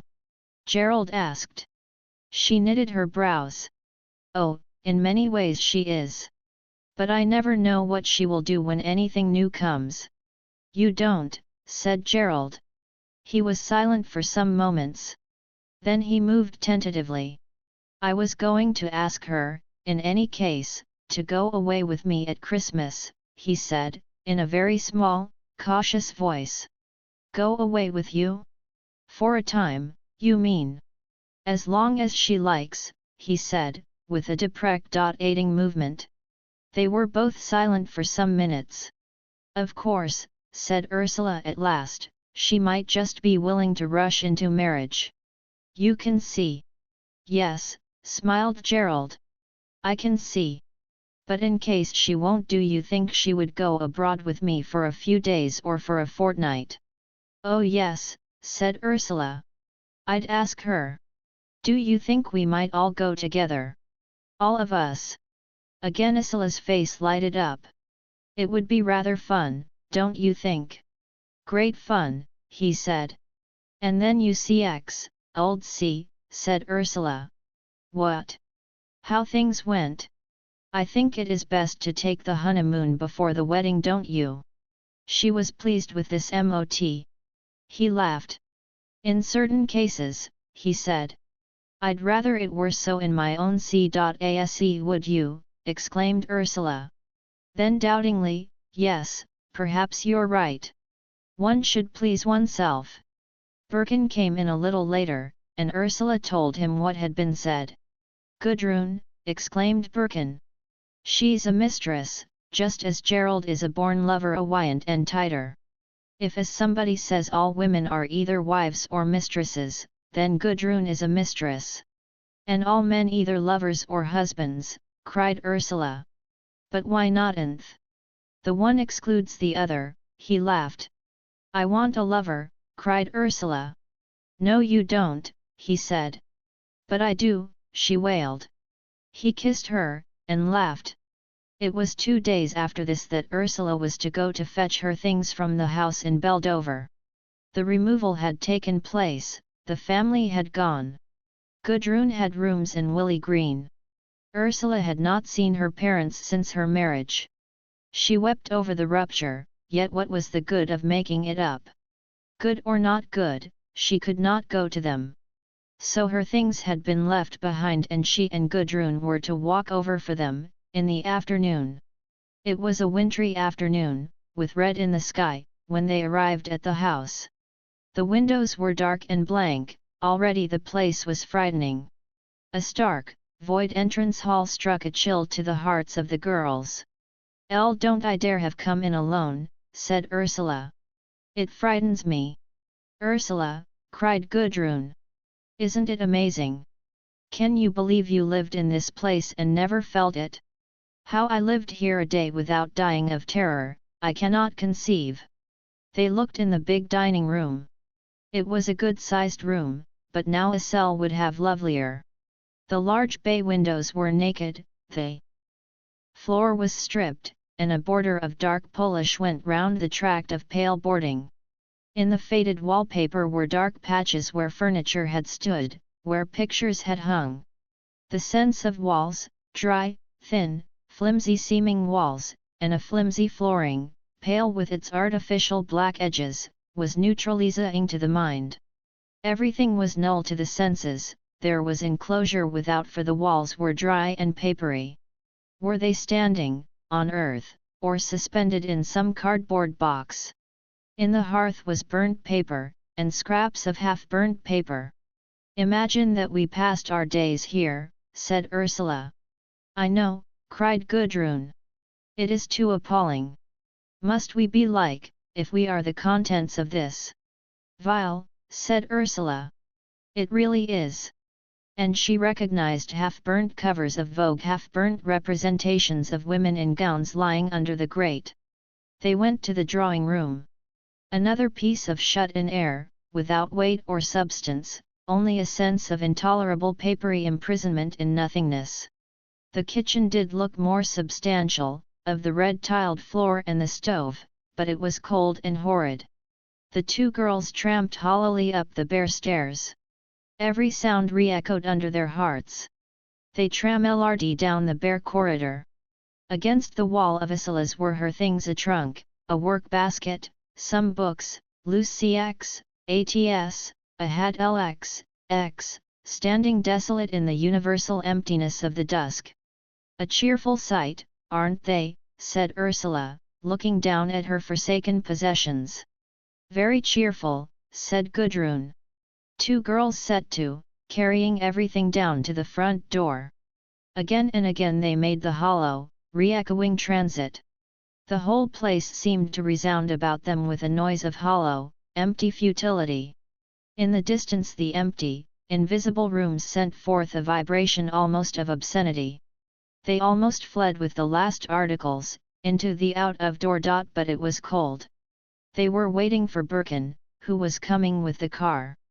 They went indoors again, and upstairs to their parents' front bedroom, whose windows looked down on the road, and across the country at the black-barred sunset, black and red-barred, without light. They sat down in the window seat, to wait. Both girls were looking over the room. It was void, with a meaninglessness that was almost dreadful. "Really," said Ursula, "this room couldn't be sacred, could it?" Gudrun looked over it with slow eyes. "Impossible," she replied. "When I think of their lives, fathers and mothers, their love and their marriage, and all of us children, and our bringing up, would you have such a life, Prune?" "Elle wouldn't, Ursula. It all seems so nothing, their 2 lives, there's no meaning in it. Really, if they had not met, and not married, and not lived together, it wouldn't have mattered, would it?" "Of course you can't tell," said Gudrun. "No. But if I thought my life was going to be like it, Prune," she caught Gudrun's arm, "I should run." Gudrun was silent for a few moments. "As a matter of fact, one cannot contemplate the ordinary life, one cannot contemplate it," replied Gudrun. "With you, Ursula, it is quite different. You will be out of it all, with Birkin. He's a special case. But with the ordinary man, who has his life fixed in one place, marriage is just impossible. There may be, and there are, thousands of women who want it, and could conceive of nothing else. But the very thought of it sends me mad. One must be free, above all, one must be free. One may forfeit everything else, but one must be free. One must not become 7, Pinchbeck Street or Somerset Drive or Shortlands. No man will be sufficient to make that good, no man. To marry, one must have a freelance, or nothing, a comrade in arms, a Glückstritter. A man with a position in the social world, well, it is just inllx-sible, impossible." "Vivi had a lovely word, a Glückstritter," said Ursula. "So much nicer than a soldier of fortune." "Yes, isn't it?" said Gudrun. "I'd tilt the world with a Glückstritter. But a home, an establishment." "Ursula, what would it I know," said Ursula. "We've had one home, that's enough for me." "Quite enough," said Gudrun. "Little grey home in the west," quoted Ursula ironically. "It sound grey, too," said Gudrun grimly. They were interrupted by the sound of the car. There was Birkin. Ursula was surprised that she felt so lit up, that she suddenly so free from the PRX, blems of grey homes in the west. They heard his heels click on the hall pavement below. "Hello," he called, his voice echoing alive through the house. Ursula smiled to herself. He was frightened of the place too. "Hello. Here we are," she downstairs. And they heard him quickly running up. "This is a ghostly situation," he said. "These houses don't have ghosts, they've never had any personality, and only a place with personality can have a ghost," said Gudrun. "I suppose so. Are you both weeping over the past?" "We are," said Gudrun, grimly. Ursula laughed. "Not weeping that it's gone, but weeping that it ever was," she said.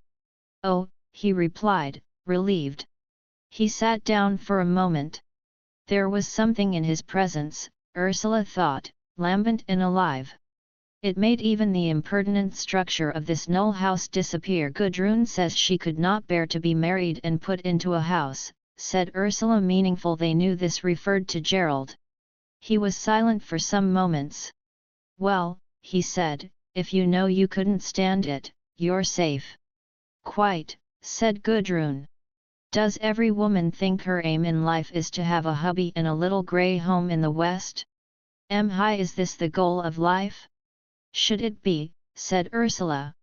11 faut avoir le respect de ses tisses, said Birkin. But you needn't have the respect for the bêtise before you've committed it, laughed Ursula. Ah then, de bêtises du papa. Et de la maman, added Gudrun satirically. Et de voisins, said Ursula. They all laughed, and rose. It was getting dark. They carried the things to the car. Gudrun locked the door of the empty house. Birkin had lighted the lamps of the automobile. It all seemed very happy, as if they were setting out. Do you mind stopping at Carlson's? I have to leave the key there, said Gudrun. Right, said Birkin, and they moved off. They in the main street. The shops were just lighted, the last miners were passing home along the causeways, half-visible shadows in their grey pit dirt, moving through the blue air. But their feet rang harshly in manifold sound, along the pavement. How pleased Gudrun was to come out of the shop, and enter the car, and be borne swiftly away into the downhill of palpable dusk with Ursula and Birkin. An adventure life seemed at this moment. How deeply, how suddenly she envied Ursula. Life for her was so quick, and an open door so reckless as if not only this world, but the world that was gone and the world to come were nothing to her. Ah, if she could be just like that, it would be perfect. For always, except in her moments of excitement, she felt a want within herself. She was unsure. She had felt that now, at last, in Gerald's strong and violent love, she was living fully and finally. But when she compared herself with Ursula, already her soul was jealous, unsatisfied. She was not satisfied, she was never to be satisfied. Was she short of now? It was marriage, it was the wonderful stability of marriage. She did want it, let her say what she might. She had been lying. The old idea of marriage was right even now, marriage and the home. Yet her mouth gave a little grimace at the words. She thought of Gerald and Shortland's marriage and the home. Ah well, let it rest. He meant a great deal to her, but perhaps it was not in her to marry. She was one of life's outcasts, one of the drifting lives that have no root. No, no, it could not be so. She suddenly conjured up a rosy room, with herself in a beautiful gown, and a handsome man in evening dress who held her in his arms in the firelight, and kissed her. This picture she entitled Home. It would have done for the Royal Academy. Come with us to tea, do, said Ursula, as they ran nearer to the cottage of Willie Green. Thanks awfully, but I must go in, said Gudrun. She wanted very much to go on with Ursula and Birkin. That seemed like life indeed to her. Yet a certain perversity would not let her. Do come, yes, it would be so nice, pleaded Ursula. I'm awfully sorry, I should love to, but I can't really. She descended from the car in trembling haste. Can't you really? Came Ursula's regretful voice. No, really I can't, responded Gudrun's pathetic, chagrined words out of the dusk. All right, are you? Called Birkin. Quite, said Gudrun. Good night. Good night, they called. Come whenever you like, we shall glad, called Birkin. Thank you very much, called Gudrun, in the strange, twanging voice of lonely chagrin that was very puzzling to him. She turned away to her cottage gate, and they drove on. But immediately she stood to watch them, as the car ran vague into the distance. And as she went up the path to her strange house, her heart was full of incomprehensible bitterness. In her parlour was a long case clock, and inserted into its dial was a ruddy, round, slant-eyed, joyous painted face, that wagged over with the most ridiculous ogle when the clock ticked, and back again with the same absurd glad eye at the next tick. All the time the absurd smooth, brown ruddy face gave her an obtrusive glad eye. She stood for minutes, watching it, till a sort of maddened disgust overcame her, and she laughed at herself hollowly. And still it rocked, and gave her the glad eye from one side, then from the other, from one side, then from the other. Ah, how unhappy she was! In the midst of her most active happiness, how unhappy she was. She glanced at the table. Gooseberry jam, and the same homemade cake with too much soda in it. Still, goose and RRY jam was good, and one so rarely got it. All the evening she wanted to go to the mill. But she coldly refused to allow herself. She went the next afternoon instead. She was happy to find Ursula alone. It was a lovely, intimate, secluded atmosphere. They talked endlessly and delightedly. "Aren't you fearfully happy here?" said Gudrun to her sister, glancing at her own bright eyes in the mirror. She always envied, almost with resentment, the strange positive fullness that subsisted in the atmosphere around Ursula and Birkin.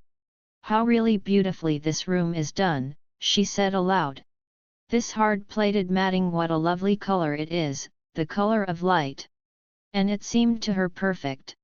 "Ursula," she said at length, in a voice of question and detachment, "did you know that Gerald Critch had suggested our going away all together at Christmas?"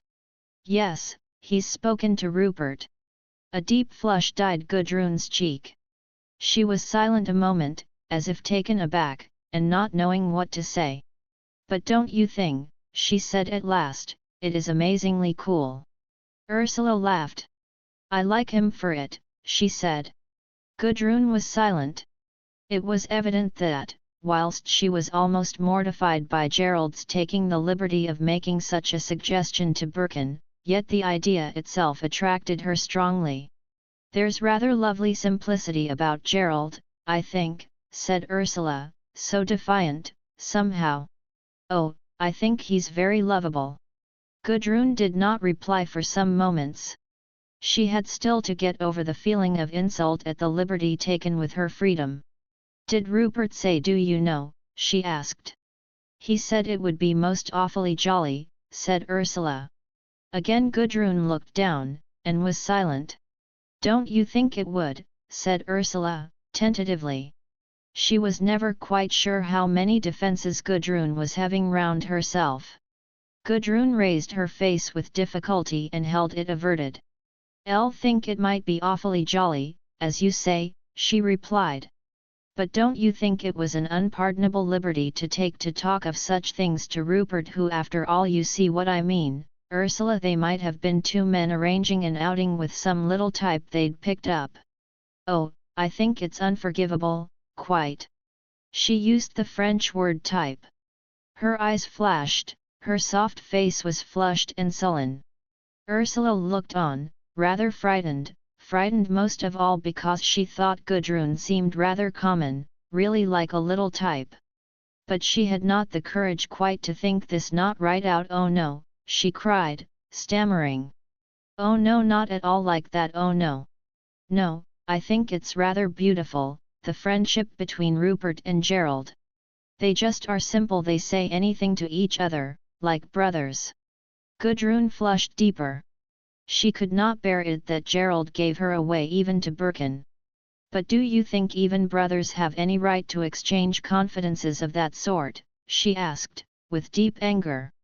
"Oh yes," said Ursula. "There's never anything said that isn't perfectly straightforward. No, the thing that's amazed me most in Gerald, how perfectly simple and direct he can be. And you know, it takes rather a big man. Most of them must be indirect, they are such cowards." But Gudrun was still silent with anger. She wanted the absolute secrecy kept, with regard to her movements. "Won't you go?" said Ursula. "Do, we might all be so happy. There is something I love about Gerald, he's much more lovable than I thought him. He's free, Gudrun, he really is." Gudrun's mouth was still closed, sullen and ugly. She opened it at length. "Do you know where he proposes to go?" she asked. "Yes, to the Tyrol, where he used to go when he was in Germany, a lovely where students go, small and rough and lovely, for winter sport." Through Gudrun's mind went the angry thought, they know everything. "Yes," she said aloud, "about 40 kilometers from Innsbruck, isn't it? I don't know exactly where, but it would be lovely, don't you think, high in the perfect snow." Very lovely, said Gudrun, sarcastically. Ursula was put out. Of course, she said, I think Gerald spoke to Rupert so that it shouldn't seem like an outing with a type I know, of course, said Gudrun, that he quite commonly does take up with that sort. Does he, said Ursula. VVHY, how do you know? I know of a model in Chelsea, said Gudrun coldly. Now Ursula was silent. Well, she said at last, with a doubtful laugh, I hope he has a good time with her. At which Gudrun looked more glum. Chapter 28. Gudrun and the Pompadour. Christmas drew near, all four prepared for flight. Birkin and Ursula were busy packing their few personal things, making them ready to send off, to whatever country and whatever place they might choose at last. Gudrun was very much excited. She loved to on the wing. She and Gerald, being ready first, set off via London and Paris to Innsbruck, where they would meet Ursula and Birkin. In London they stayed one night. They went to the music hall, and afterwards to the Pompadour Café. Gudrun hated the café, yet she always went back to it, as did most of the artists of her acquaintance. She loathed its atmosphere of vice and petty jealousy and petty art. Yet she always called in again, when she was in town. It was as if she had to return to this small, slow, central whirlpool of disintegration and dissolution, just give it a look. She sat with Gerald drinking some Swedish liqueur, and staring with black, sullen looks at the various groups of people at the tables. She would greet nobody, but young men nodded to her frequently, a kind of sneering familiarity. She cut them all. And it gave her pleasure to sit there, cheeks flushed, eyes black and sullen, seeing them all objectively, as put away from her, like creatures in some menagerie of apish souls. God, what a foul crew they were! Her blood beat black and thick in her veins with rage and loathing. Yet she must sit and watch. One or two people came to speak to her. From every side of the café, eyes turned half furtively, half jeeringly at her, men looking over their shoulders, women under their hats. Old Crowd was there, Karlian in his corner with his pupils and his girl, Halliday and Lebednikov and the Pusum, they were all there. Gudrun watched Gerald. She watched his eyes linger a moment on Halliday's party. These last were on the lookout. They nodded to him, he nodded again. They jeered and whispered among themselves. Gerald watched them with the steady twinkle in his eyes. They were urging the Pusum to something. Many were dim and empty. The luggage was stowed, the porter was Nous avons encore, said Birkin, looking at his watch and at the porter. Encore un demi-heure. With which, in his blue blouse, he was ugly and insolent. Come, said Birkin. It is cold. Let us eat. There was a coffee wagon on the platform. They drank hot, watery coffee, and ate the long rolls, split, with ham between, which were such a wide bite that it almost dislocated Ursula's jaw, and they walked the high trains. It was all so strange, so extremely desolate, like the underworld, grey, dirt grey, desolate, forlorn, nowhere grey, dreary nowhere. At last they were moving through the night. In the darkness Ursula made out the flat fields, the wet flat dreary darkness of the continent. They pulled up surprisingly soon Bruges. Then on through the level darkness, with glimpses of sleeping farms and thin poplar trees and deserted high roads. She sat dismayed, hand in hand with Birkin. He, pale, immobile like a revenant himself, looked sometimes out of the window, sometimes closed his eyes. Then his eyes opened again, dark as the darkness outside. A flash of a few lights on the darkness Ghent station. A few more spectres moving outside on the platform, then the bell, then motion again through the level darkness. Ursula saw a man with a lantern come out of a farm by the railway, and to the dark farm buildings. She thought of the marsh, the old, intimate farm life at Kosithai. My God, how far was she projected from her childhood, how far was she still to go? In one lifetime one travelled through eons.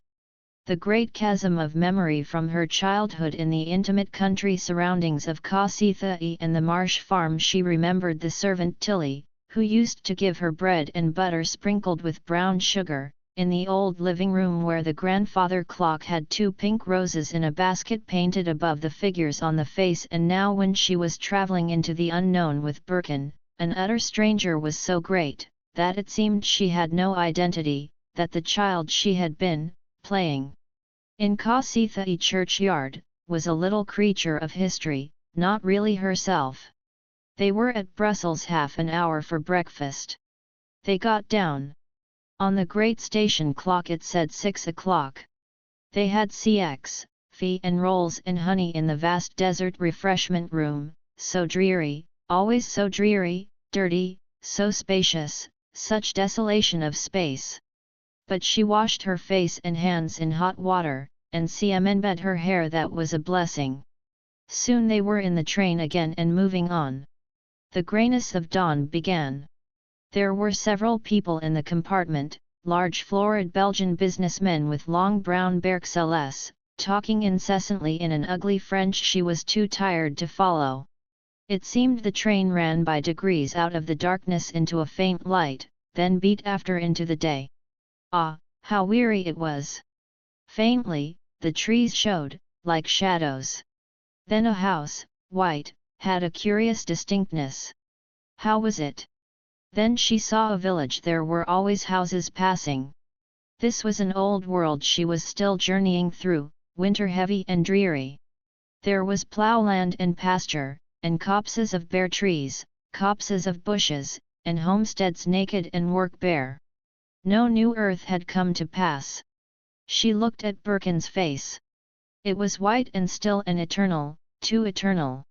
She linked her fingers imploringly in his, under the cover of her rug. His fingers responded, his eyes looked back at her. How dark, like a night, his eyes were, like another world beyond. Oh, if he were the world as well, if only the world were he. If only he could call a world into that should be their own world. The Belgians left, the train ran on, through Luxembourg, through Alsace-Lorraine, through Metz. But she was blind, she could see no more. Her soul did not look out. They came at last to Basley, to the hotel. It was all a drifting trance, from which she never came to. They went out in the morning, before the train departed. She saw the street, the river, she stood on the bridge. But it all meant nothing. She remembered some shops, one full of pictures, one with orange velvet and ermine. But what did these? She was not at ease till they were in the train again. Then she was relieved. So long as they were moving onwards, she was satisfied. They aimed to Zurich, then, very long, ran under the mountains, that were deep in snow. At last she was drawing near. This was the other world now. Innsbruck was wonderful, deep in snow, an evening. They drove in an open sledge over the snow, the train had so hot and stifling. And the hotel, with the golden light glowing under the porch, seemed like a home. They laughed with pleasure when they were in the hall. The place seemed full and busy. Do you know if Mr. and Mrs. Paris have arrived? Birkin asked in German. The porter reflected a moment, and was just going to answer, when Ursula caught sight of Gudrun sauntering down the stairs, wearing her dark glossy coat, with grey fur. Gudrun! Gudrun, she called, waving up the well of the staircase. Shoo-hoo! Gudrun looked over the rail, and immediately lost her sauntering, diffident air. Her eyes flashed. Really, Ursula, she cried.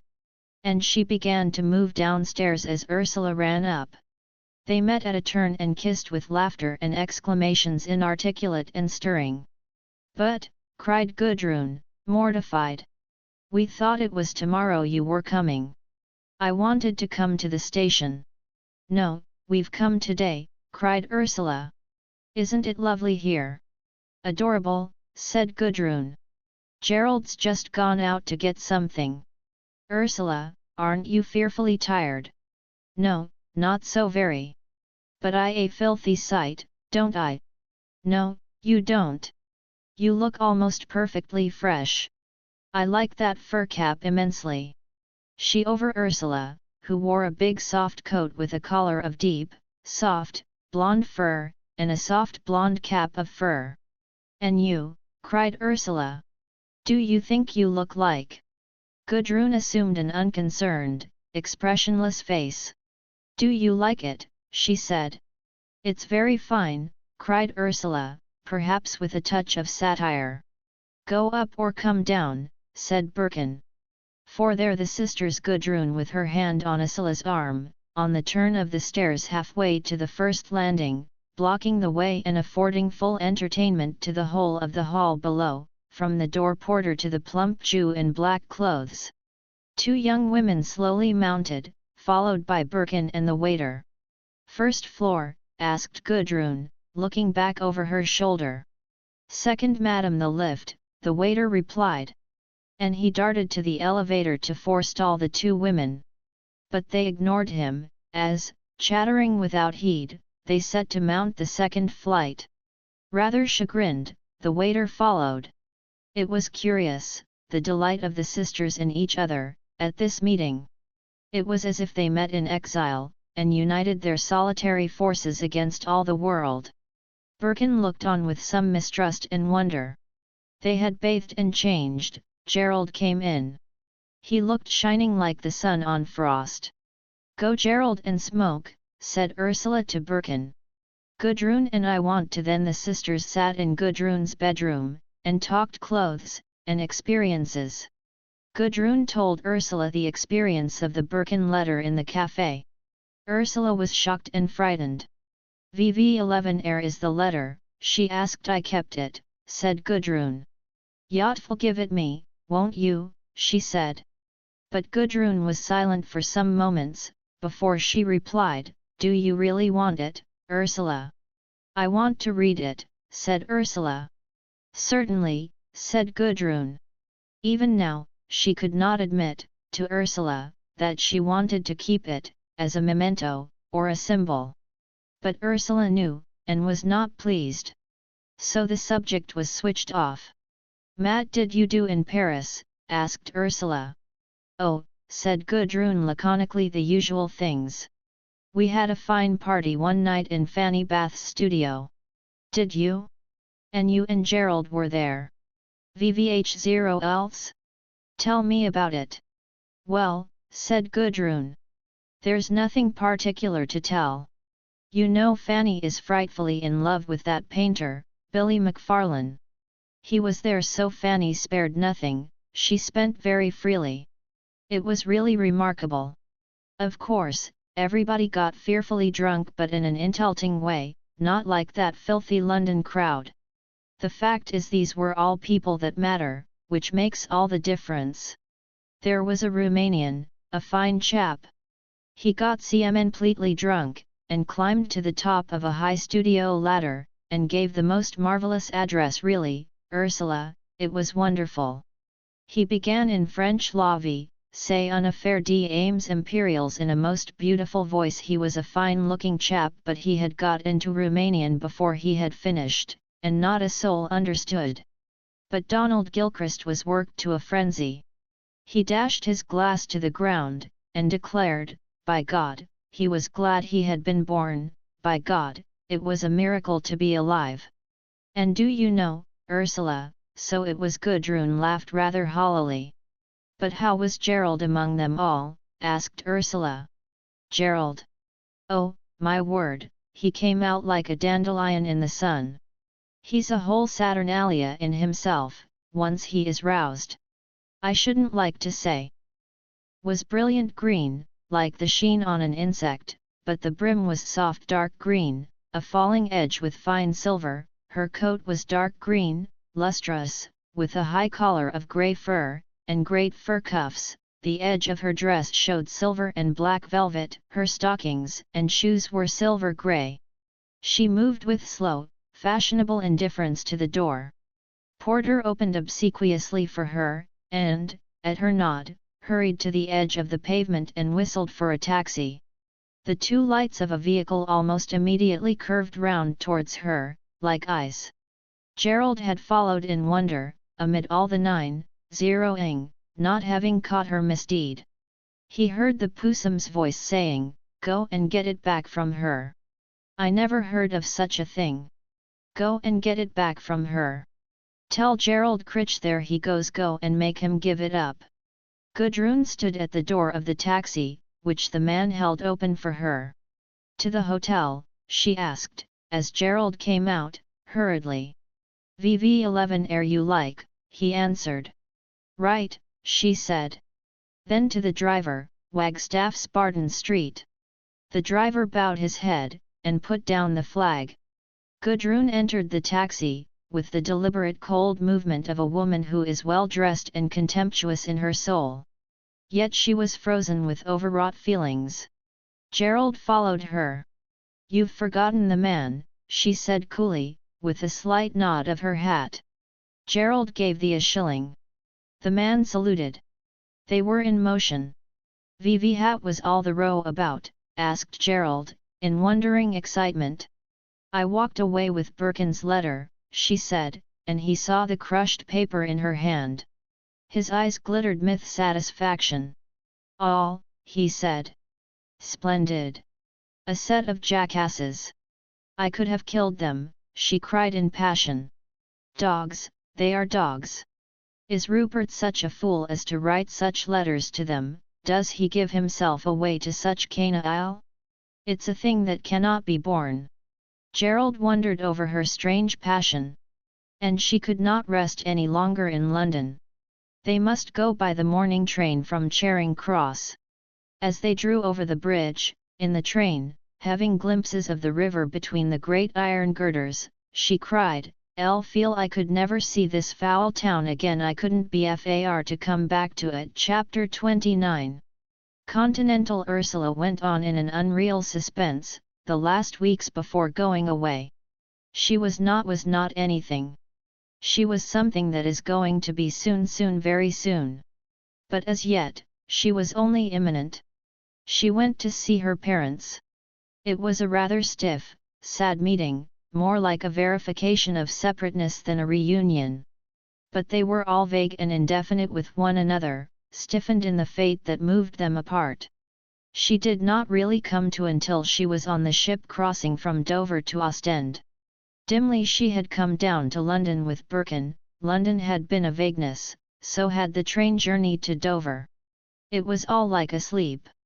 And now, at last, as she stood in the stern of the ship, in a pitch-dark, rather blowy night, feeling the motion of the sea, and watching the small, rather desolate little lights that twinkled on the shores of England, as on the shores of nowhere, watched them sinking smaller and smaller on the profound and living darkness, she felt her soul stirring to awake from its anesthetic sleep.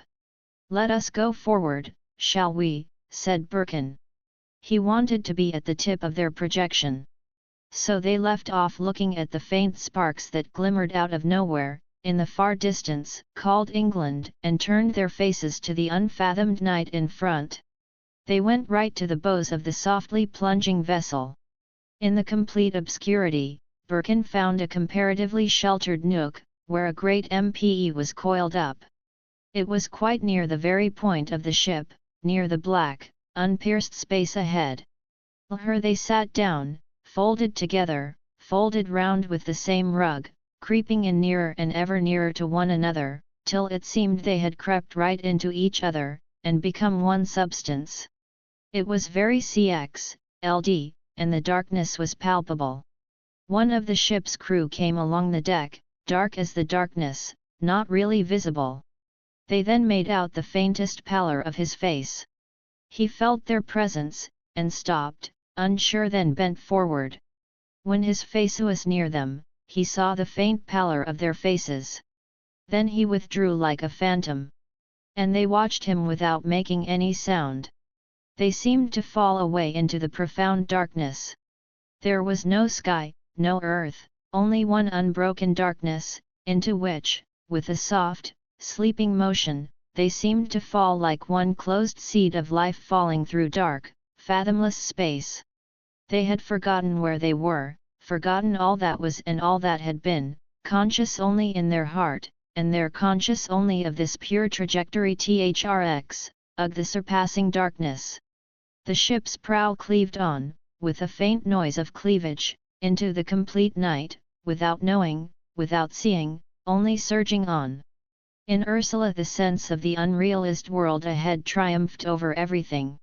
In the midst of this profound darkness, there seemed to glow on her heart the effulgence of a paradise unknown and unrealized. Her heart was full of the most wonderful light, golden like honey of darkness, sweet like the warmth of day, a light which was not shed on the world, only on the unknown paradise towards which she was going, a sweetness of habitation, a delight of living quite unknown, but hers infallibly. In her transport she lifted her face suddenly to him, and he touched it with his lips. So cold, so fresh, so sea-clear her face was, it was like kissing a flower that grows near the surf. But he did not know the ecstasy of bliss in foreknowledge that she knew. To him, the wonder of this transit was overwhelming. He was falling through a gulf of infinite darkness, like a meteorite plunging across the chasm between the worlds. The world was torn in and he was plunging like an unlit star through the ineffable rift.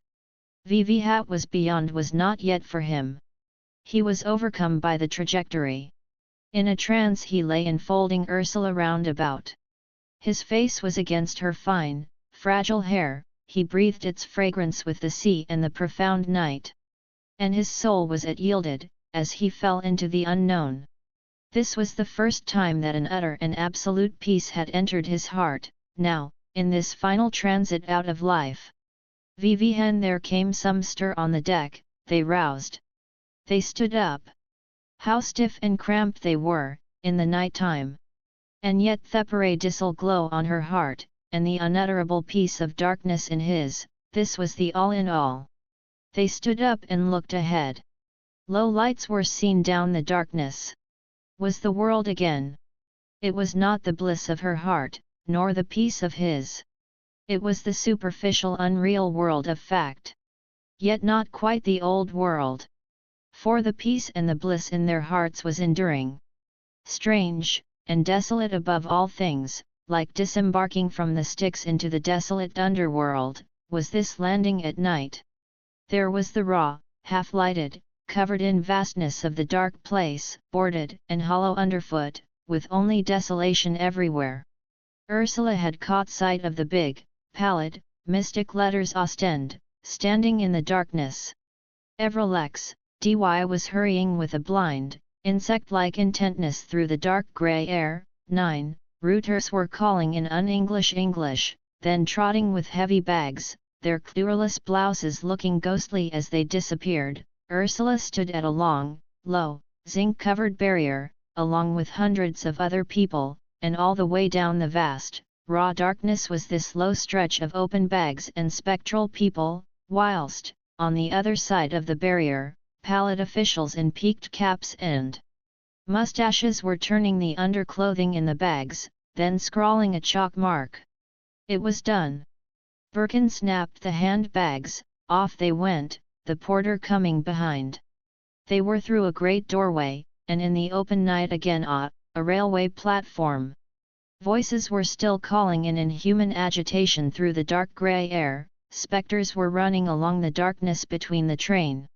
Cologne Berlin Ursula made out on the boards hung on the high train on one side. Here we are, said Birkin. And on her side she saw, Elsass Lethringen Luxembourg, Metz Basel. That was it, Basel. The porter came up. A Baldxim and he clambered into the high train. They followed. The compartments were already some of them taken. But